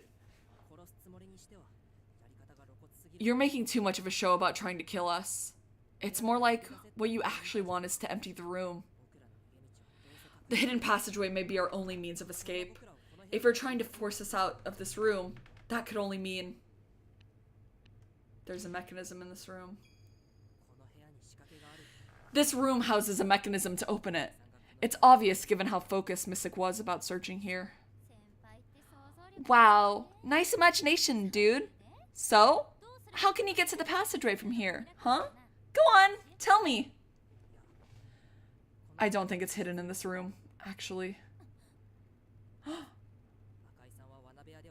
Mystic asked us to gather in the living room, not here in the trap room. There must have been a reason for this.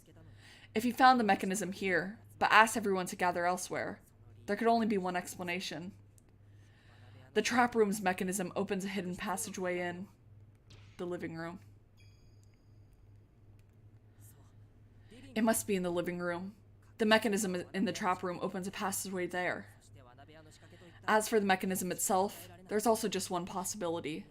The hidden passage is only revealed when...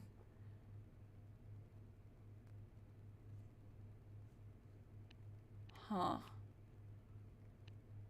The door is closed? The trap is active?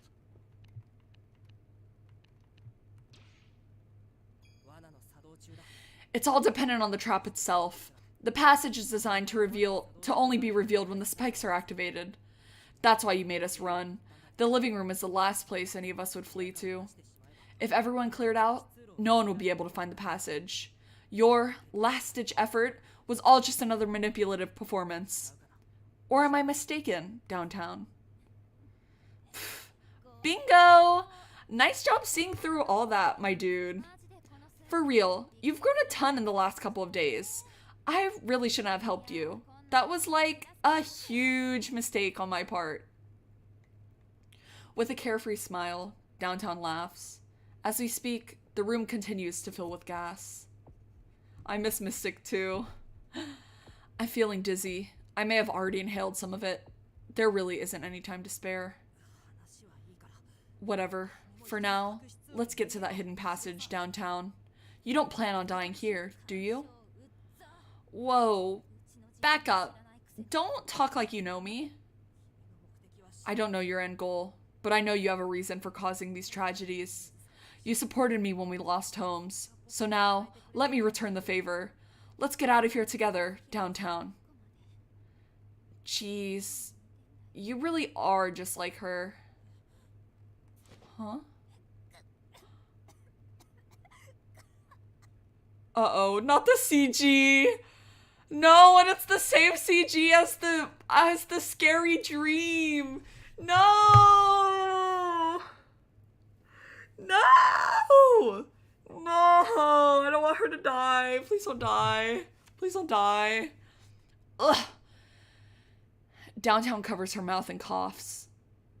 From behind her hand, blood begins to drip. Oh no. Oh no. Gas leak! Downtown? Quick! We need to go! Fast! I reach out, but the poisonous cloud surrounding her has already gotten too thick to approach. She'll die if I don't do anything soon. Dummy, this gas will totally wreck you if you breathe it in. You're screwed if it even touches your skin, dude. This has gotta be karma or whatever. Fitting end for a killer, though, huh? Quit screwing around, downtown. Come away, good lady. We beseech you. Armor, Rowdy. I thought the two had gone ahead, but here they are next to me, calling to downtown with all their might. You messed up real bad, so don't think you're off the hook yet. But even still, you think you can get out of this by dying? That won't solve a damn thing, you stooge. Wah. Here, Lady Rowdy. Perhaps good Sir Techie could concoct us a healing elixir. Now, over hither, post haste. Listen to them, downtown. You don't know for certain that you'll die. Don't give up on living. You've got to fight until the end. Come on, hurry. Dude, incompetent. Wah. Wah. Wah. No, they care about her. I'm so sad. Oh, she's realizing that people care about her. No. Oh, I'm so upset. This is so upsetting. This is so upsetting. For the first time, utter confusion shows through downtown's carefree facade. What the hell, man? I literally betrayed you, hurt you, and killed your friends. Why won't you give up on me? Why are you still trying to help me?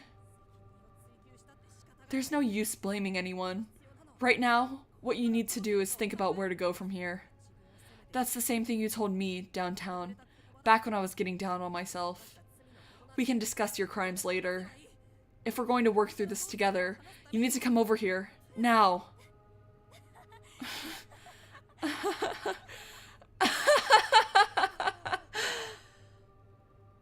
Downtown cackles fitfully. The tone of her laughter has shifted, utterly devoid of its former sweetness, almost as if she's mocking herself. You're such a bleeding heart. Like, legit, it makes me want to cry. Downtown. Blood streams from her eyes now. Like tears, it runs down her cheeks. You poor, sweet summer children. This is all a total walk in the park for me. You're no match for the complete whack job you're up against. But still, you tried. So here's a little hint. The Duke is the reason my friend died. And me killing Mystic and the folks on the island, it's like all connected. Senior Detective died because of the Duke. I killed Mystic, and now I'm gonna die too. Not because of anyone else, but out of my own free will.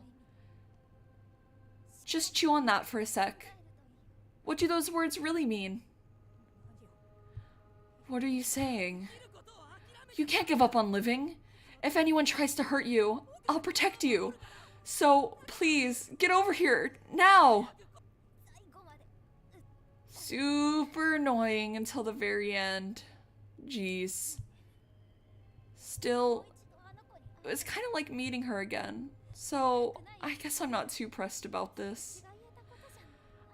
I know I should stay in my lane and all. Oh god. Ah, no! I accidentally skipped the dialogue and it was a CG change! Ah, wait. I know I should stay in my lane and all, but you make it out alive, okay, dude? Dying is way scarier than I thought it'd be.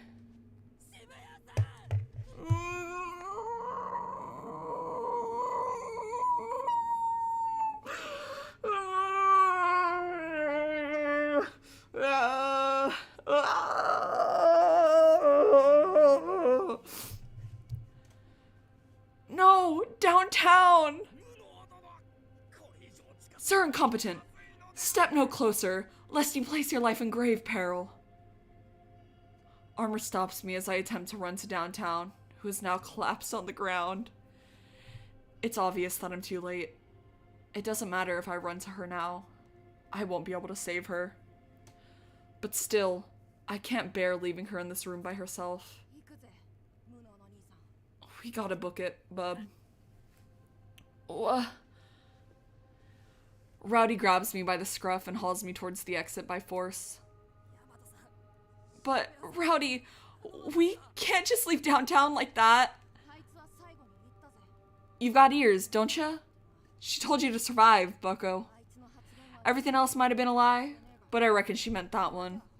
You brought out the real downtown for just a sec there. So keep on living, for her sake too. Sure, she won't get to think about where to go from here, but we can pick up where she left off. Yeah. Thanks, Rowdy. With that, we leave the trap room. Just as I had deduced earlier, the door begins to shut the moment I let go of it. By my fey, how vexing! We must push the door shut betime, lest the gas escape. We've got a bigger problem, bub. Where's that stinking passage? If we go downstairs, won't the gas spread and kill us anyways? Oh, right. The passageway. As I watched the door shut, I suddenly recalled the whereabouts of the hidden passage. I hypothesized that it would open up in the living room, but only while the trap was active, which means closing this door. You two, to the first floor, now! Halt! Sir Incompetent, we have yet to shut the door. We don't need to. In fact, we don't want to. Just let it close by itself. What do you mean? The gas will leak out. It's fine. Even if it did, it wouldn't matter.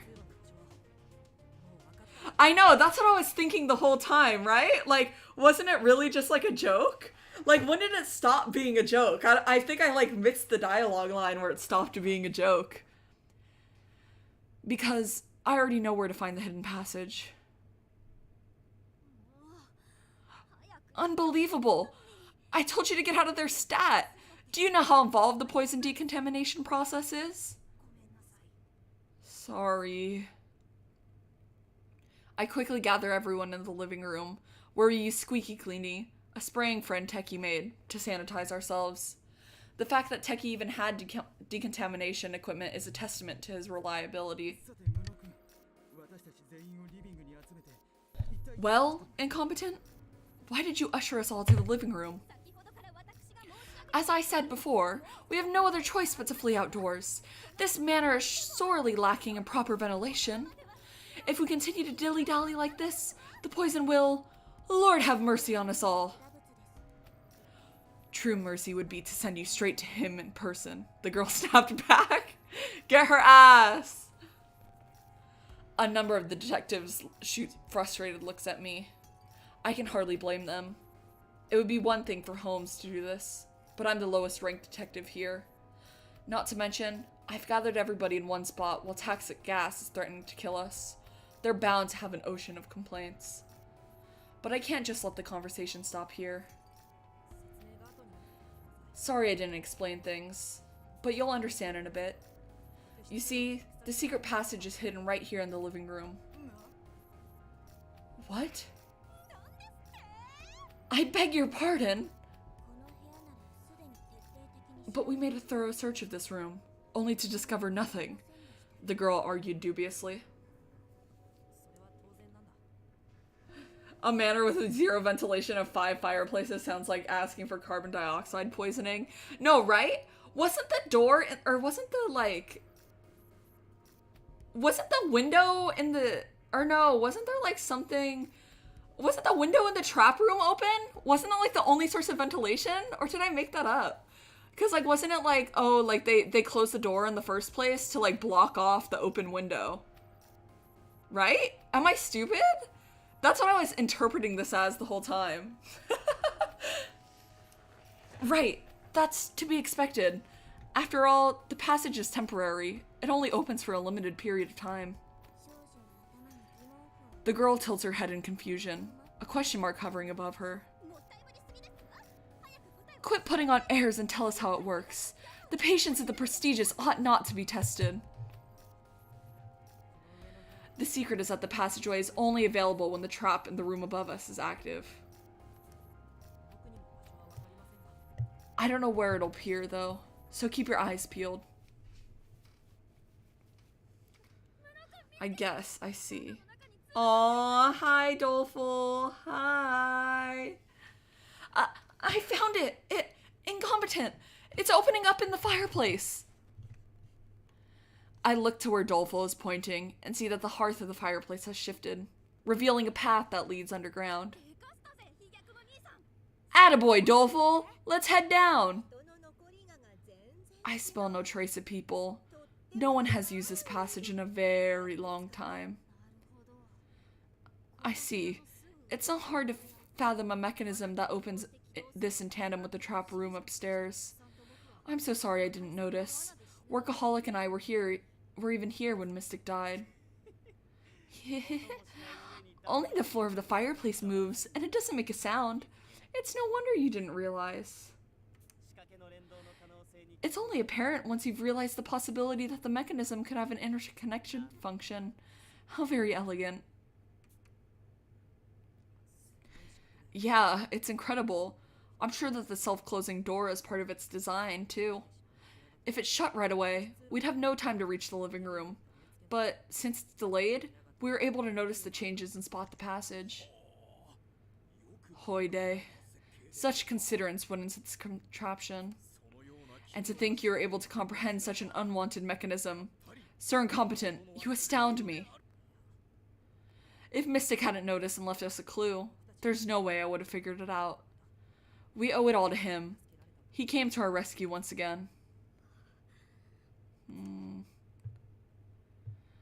Trembling, Bookworm gently places her hand in mine. I squeeze it silently. Mystic was killed for figuring out how to uncover the hidden passage, but the information he left behind saved us all. Mystic was able to protect others until the end, like a true detective. Get the lead out! We don't know when this thing will close! I'll lead the way! It's all so sad. But Doleful is so cute. Look at him.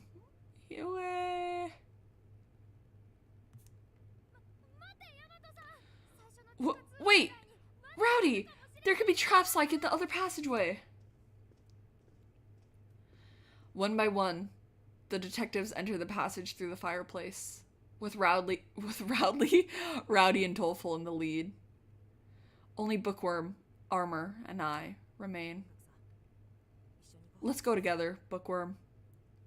She nods silently as I grip her hand, and we head to the passage as a pair. Armor, however, doesn't move with us. My apologies. I just recalled a minor task I must fulfill. Task? There's no time. We need to go through here as soon as possible. Fear not. I know where in the passage lies now. I shall force the way open if I must. Wait. Armor dashes out of the room. What could he possibly have to do at a time like this? He will be fine. He's remarkably durable, after all. Let's prop open the entrance and head out, suggested the girl, urging them to move on. Right. Sounds good. We move again toward the passageway. There's a ladder that we can use to climb down. With Bookworm as my guide, I head down the ladder first. I move one rung at a time into the gloom. It's too dark to see, and as I proceed, downtown's dying face flashes in my mind. If I was a better detective, maybe I could have saved her. Downtown died smiling, without ever revealing her true self. She cheered me up when I was down. She showed pure rage against the quartering Duke, and she mocked her fellow detectives. Then, right before her death, she told me to make it out of here alive. I wonder if that had been the real downtown. I never learned what issues she was dealing with, why she joined forces with the quartering Duke, or her true thoughts about her friend. My inadequacies leave me utterly disappointed in myself. If figuring everything out were that simple, Watto, all us detectives would be out of a job. Holmes appears right next to me in the darkness. Your ability saved the Detective Alliance from being poisoned by downtown. You prevented the tragedy that was set to occur with finesse. Give yourself some credit, Watto. I'm the only one who knows how many lives you've saved. But I couldn't save downtown. If my denouement had gone off, I could have prevented her suicide by poison. If only I was able to use it then.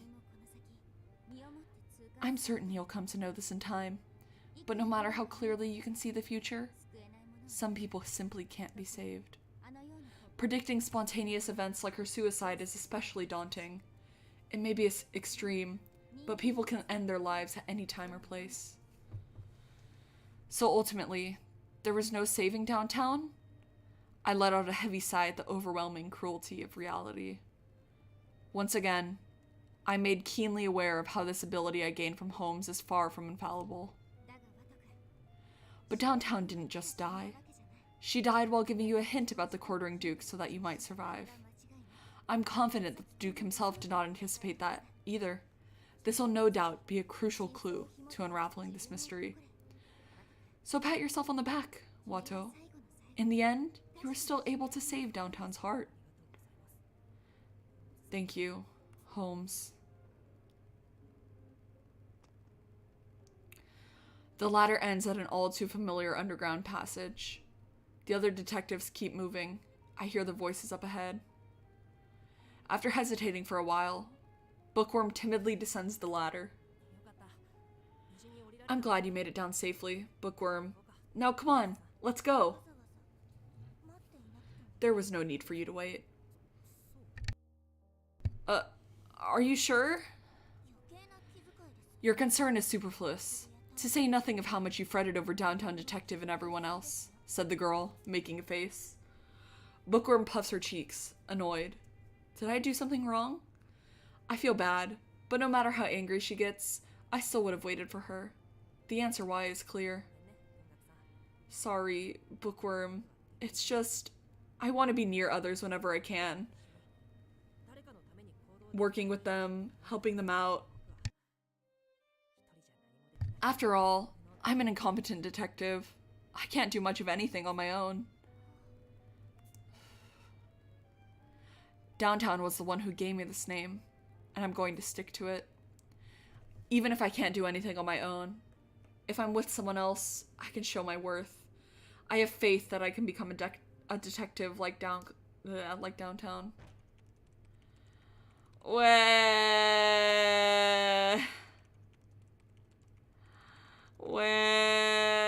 What a love. He's so, oh my god, the characters in this game so far are all so good and so likable. Downtown's death was so sad. That made me so sad. What the fuck? That was horrible. Despite betraying the Detective Alliance, Downtown shared a hint about the Quartering Duke in the end. What happened between them? Oh my god. Oh my god. Oh my god. Oh my god. Oh my god. That was a heavy chapter today. We got through a lot of stuff in that chapter today. Jeez Louise. Oh my gosh.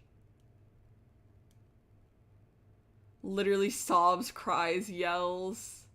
Well, I want to know more about her. I'm sure it's gonna come to light slightly, but I'm really excited to know more about her because she seemed like an interesting person. When one of them murders another, you get so upset until you realize that you like the killer too. But I think that's sad to like the killer and the victim, because then it's I can't win. I can't win. I want to know what happened with her bestie too. I want to know so bad.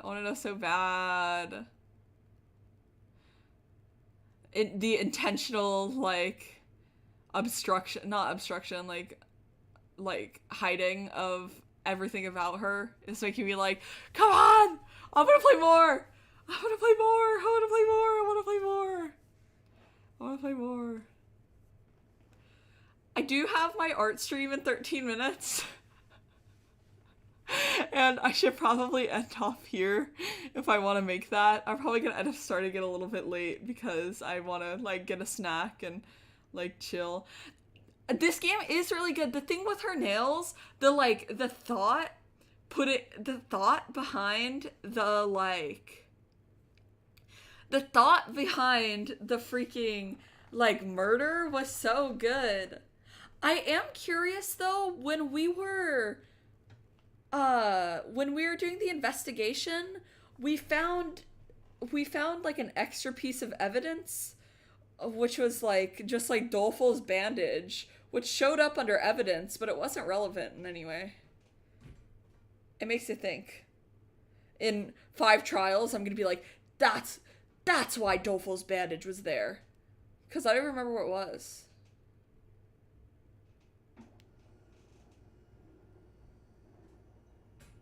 It was in the... Or wait, no. It was next to the fridge. Because it was where, Workaholic was investigating. But... was that a residual thought? Oh, okay. Oh, I get it now. They're just to be silly. What? Why did Workaholic get one though? I thought it was just like.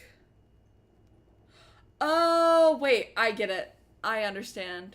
Okay. It all clicked. It all clicked. It all clicked. It all clicked. It all clicked for me. I got it. I understand now. Okay, wait. Next. Oh wait, I gotta go to the next chapter. Yeah, they give cute content like. Oh.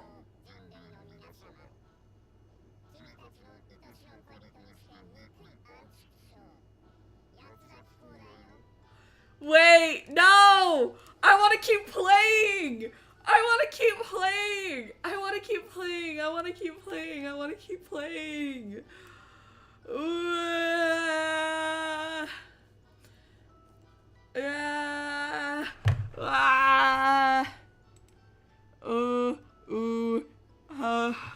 Okay, hold on. You guys are gonna be the arbiters of my fate right now, okay? Okay? I'm leaving this one up to fate. Okay? Give me 1 second. Give me 1 second. I like the quartering duke. The quartering duke is a funny guy. The quartering duke is fucking hilarious to me. I can't. I just wanna, oh my god. I'm liking this game so much. I knew I would like it, but I didn't know I would like it this much.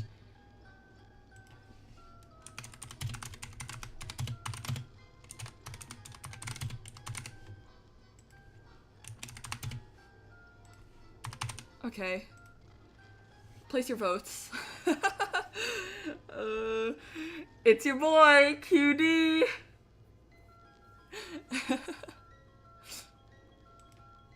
Oh my gosh. Even if I continue process of elimination, I will take a short, like 5-minute break where I go on my be right back screen and I make a little snack. Just so I'm not completely, like, hungry. Because I've been so hungry. Oh no, not the 50%. Not the 50%. Oh no. Oh.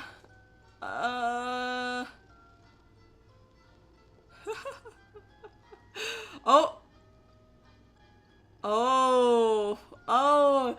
Somebody changed their vote. Somebody changed their vote.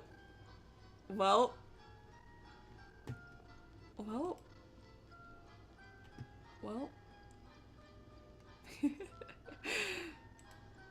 You know what that means, huh? I was, yeah, somebody was influenced. Okay, I'm going on BRB for 1 quick second. Expect me back in 5 minutes or so for more process of elimination. I'm gonna send out a tweet about it as well, just in case anybody wants to hop in and join. They're not super surprised. And then just make sure that my chat doesn't burn down, okay? I'll be right back very soon.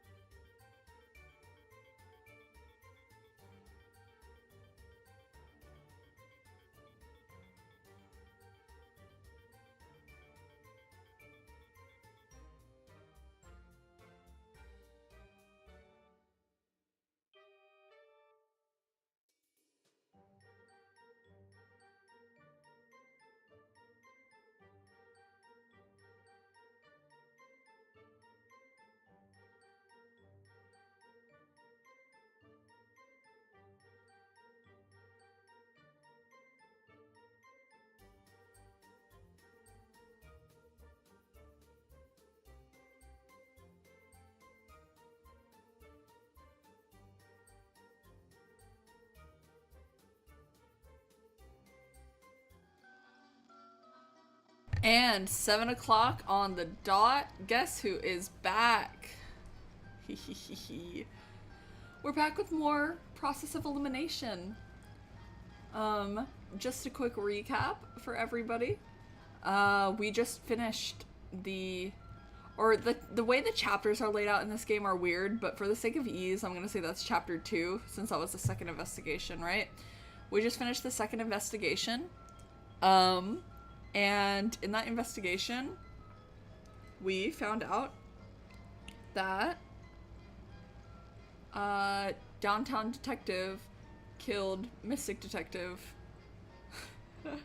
We don't know why. We don't know. I mean, we know how. She applied poison to her nail and then scratched him with it. And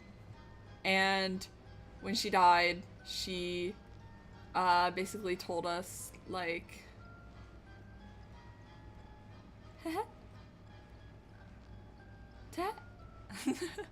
but she decided to be nice to us right before she died, after she went on like a total like crazy girl rant. So now we're starting the third chapter with a message from our dearest friend, the Quartering Duke. What's up, humankind? Today's episode is a special one. Love me, or hate to love me, it's your boy, QD. Here's a random question. What does friend mean to you? They're nice, right? Hanging out, eating snacks, chatting, sometimes fighting. One realizes what a blessing such carefree days are at some point. Have you not, sweet child? Now's the time. Late to the party? My condolences. So was I. Oop. My fashionista friend was like that too. She and her friend, she and her friend M, they were total BFFs. Oh, how she loved her. It made her so hateable. They were so close. They spoke on the phone every night. They were the best around. Or is that reference outdated? Sorry, I heard it online once. Anyway, back to our original topic. Little Miss Fashionista thought she knew everything about M, but one day learned something she never knew before. And why was that, you suppose? It's time for everyone's favorite segment, the Quartering Duke quiz.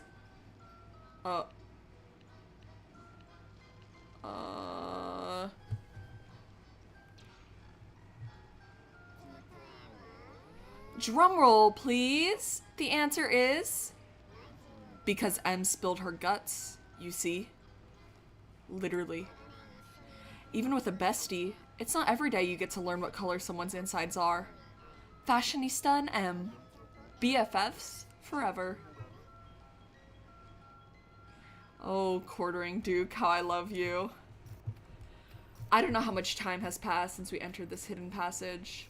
We're still moving in the gloom, unsure of what's ahead. At first, everyone was too nervous to speak. Now, however, I can hear voices piping up. Ugh, how much longer is this stupid thing, anyhow? Out of my way! I'm gonna sprint to the end. Wait! There could be more traps, Rowdy! Listen to him, Rowdy. We're all feeling a bit impatient, so let's take it easy, shall we? Ugh, this pisses me off. Say, Posh, do all rich folks' houses got big old tunnels like this? What? Well, the thing is, my house is not nearly so large as this. Huh? So it's smaller? Even though you're all rich and famous? I jest, of course. Any upper-class estate would obviously have one or two of these on the premises. This package? Whoa! This passage just keeps going and going. What could someone be trying to hide, digging a hole this deep? Everyone may be chatting, but things feel just as tense as before. It's no different from when Holmes died. They all must be making small talk on purpose to redirect their thoughts. They're as gritty as ever. I bet they've experienced tight spots like this several times over, especially compared to me. Hey, I'm not thinking anything about Renegade Detective. If you're thinking that, maybe I would agree. But like, I'm not thinking anything like that. As I walk silently, downtown's dying face keeps reappearing in my mind. We had only spent a little time together, yet she taught me so much about being a detective. Unlike the others, it's still difficult for me to switch my mood at will. Wish they'd shut up. Bookworm mutters beside me, her face bitter. Her hands have been clenched and trembling this entire time. Her adoptive father had died no more than a few hours ago, so it's no surprise that she can't turn off her feelings either. Sorry they're so loud, Bookworm. I'm sure they're all just trying to lighten the mood. Are you sure you're alright with it? You've been moping around this entire time, the girl replied sarcastically. Haha, touché. Honestly, I'm still dealing with it all. It's the first time someone I felt close to turned out to be a criminal. Oh, I'm so sorry. I can't believe I said that in front of you, of all people. I understand how hard it is, because I've been through it too, the girl said sympathetically. The one responsible for my mother and father's deaths was the teacher who taught me to love reading.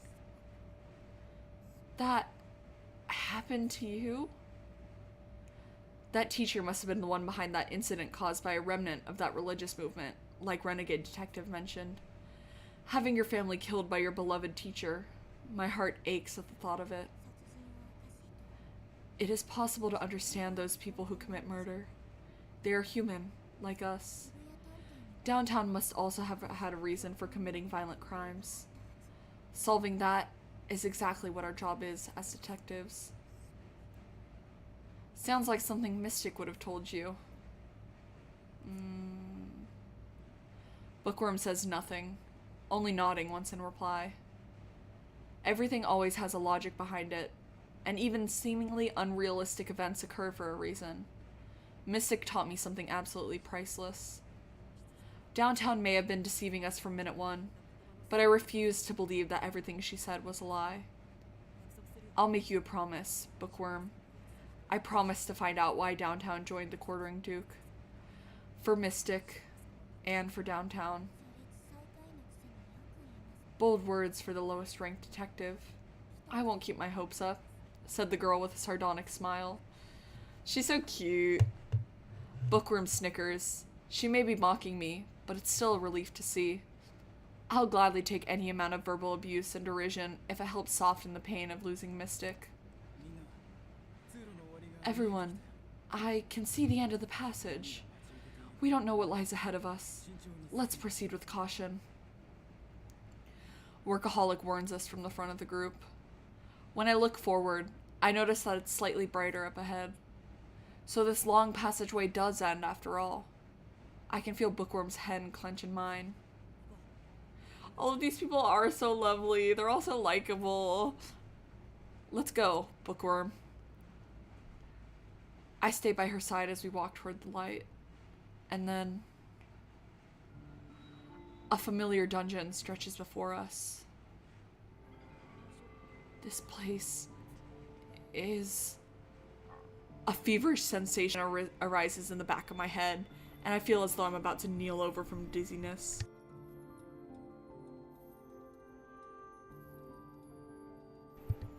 Pushing past it, I slowly take in my environs, a strong sense of deja vu sinking into me.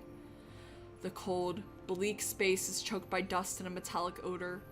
Our footsteps echo off the concrete, lit by flickering gray lights above. There's no mistaking it. This lifeless place is the same one I've seen countless times in my dreams. It seems you've noticed it as well. Holmes appears next to me, scanning the room with a stern expression. This is where we were locked up 10 years ago. The Detective Alliance placed its HQ here to investigate the child abduction case that was so steeped in mystery a decade prior. There are so many questions I want to ask Holmes, but all the detectives are close by. I'll have to wait until later so I don't look suspicious. At least I'm not the only one who's surprised. Gracious me! Is this a cell block? Concealing a prison underground? Why, this could only be the work of a criminal organization. A criminal organization?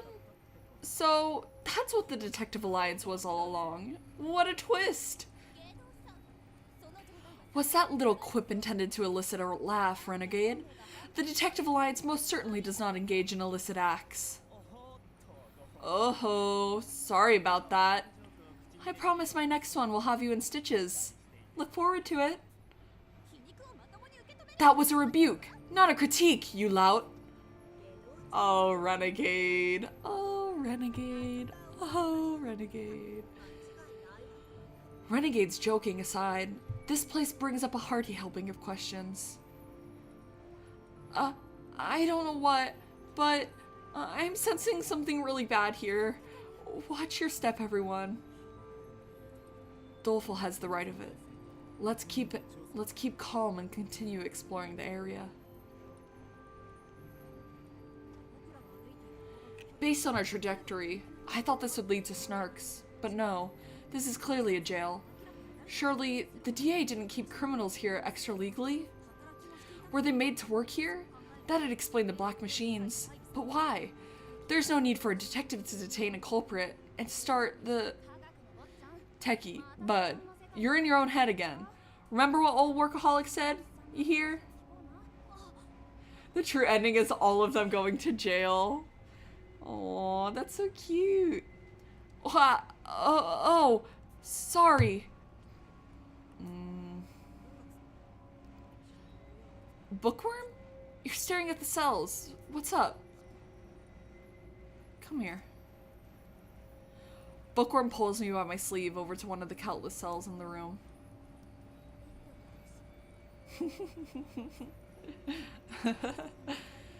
These doors can be locked, and there are beds as well.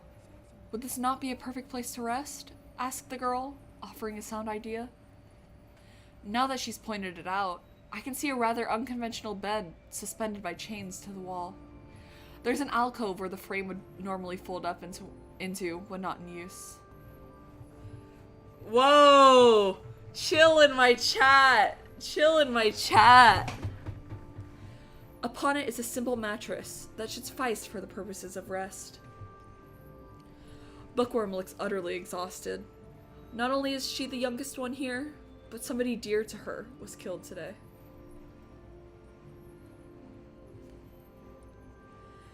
She may not have noticed yet, but I'm certain she's nearing the brink of exhaustion. Hey, Workaholic? How about we stop for today? Everyone's probably tired by now, right? If we find the keys, we can lock ourselves in and sleep safely tonight. Yes, that's an excellent idea. Perhaps we could ask everyone who still has the energy to search for the keys? Don't even worry about it. One of the shelves back there smelled funny, so I took a look-see and found the key ring. Nice work, Rowdy. Your sense of smell really is amazing.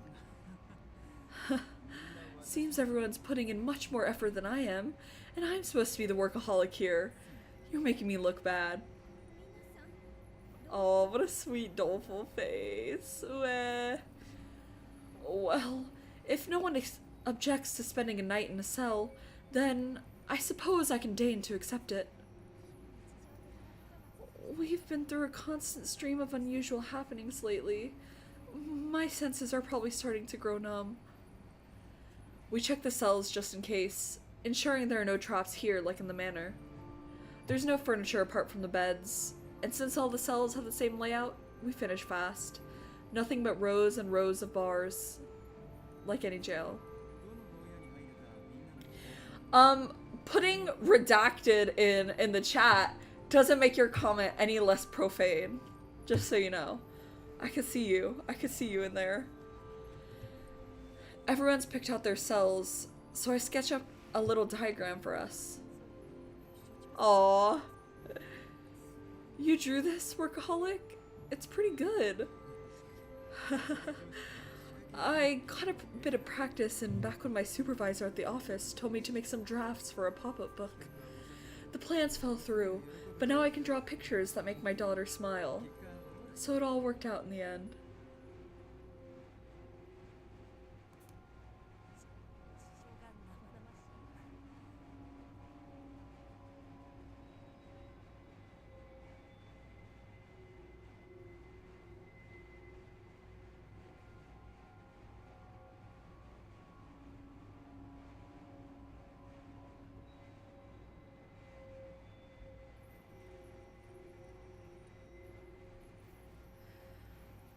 What a vivid story.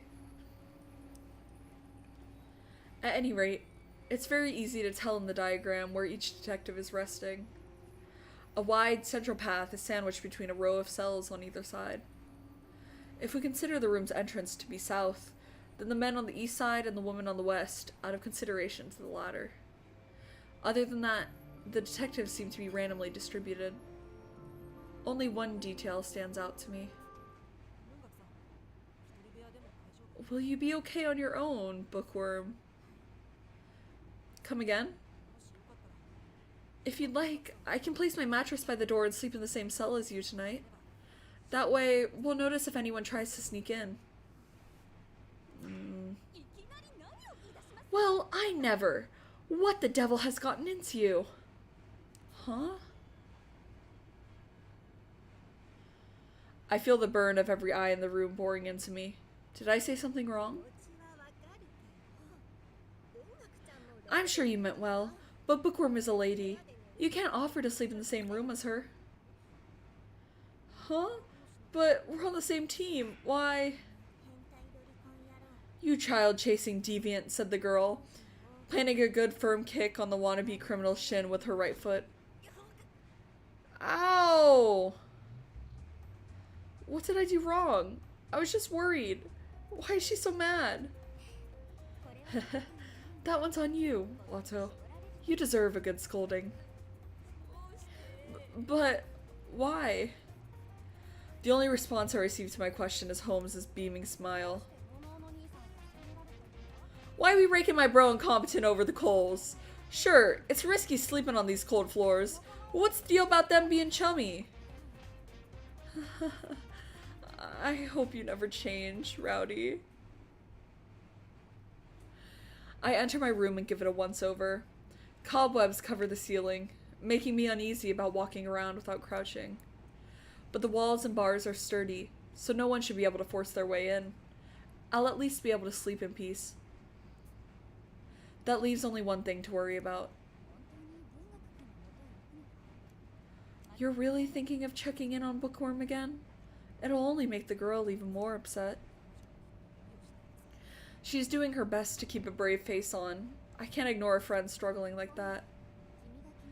I was planning to share the connection between the DA and this dungeon, since he seemed so interested. Is Bookworm a higher priority? You can tell me about it some other time. I owe Mystic for all that he's taught me. So while I don't have much to offer, I still want to do all I can for his adopted daughter. Doleful plus incompetent scribbles. Why do I even bother? When it comes to being altruistic, you're more stubborn than a mule. Very well. We'll table this discussion until tomorrow. Go on. Do as you see fit. Thanks. So sorry for being difficult. I unlock the cell from inside and head out. A faint, metallic noise echoes through the dungeon, giving me a start. Watto is so everything. Huh. The lights aren't turning on? But I thought they were motion activated. The ceiling of the dungeon has a motion sensor. Normally, coming into the hall should trigger the lights. When Doleful first entered, they flicked on soon as he stepped foot into the room. The motion sensor deactivates at night, and the lights are programmed to not turn on. Once active, the lights go off after a set amount of time. When the sensor shuts down, it acts as a lights out call for the dungeon. I don't like this. It feels like I'm sneaking around in the dark. You only just noticed? Anyone else would think you're a pervert, creeping towards a young woman's bedroom.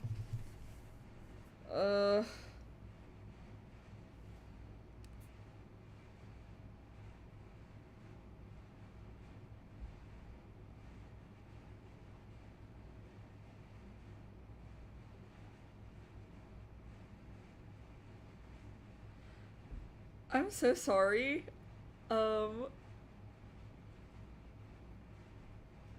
I just got like a really urgent text. One moment. I'm gonna go on BRB really fast. I will be right back. I will be right back. I totally promise. I'm so sorry for the interruption.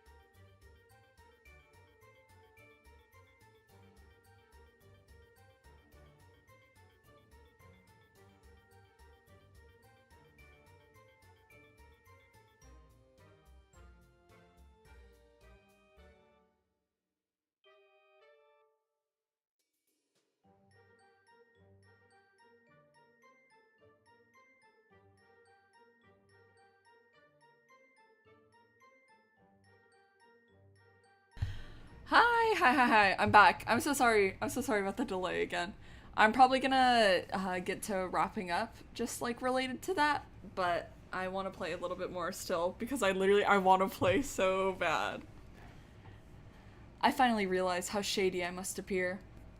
Still, I can't let this go. I'm just going to check and make sure that bookworm is sleeping alright. Having made up my mind, I start heading toward her cell. But then... And what business do you have on the ladies' side of the dungeon? Huh?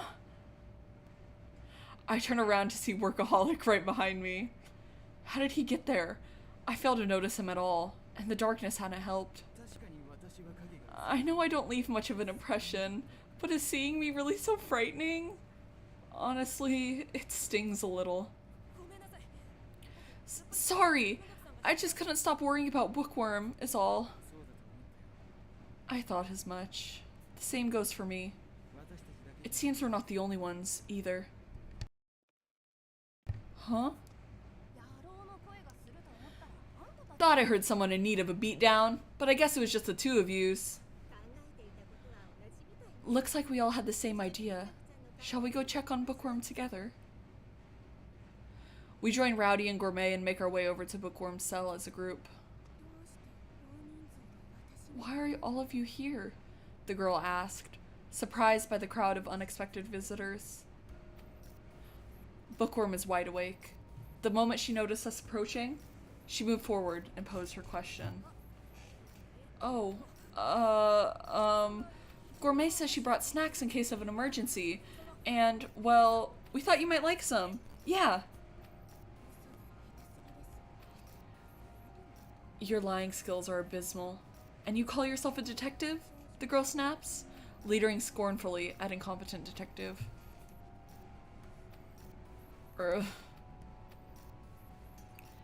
I'm disappointed in my weak excuse, but Bookworm merely sighs deeply before retrieving the key from her pocket. Causing a ruckus outside will disrupt everyone trying to sleep. Come inside for now, said the girl, reluctantly unlocking the door. Thanks! Speak too loudly and you're out of here, warned the girl. Got it. After she let us in, we all sit in a circle on the floor of Bookworm's cell. The cold, concrete floor makes me shiver. Sitting here is one thing, but sleeping like this would be another. The Mippy has finally accepted us. Now, I understand why the beds are suspended from the walls. Is there a snack in particular you'd prefer, Bookworm? I love road trips, so I have local favorites from all across the country. Are road trips and snacking truly that relevant to one another? Asked the girl, guilelessly voicing her doubt. Oh, now, what are you talking about? Road trips are all about eating and taking home souvenirs from pit stops, right? I don't think that's why most people take road trips. Can I have a jelly donut? They're one of my favorites. Eesh, Pops. Even your taste in donuts, even your taste in snacks is boring. I give up. Seems I'm doomed to be an average Joe no matter what I do. Relapsed. To further your typecast, I could lend you the holy blade Mystic Detective held so dear, said the girl, offering an excellent solution. I'm not too sure I follow. How exactly do holy blades and office workers go together? There are a plethora of stories about such people getting hit by cars and waking up as heroes, said the girl, explaining herself. But that's because they get reincarnated in a new world, right? I think that part has to happen before they get any sacred weaponry. Always with the snappy comebacks. Perhaps we should rename you Retort Detective, counters the girl with a volley of verbal ripostes. He asks for a red bean paste sandwich. Stop. Stop. That's so cute. Cute. Ah. Everyone bursts out laughing at Bookworm Detective's merciless barbs. It feels like Bookworm's been speaking more. Maybe she's starting to relax. I'll be happy if this visit helps her, even if only a bit.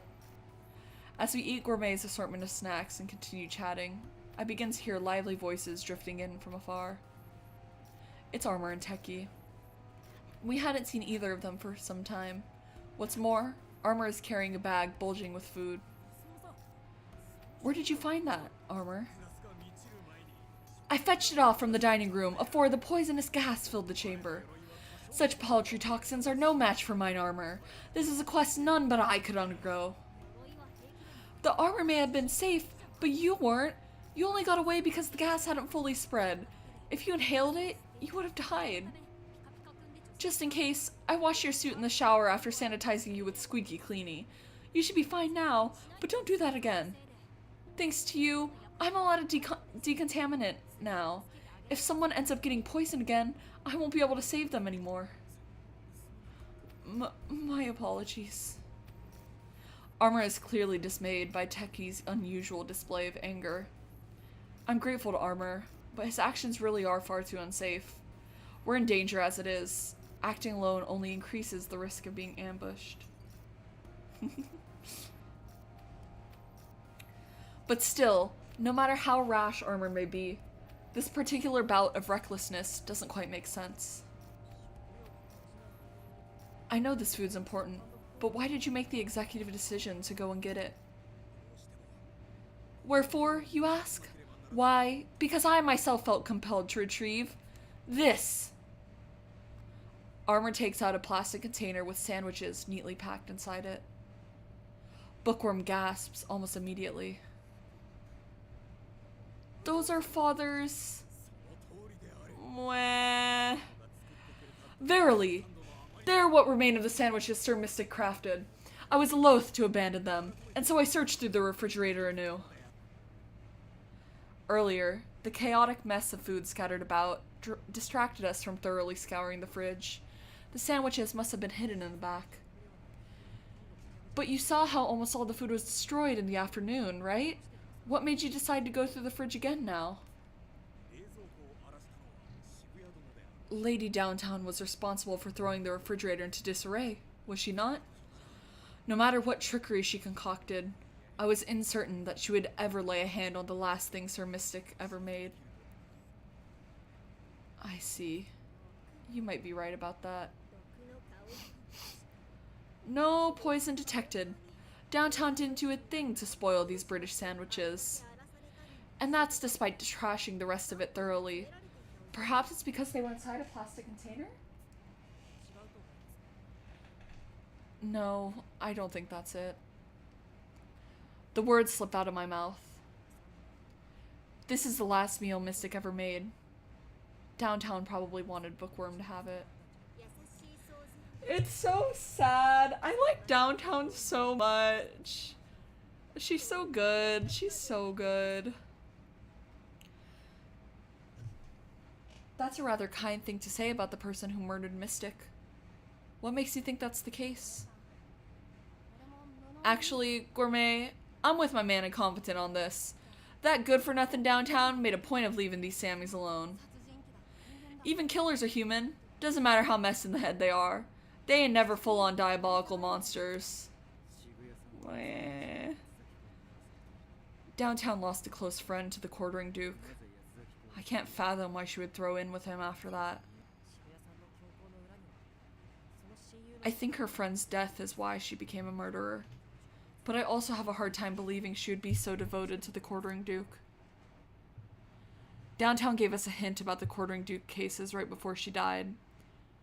Her face in those final moments looked so incredibly sad. There's no way to know what she was thinking then. Still, I want to believe that she was rooting for us to beat him in the end. Why did she help a serial killer she should have hated? That question is the first step to solving the mystery behind the Quartering Duke.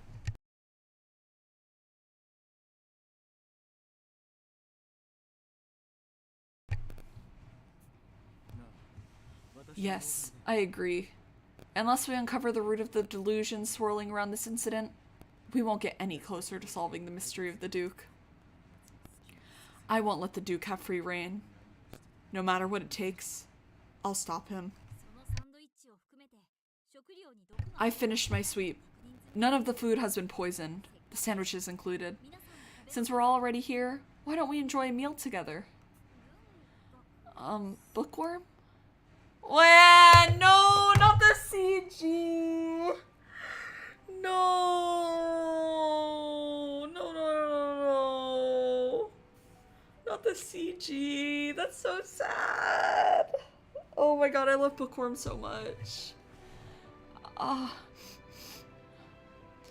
Tears well in Bookworm's eyes as she clutches a sandwich. Her lips tremble and her voice falters as she fights to keep herself from weeping. Bookworm, it's okay to cry if you want to, you know? The girl thought, I have no right to cry. I hate cucumbers. No matter how often Mystic Detective made them, I could never stand these sandwiches. I never even said, thank you. Bookworm strains to speak in her usual manner, struggling with all her might to narrate from an objective, third-person perspective. Maybe all of this is a coping mechanism for a girl who already lost her beloved family once. Seeing her desperation is heart-wrenching.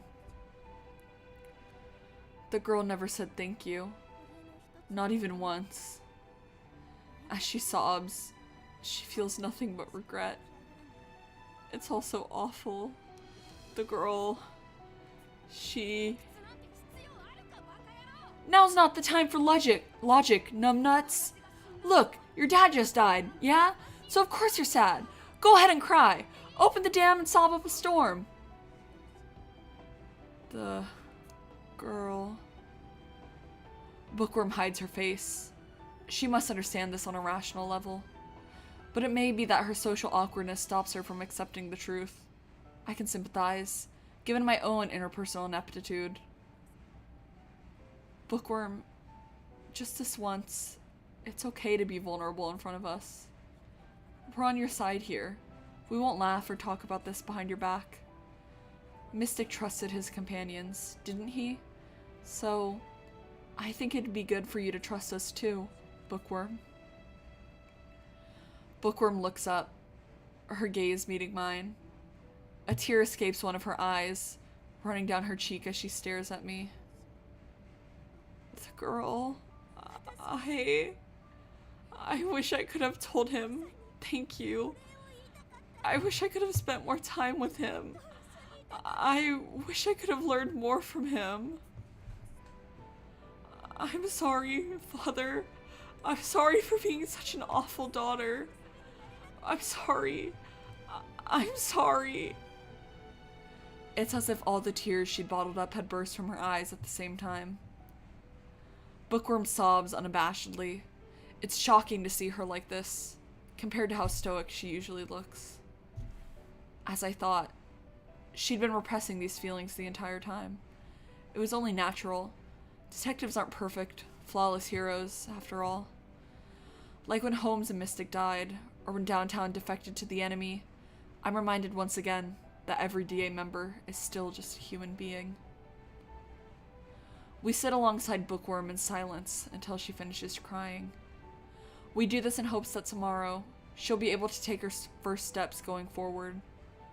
We do this in order to support her, forever and always. Wah. Wah.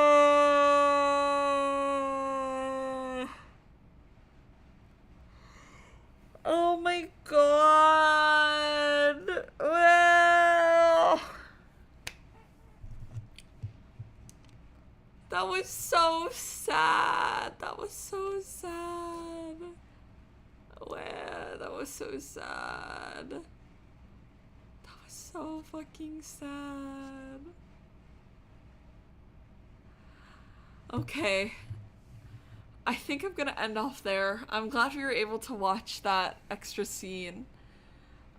Oh my god, that was so sad. This chapter was really good. This game is just really good so far. The character writing is really, really good. Oh my gosh.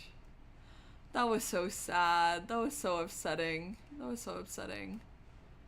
I'm scared. I'm scared Bookworm is gonna die. I don't want her to die. I'm scared. I'm so scared. I feel like everybody who could die is gonna like pop up on me in the middle of nowhere. Like the only person I feel like couldn't die is like Doleful. Because I was so sure that Downtown wouldn't die. I was so sure of it. I thought she was like too important to die, but wait.